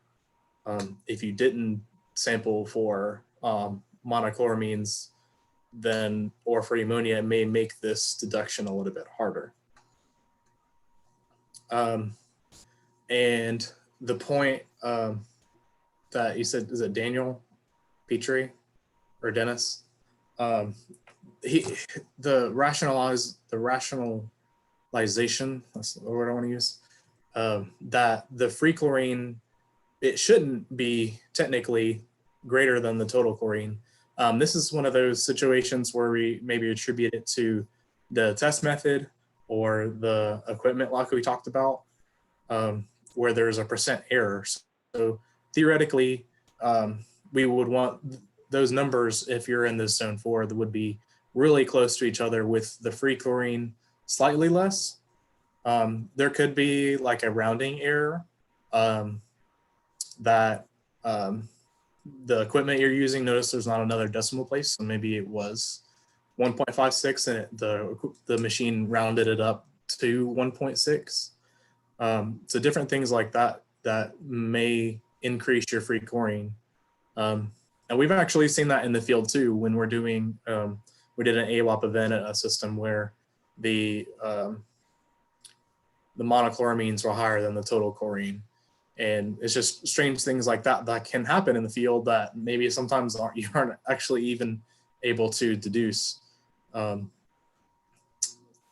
So at this point, if you're maybe a smaller groundwater system too, like I pointed out earlier, it can be kind of hard to reach this point if you have lots of naturally occurring ammonia, because it's expensive. You have to inject a lot of chlorine to reach the break point. And I think depending on, if you have like a lot of manganese in your system too, maybe you've got a little bit of interference there too that increased the free chlorine.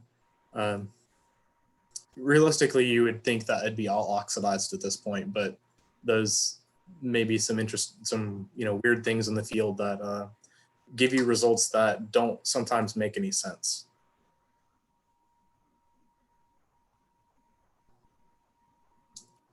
So does anyone have any questions or would like to add anything?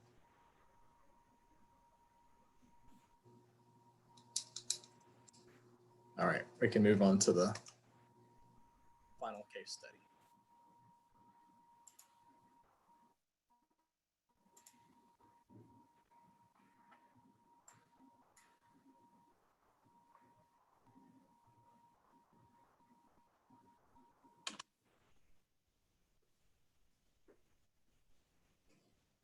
think everybody's really thinking about it now. Oh.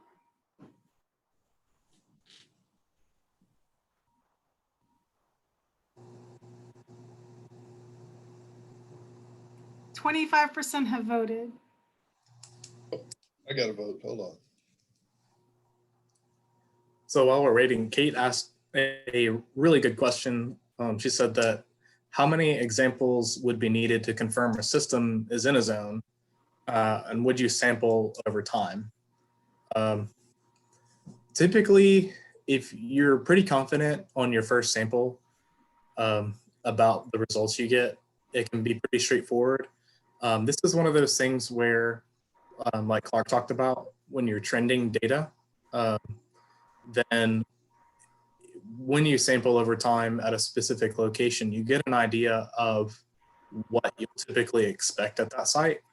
And this is also why it's good to sample at multiple sites. So closer to the point of entry, you may see different results. Your monochloramine residual may be a little bit higher. Then further away from the point of entry at your MRT, maybe you may see some of that monochloramines. It's stable, but it does start to decay over time. So if you've got places like large storage tanks, or the MRT, for example, then your monochloramine may start to decay a little bit.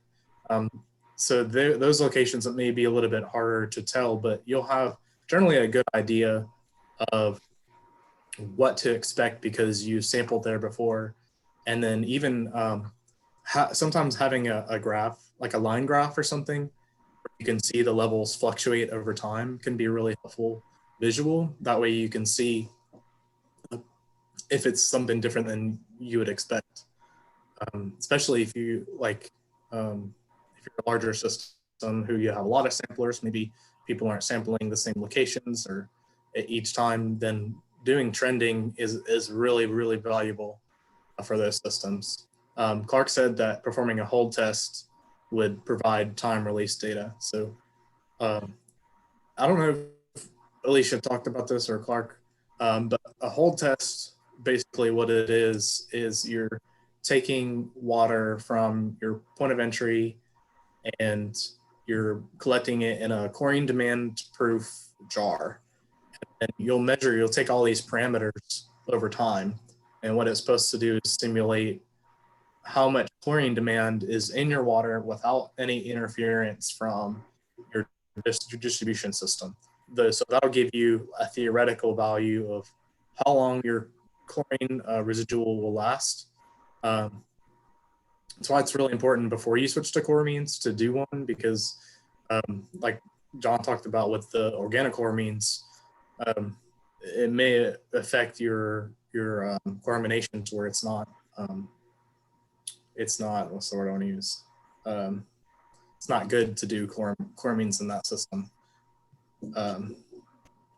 But in general, you shouldn't need very many examples unless you find something that doesn't quite make sense or it's off from what you would normally expect. Tyler, let me just, this is a good place to make a distinction. So what you want to do is you want to assess how you're treating water at the treatment plant. And so where's the best location to assess how you're treating water at the treatment plant? That would be at the point of entry to the distribution system, or a reasonable spot downstream of where treatment is occurring, but before it goes to distribution. Because once it goes to distribution, there are plenty of things that happen out in the distribution system that can change your water, your results, that are not related to your treatment. If you have biofilm out there or plenty of demand because of scale or something else, infiltration, unfortunately, or whatever, the time required, all of that degrades and changes your water chemistry. So you don't want to go out into your distribution system and try to determine how well you are treating at your plant based off of that. You want to do it at the point of entry. And so this data right here that's on the screen would be very good for assessing how you are treating water at your plant, at the treatment plant, as it goes into distribution. Now, it's also important to look at how that water changes as it goes out into distribution and as it makes it to your maximum residence time, because if it's degrading very quickly or unexpectedly or whatever, it doesn't match your whole study. The whole study says it should last 15 days and it's only lasting 5. Well, then that tells you something about the condition of your distribution system. So just keep that in mind. I mean, this data that we're showing here on these slides is really applicable at the point of entry. It's not out in the distribution system, because once it gets out there, all bets are off. It doesn't necessarily, it can't be used to tell you how you're necessarily treating it. It may reflect it, it may not. Does that make sense? Right, and that's why it's also really important to not just sample at the point of entry, but maybe for like a smaller groundwater system, you can think back, or even like a surface water system, you can think back to the example that Clark pulled up about within the plant, you have all these different sampling points, and you're checking your ammonia level, as it comes out from your source. You're checking your free chlorine. You're checking all these other parameters before you even get to your point of entry. So you have an idea of what to expect before you even get to this point. And also, if you're checking those dosages and you know what your chlorine demand is, then you'll have a reasonable idea once you get to this point as well of what these numbers are going to look like.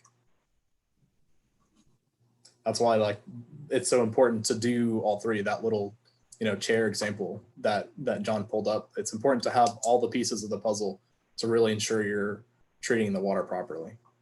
The three-legged stool. The three-legged stool.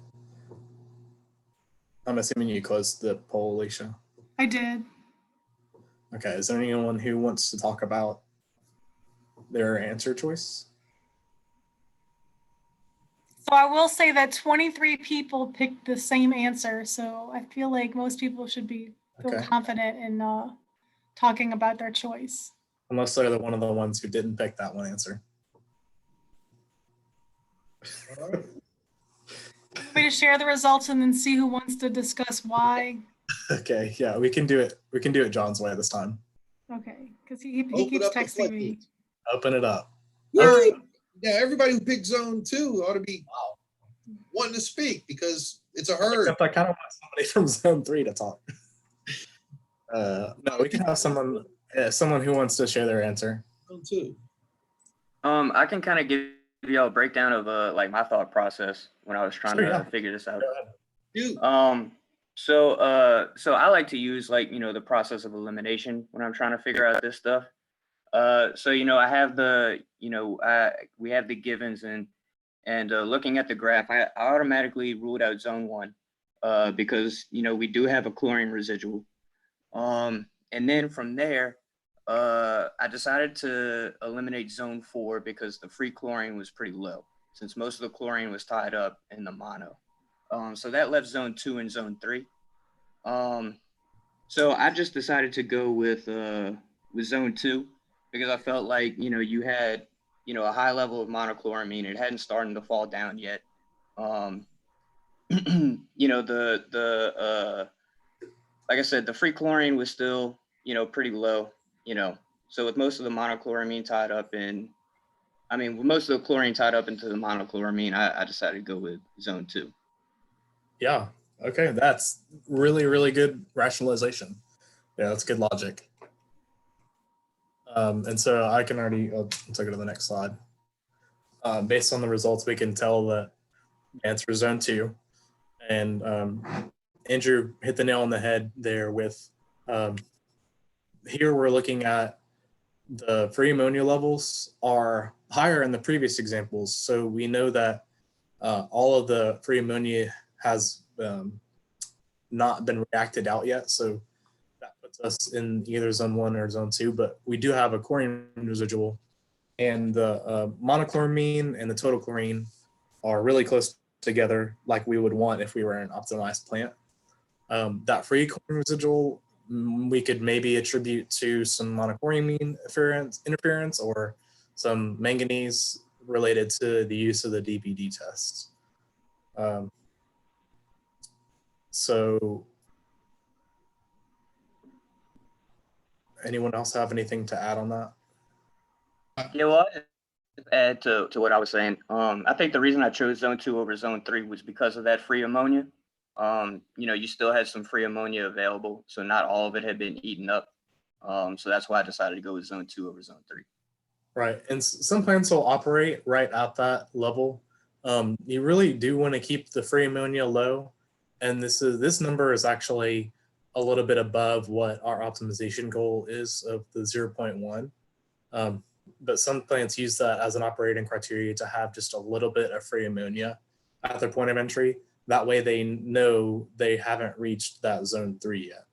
And they're right at that zone 2 area where they've maximized that amount of monochloramine within the distribution system. Tyler, I would just like to remind everybody that having a little bit of free ammonia, 0.1 or less, does indicate that you're in zone 2. But the other reason why, and you want to avoid zone 3, obviously, but the other reason why you want to minimize that free ammonia again is because free ammonia is a source of food for the nitrifiers. And so any excess ammonia that's going out into your distribution system can promote the growth of this bacteria in your system. And, all of the adverse conditions that go along with having biological growth in your distribution system, tanking, chlorine residuals, low pHs, taste and odor complaints. And again, that kind of speaks back to, using this data as opposed to perhaps using data way out in the distribution system to figure out how you're doing at the plant. They might not relate because of what's happening out in the distribution system. So there's plenty of reasons why to keep your ammonia low. Make sure you're in the right zone and minimize the amount of biological activity that you can have out in the distribution system because of it. Right. So you want to keep your free ammonia low and your monochloramines above a 1.5 to really achieve the disinfection. Tyler, I'd like to point out one other thing. Go ahead. The spread between the total chlorine and the monochloramine is like 96%. And, in reality, I doubt you have that good of chloramine trending with total 96%. However, that doesn't mean if you go monitor for it, you wouldn't get numbers like this because, there's reasons for that. There are things that interfere with these tests that could affect their results. So I would be suspicious of a 96% spread between the two. However, the data is still good and you can use it to interpret what zone you're in. Yeah, so an 80%, within 80% of the total chlorine residual would be a 2.24. So you're right, that monochloramine number there is really good. Too good, but it's been questionable, yeah. But for the sake of this study, it really hammers home the idea that we're closer to zone 2 than zone 3 because of how close they are. Yes, and we get numbers like this out in the field all the time. Right. Chloramine's even higher than the total. Right, yeah. Yeah, we do see some of that stuff. And this may be one of those cases, like Kate talked about, where you may want to run it again just to see if you get a different answer, if you get something that's a little bit more realistic.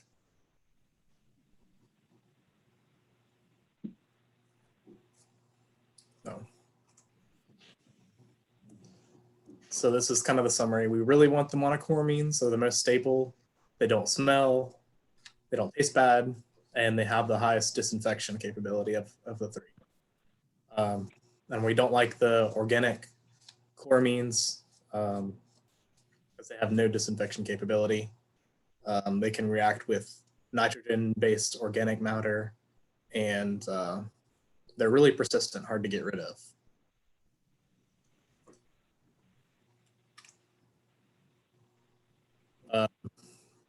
Again, this is really why it's important for chloramine systems to monitor more than just total chlorine, more than just the compliance requirements, because if you do just that, you're not going to have an idea of how your system is running for real, how it's actually performing, how you're actually disinfecting, and it's going to tell you where you're at on that breakpoint curve. Breakpoint curve, as we've seen, is really important to understanding chloramines, and we don't expect you to have everything nailed down pat today. So if you need additional help, or if you'd like, again, LDH to come and run some samples, we can assist with that, help you. You don't have to do this all by yourself. We can assist and provide, technical assistance on deciding whether, if you're like naturally occurring ammonia system, the next steps you may need to take if you do have that, or other stuff. So, any final questions? So I'll give one more pitch for the AWOP program. If you do participate, these are all the kind of special studies that we do run. So we'll come and we'll do a hold study at your plant. We'll do an assessment of your storage tank and the water ages, and we'll come do investigational sampling, especially if you're like a smaller plant.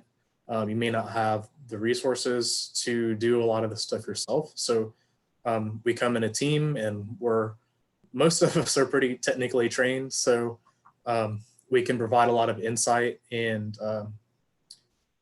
guidance on your distribution system. And we're also, we're doing stuff for distribution lines and for surface water plant CPEs.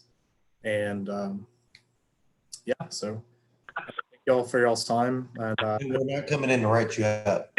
Yeah, no, it's not a compliance visit unless we, find something drastically like very terrible at your plant. So don't let that scare you. We're not to write violations. We're coming in to help. And especially for systems who are interested in optimizing and providing the best possible quality water, we want to help those systems, help us help you reach those goals. So.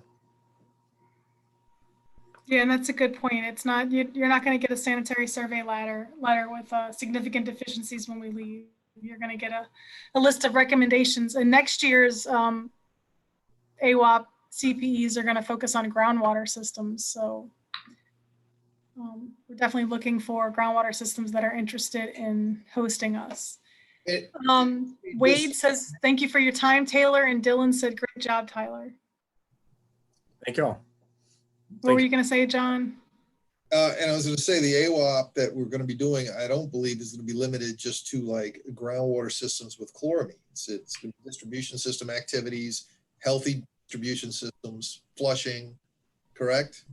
Yeah. Correct. I have to go look at the criteria, but generally when we do a series of these, we try to do 1 or 2 at a free chlorine system, and we do 1 or 2 at a chloramine system. So maybe disinfection byproducts might be a focus. Yeah. So it's now 2:20, yeah. So I think we'll skip having a break and we'll just power through so that way we can all be done for 3 o'clock. How does that sound? I'm ready to eat pie. That's what it says. I do want to make that point too, that you said something about DBPs. So we do look at that stuff during like an AWOP session, but that's one of the reasons why some systems do go to chloramines, even if they don't have a lot of naturally occurring ammonia, is DBPs. The monochloramines don't react the same way. They don't form the same disinfection byproducts that a free chlorine system might. So I do see that as kind of a trend in my area, at least, that some systems are going to chloramination to get in compliance on DBPs. The other reason a lot of systems choose chloramine, especially in my area in New Orleans, where the water is made in one spot, and it would literally takes you 2 hours to drive to the MRT from the water plant, and monochloramines can carry a residual further. So it would be very hard to make that distance with a maintain a free chlorine residual. It would break down. Yep. So I'm ready to eat some pie. Don't you have a treat for everybody? I do. So let's and hopefully you didn't eat too much for Tyler, lunch. relinquish. I'm gonna give it up. Just gotta figure out how to give it up. Stop share. All right, so serve it up. So what do you guys see? You see everything, don't you? Yes, we see every point. Like with the sun on the side. You can see the stuff on the side. How do I make that go away? Just hit slide. You need to present. Do you ever, there you go. We got it now. Yeah, we got it. All right. Dose calculations using the Davidson pie wheel. So it's one of my favorite subjects, which is math, much to my teenage son's chagrin when he thinks that he can snow me on math. So what are you going to need for this presentation? You're going to need, for me to learn how to do PowerPoint. Okay. You will need a calculator. I have a calculator. It's pink. And you're also going to need some paper, pen and paper. We need a fancy calculator like yours or just a regular calculator? You can have a regular calculator. I don't own a regular calculator to show in a piece of paper, you're just or a pen or a pencil. You also can have a calculator on your phone. And if you turn it this way, it turns into a fancy calculator. But if you hold it this way, it's a regular calculator. So everybody has some pen and some paper. All right. So what do you need to know the dose?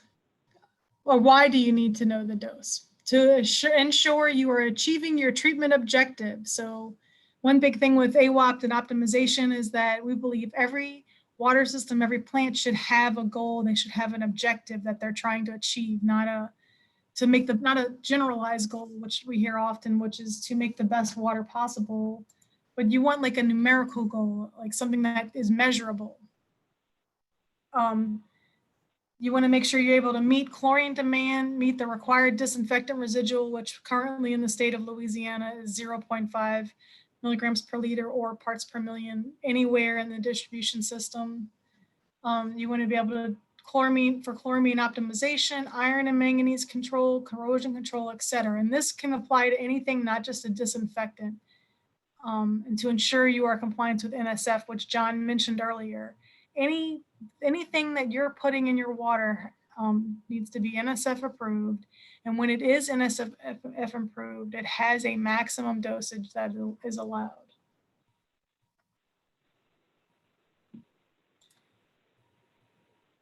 Yes, you may take a picture of this. And Rory, if you have a slide rule, I would love to have a video of you using your slide rule to do this math. My mentor, when I was a young engineer over a decade ago, he actually did use a slide rule.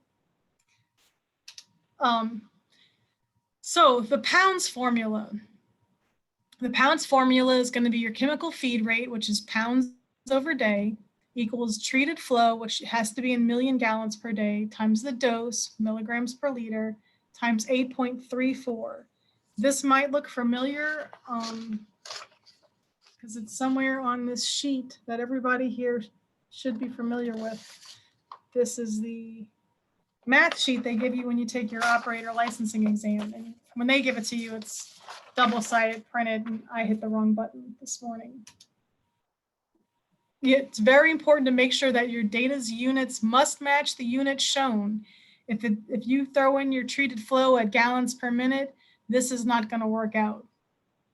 You'll have to convert. And you can find those conversion factors in this PowerPoint, and they also have them in the operator math sheet. The unit for the feed rate is weight-based, as in pounds per day. for feed rates that are volume based, such as milliliters per minute, gallons per hour, or gallons per day, you must convert to pounds per day, taking into account the chemical's specific gravity, which usually specific gravity can be found on the SDS for your chemical. Carrick asks for a copy of the math sheet. Tyler, could you go to the operator certification website and grab the link to it and throw it up in the comments for me? And Rory admitted that he's never used the slide rule. So the Davidson pie wheel, again, here's the pounds formula that we showed before. But here it is in a handy dandy pie wheel configuration. So the pie wheel is actually on the operator spreadsheet. And we're going to show you why this makes it handy dandy. So you have your pie wheel, and you can see each part of this matches up to a part of the pie wheel. So anytime, so the slash that goes horizontally through the middle of the circle, you got to think in your mind, think of that as a division sign. The angular slashes at the bottom of the pie wheel, like that makes it look like pizza slices, those are multiplication symbols. All right, here's how we're going to use the Davidson pie wheel. So that beige circle, you have to envision it, it's like your finger or your thumb. So you take your finger, you put it over the pie wheel because that's what we're trying to find. And then you know you got to fill in the pizza slices at the bottom and multiply them together. And that's what's going to give you what your finger is covering. So to solve for one of the wedges on the bottom, you simply cover that pie wedge, whichever one of the two you're looking for. So if you're looking for your dose, you're going to cover your dose pie wheel. And then you're going to fill in these other things. This one he chose treated flow. So we'll cover up the flow in the pie wheel or the dose. So the main thing to keep in mind is that MGD, yes, million gallons per day. Is that if your units don't match, you have to convert. So the feed rate unit is weight-based, pounds per day. Usually, like if you have like chlorine on a weight scale, like if you measured it in the morning before you started making any water, and then you weighed it again at the end of the day and you subtracted the two, well, that's how many pounds of chlorine you've used in that day. And that's what is in the Davidson pie wheel. But a lot of water systems, they don't keep that, they don't use it that way or keep up with their chemical feed in that manner. So they'll have it in milliliters per minute or gallons per hour or gallons per day or gallons per minute, which is a volume-based weight. So they have this handy dandy chart here that teaches you or shows you how to do your conversion. And I actually have taken a picture of this chart and it's saved in my phone. I have a photo album in my phone that I call work reference. So a lot of times when I'm standing in the field or I'm trying to help somebody or discuss things, I can go to this folder and I have this conversion. I have a little cheat sheet that reminds me of when I'm doing my pocket colorimeter, if the high range goes in the plastic or the glass vial or the low range, because even though I know that most days, there are those days where everything flies out of your head and it's very nice to have a little reference manual. And I've always been taught to double check everything and not assume because, you know, like if an engineer makes a mistake on a formula, like a building could fall down. So it's always better to double check that formula. So example 1, a system's rotometer shows a gas chlorine feed rate of 40 pounds per day. The well's flow meter reads 1,200 gallons per minute. What is the free chlorine dose? So this is where you should pull out your calculator and start doing some math. So you, in your mind, you can have your Davidson pie wheel. If I hit next, is it going to show the answer, John? I don't remember. No, it'll show the pie wheel. Okay. Oh, so these are instantaneous readings. So hit it again and it's okay. The first thing you do is draw the pie wheel. Draw the pie wheel.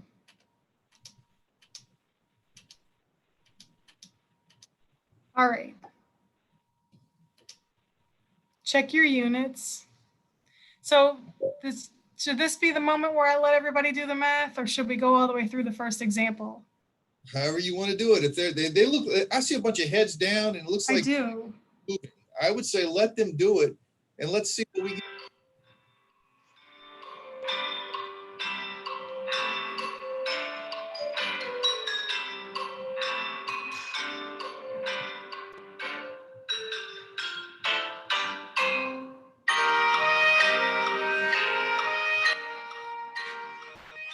Hopefully you're not distracting them, because if they have any mistakes, it'll be because of that music you selected. Well, the good news is it's not going to cost anybody like $2,000.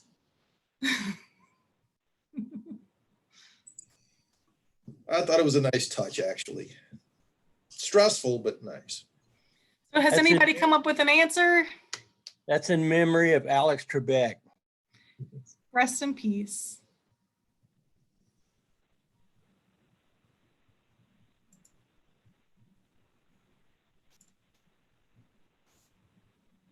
Uh-oh. What is happening? So you see it again? No, it's like super huge. There it is. Okay. Okay.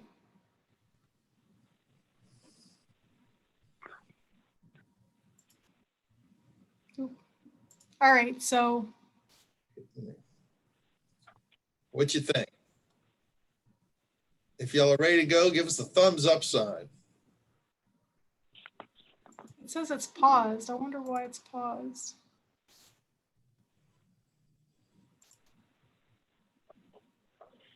Working on my side. Let me fix it again. Show it. All right. Uh-oh. Do you see it? Yeah, it started to answer. Let's check in the first one. Oh, I must have hit a button. All right, so.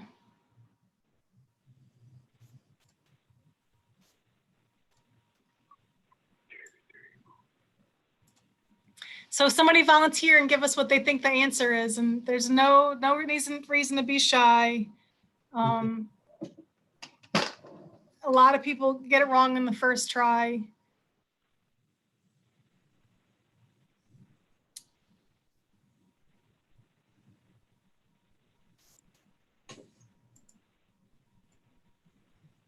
Maybe run through the first one.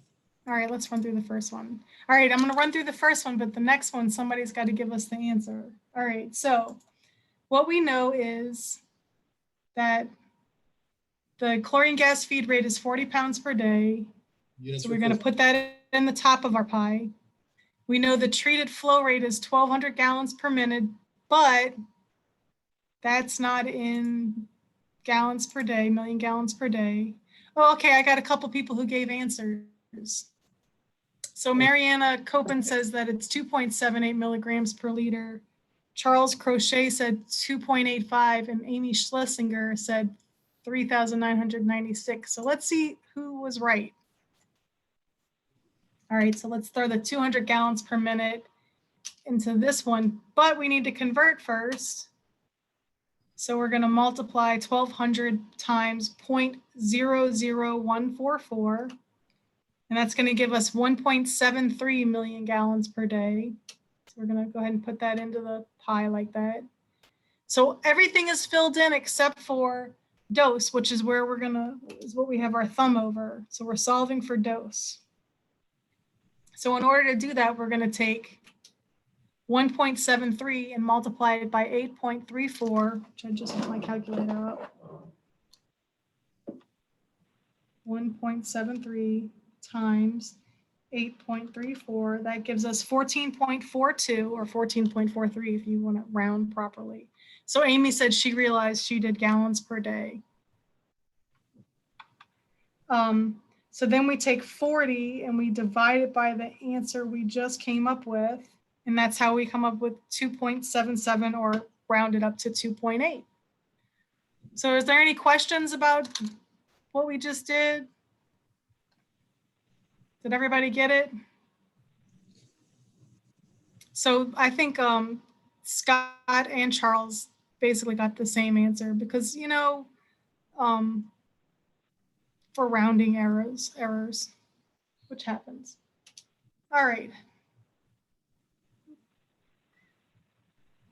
Dennis Petrie got it too. All right, so let's go on to the next one. Oh, so this shows the converting of the units. This is a longer way of showing where that information from the chart came from. And anytime you don't have the chart and you have to do this, most people will be able to remember that there's 60 minutes in an hour. Most people who work, for sure, when you're counting down how many minutes are left on Friday, there's 60 minutes to an hour, and there's 24 hours in a day. And then obviously there's 1 million gallons per 1 million gallons. So you cross these units off, and what you're left with is 1,200 million gallons per day. Then you multiply the two known bottom wedges of the 1.73 and the 8.34, and you get 14.43. And then you divide the top wedge by the bottom wedge, and now you have your dose. All right. Example 2, a system feeds 90 mils per minute of 15% sodium hypochlorite, also known as bleach, and which has a specific gravity of 1.2. The well's flow meter reads 1,200 gallons per minute. What is the product dose? What is the dose of the product? And what is the bleach dose or the sodium hypochlorite dose? So these are instantaneous readings again. And here's what we know, and the conversion chart is up in the top. So I will give everybody a few minutes to. So why don't you draw the chart for them as a starter? So the first thing you do is draw and fill the pot. Chemical feed rate, flow at MGD, 8.34, and the dose. Check your units. Uh-oh. That's a hint.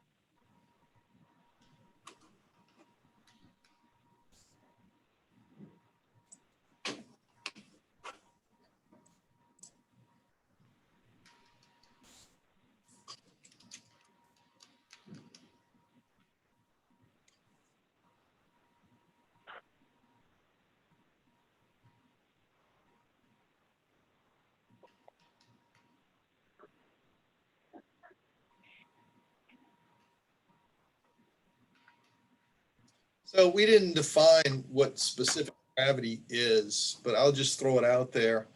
It's the density of the product to the density of water. And that's what it is in this case. And so specific gravity of 1.2 means that the product is denser than water. If it's larger than 1, it's denser than water. 1 would be the specific gravity of water. Hydrocarbons, light things that float on top of water, will have specific gravities less than 1.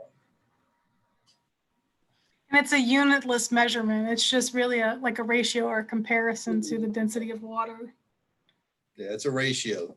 The density of a substance to the density of water.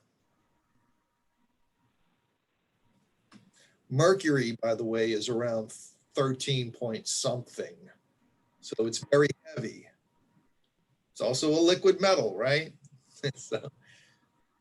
But And it's yeah, also it's specific. bad for you. Like when some people were kids, you got to play with mercury in school, and now they don't let you do that anymore. It's a horrible idea to play with mercury. You ever heard mad as a hatter? That comes from when they used to work felt hats using mercury to soften it. And all of the hatters who did this in England were crazy. So they came up with the term mad as a hatter. Well, they were all suffering from mercury poisoning.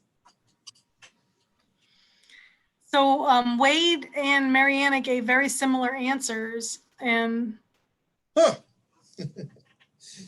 it's consistent. It is consistent. So are those answers to what the dose of the product is?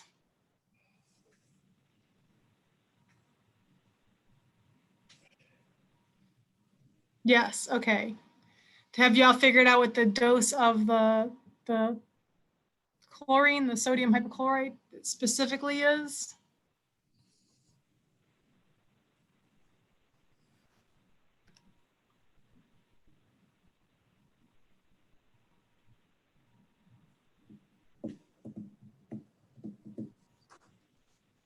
All right, it looks like we got several answers in there in the chat. So is everybody ready? Did everybody feel like they had enough time to do math? Are you ready for me to move on? If you have a video, you could nod your head yes. If you had enough time, give us a thumbs up. Thumbs up is better. You can applaud using the clap symbol on, I'm seeing some thumbs up.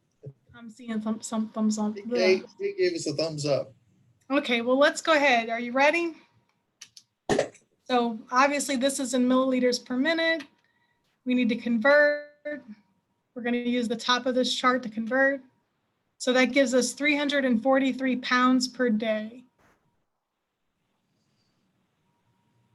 And then this is again in gallons per minute. We need to convert. It's the same as last time, 1.73 million gallons per day. So we're going to fill in our circle. The only thing left is dose. Imagine my thumb going over the dose. So the answer is 23.8 for the product dose. And several people did get this or came close to this. But the product dose is 3.6 part per million. And the reason for this is because when it gives you a 15% solution, that means that if you have a gallon or what have you of sodium hypochlorite like bleach, if it's a 15% product strength, that means only 15% of that total volume is the actual chemical and the rest is water or filler or what have you. So only 15% out of that whole gallon is the actual product. So 15% of 23.8 is 3.6. Go ahead, John. I'd just like to add that it's always important to know the product dose because, again, remember, every chemical that you add to water has an NSF max usage dose. And that product dose is what you would compare to the max NSF dose. And you can't exceed that NSF dose. But if you want to achieve a residual, you're going to look at the bleach dose. And that'll give you an idea of how much free chlorine you're adding. The NSF has a free website where you can go search for any chemical that can be added for water, and you can see the maximum dosage that's allowed. And then you can also see like little notes that are added, like with some products, it'll warn you that even if you do the max usage, you got to make sure your like aluminum's not over a certain number, or some of them will say that those chemicals are approved for water, but only for like cleaning and disinfecting a tank. Like it shouldn't be added to water just for drinking. You know, it'll have like notes in it. So anything you're adding to your water, it's always good to go check that NSF website. You forgot to multiply by the 1.2. That makes sense. Your number was close, but that specific gravity gets you sometimes. All right, so here we go, showing again the converting of the units, the 1,200 gallons per minute times 60 minutes per hour times 24 hours per day times gives you that 1.73. And then the milliliters per minute to pounds per day with the specific gravity of 1.2. again, does the minutes, the days, the hours, but then the last conversion, which is the gallons to 3,785 milliliters. And then the 8.34, which is the pounds per gallon conversion with times 1.2, that's what gives you the 343 pounds per day. And then you multiply the two bottom wedges, you get 14.4. You divide the top wedge by the 14.4, that's where the 24 milligrams per liter comes from. And then once you get that, you multiply it times 15% or 0.15. And that gives you because anytime you see percent, you divide that percent number by 100, and that's what you multiply by your number. So 3.6 milligrams per liter or parts per million, which is the same. Thanks for clarifying that. That was 100%.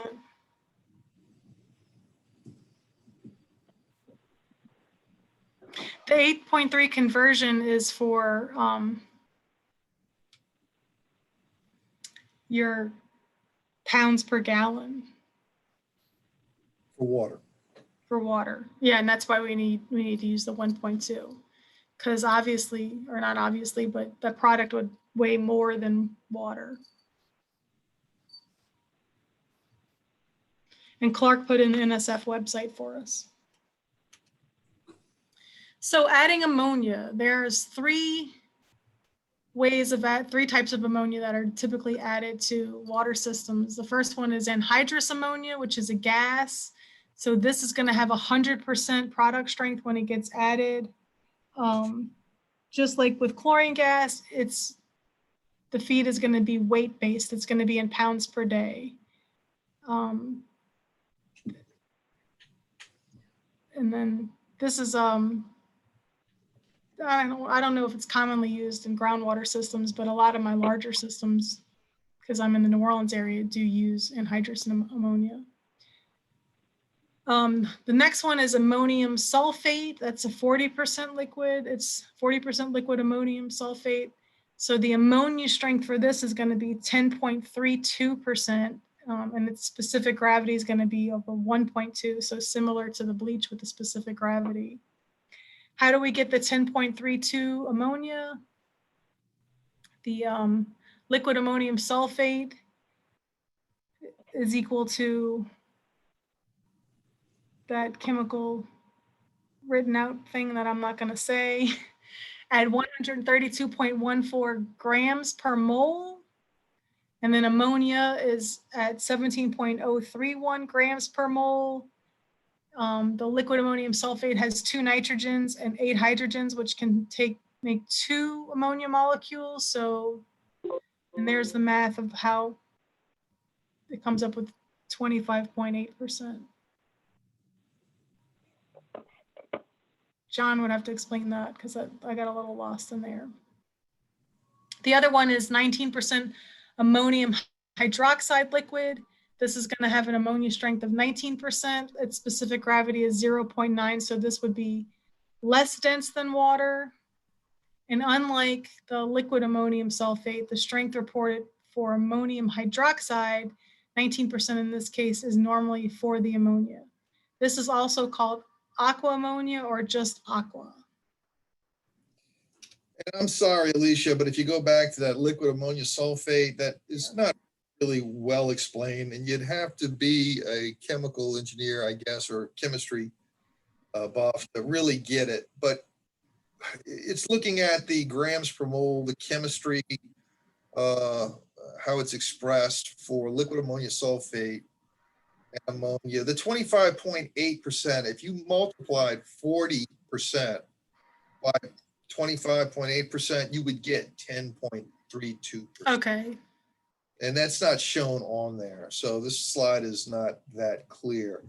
But I would just say if you're using a liquid ammonia sulfate or an ammonium hydroxide, you would confirm with the vendor whatever the ammonia strength is. You don't necessarily have to do this chemistry. You'd say, hey, look, for this product that's a liquid ammonia that you're providing me, what is the percent strength free ammonia? I need to know that to do my calculations.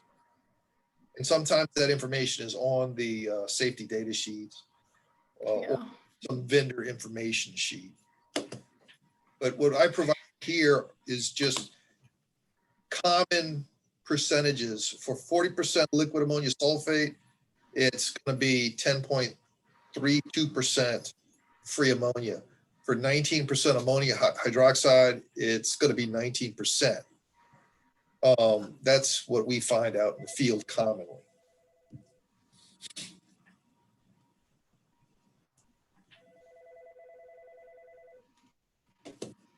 So Kate asked if 15% strength is applied after the division, not just the top number.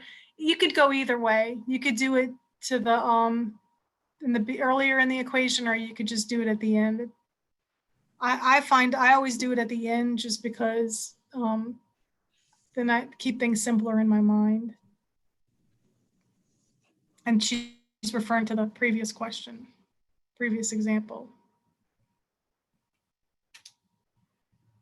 So using naturally occurring ammonia, depending on the instrument you use, free ammonia can be reported as ammonia, which is free ammonia as ammonia, or free ammonia as nitrogen. It's important to keep in mind the distinction between the two.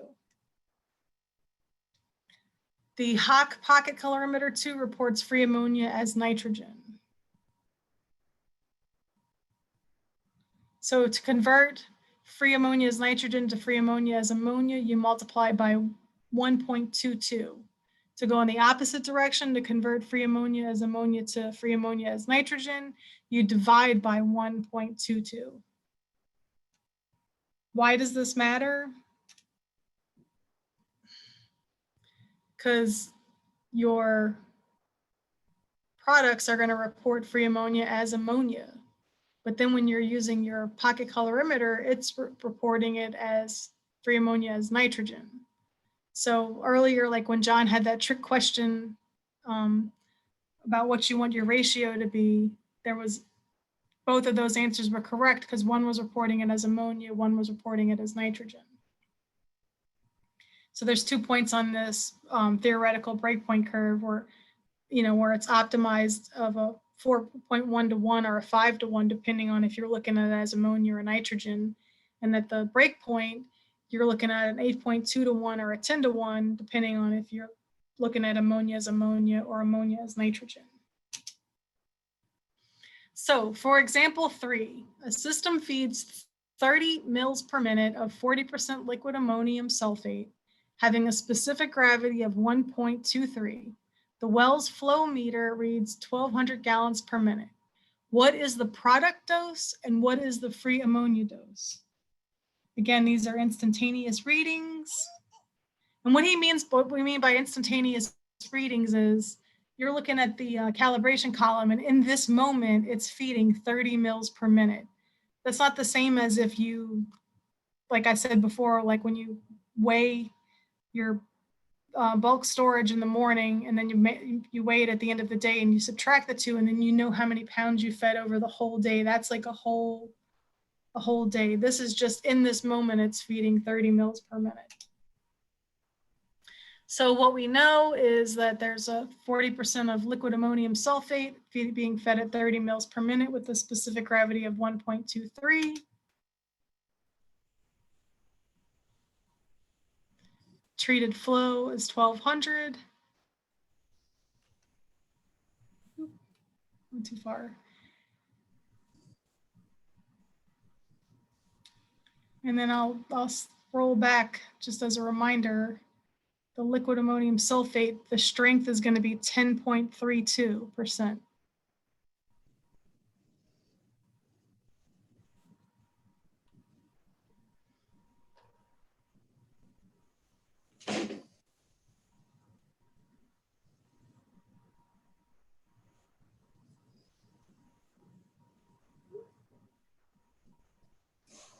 Where's our Jeopardy theme song?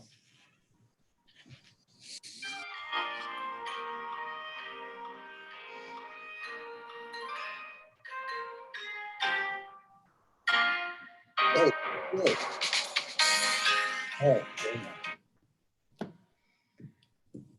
Oh, All right, so we got one person who gave us an answer in the chat.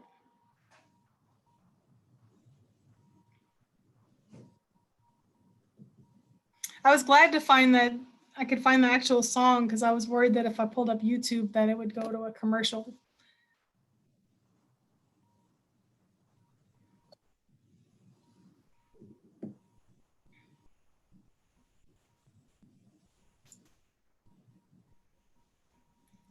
That was the sound of somebody in the waiting room, but I don't know how to pull the waiting room up while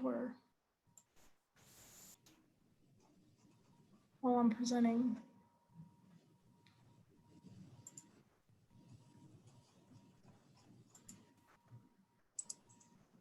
All right, we got a couple of answers in the chat. So did everybody feel like they had enough time to do the math? Does anybody want to shout out their answer?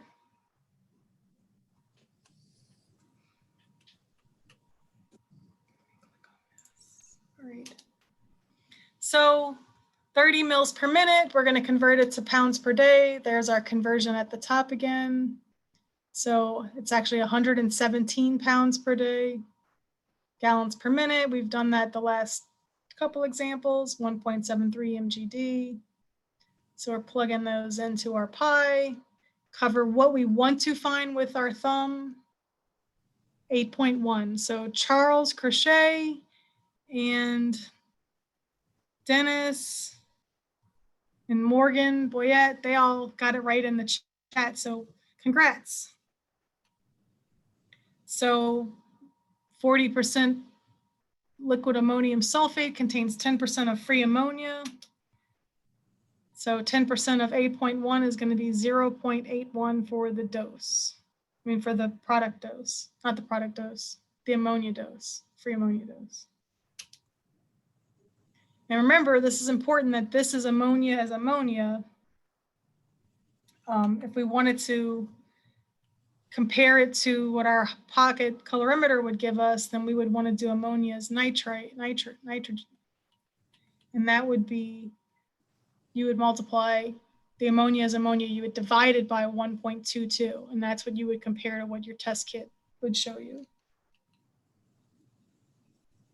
And that's it for the math. And again, Put the pie chart up there one last time before we go. All right, so the pie chart is just a, if you're not comfortable with the equations, it is a way of dealing with them. And I like it. I'm a very visual person. And it's simple to use. And with that conversion table, it's pretty easy and painless. But you do need to understand where those conversions are coming from. So it's good to run through it old-fashioned way, I would recommend. But this is what a lot of our operators use out in the field when they do dose calculations. So it's the same thing we're doing. and there's apps for the conversions, which I do use.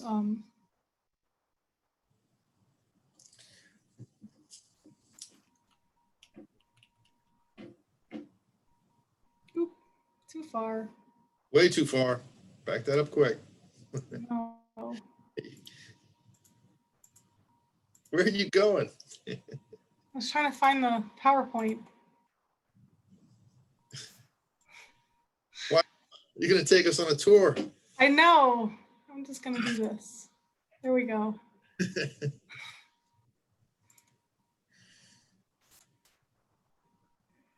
Oh, well, I think I closed it on accident. It's not showing up for me. So anyway, there's something in the chat.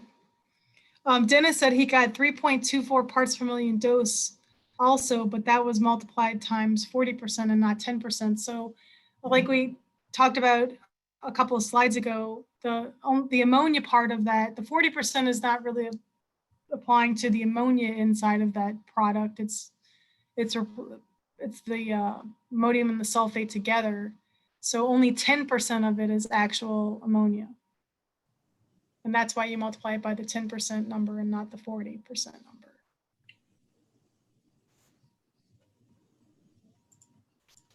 I don't understand why I can't get the PowerPoint to pop back up. Apparently I need to be a millennial, so. So again, if you like this, got it.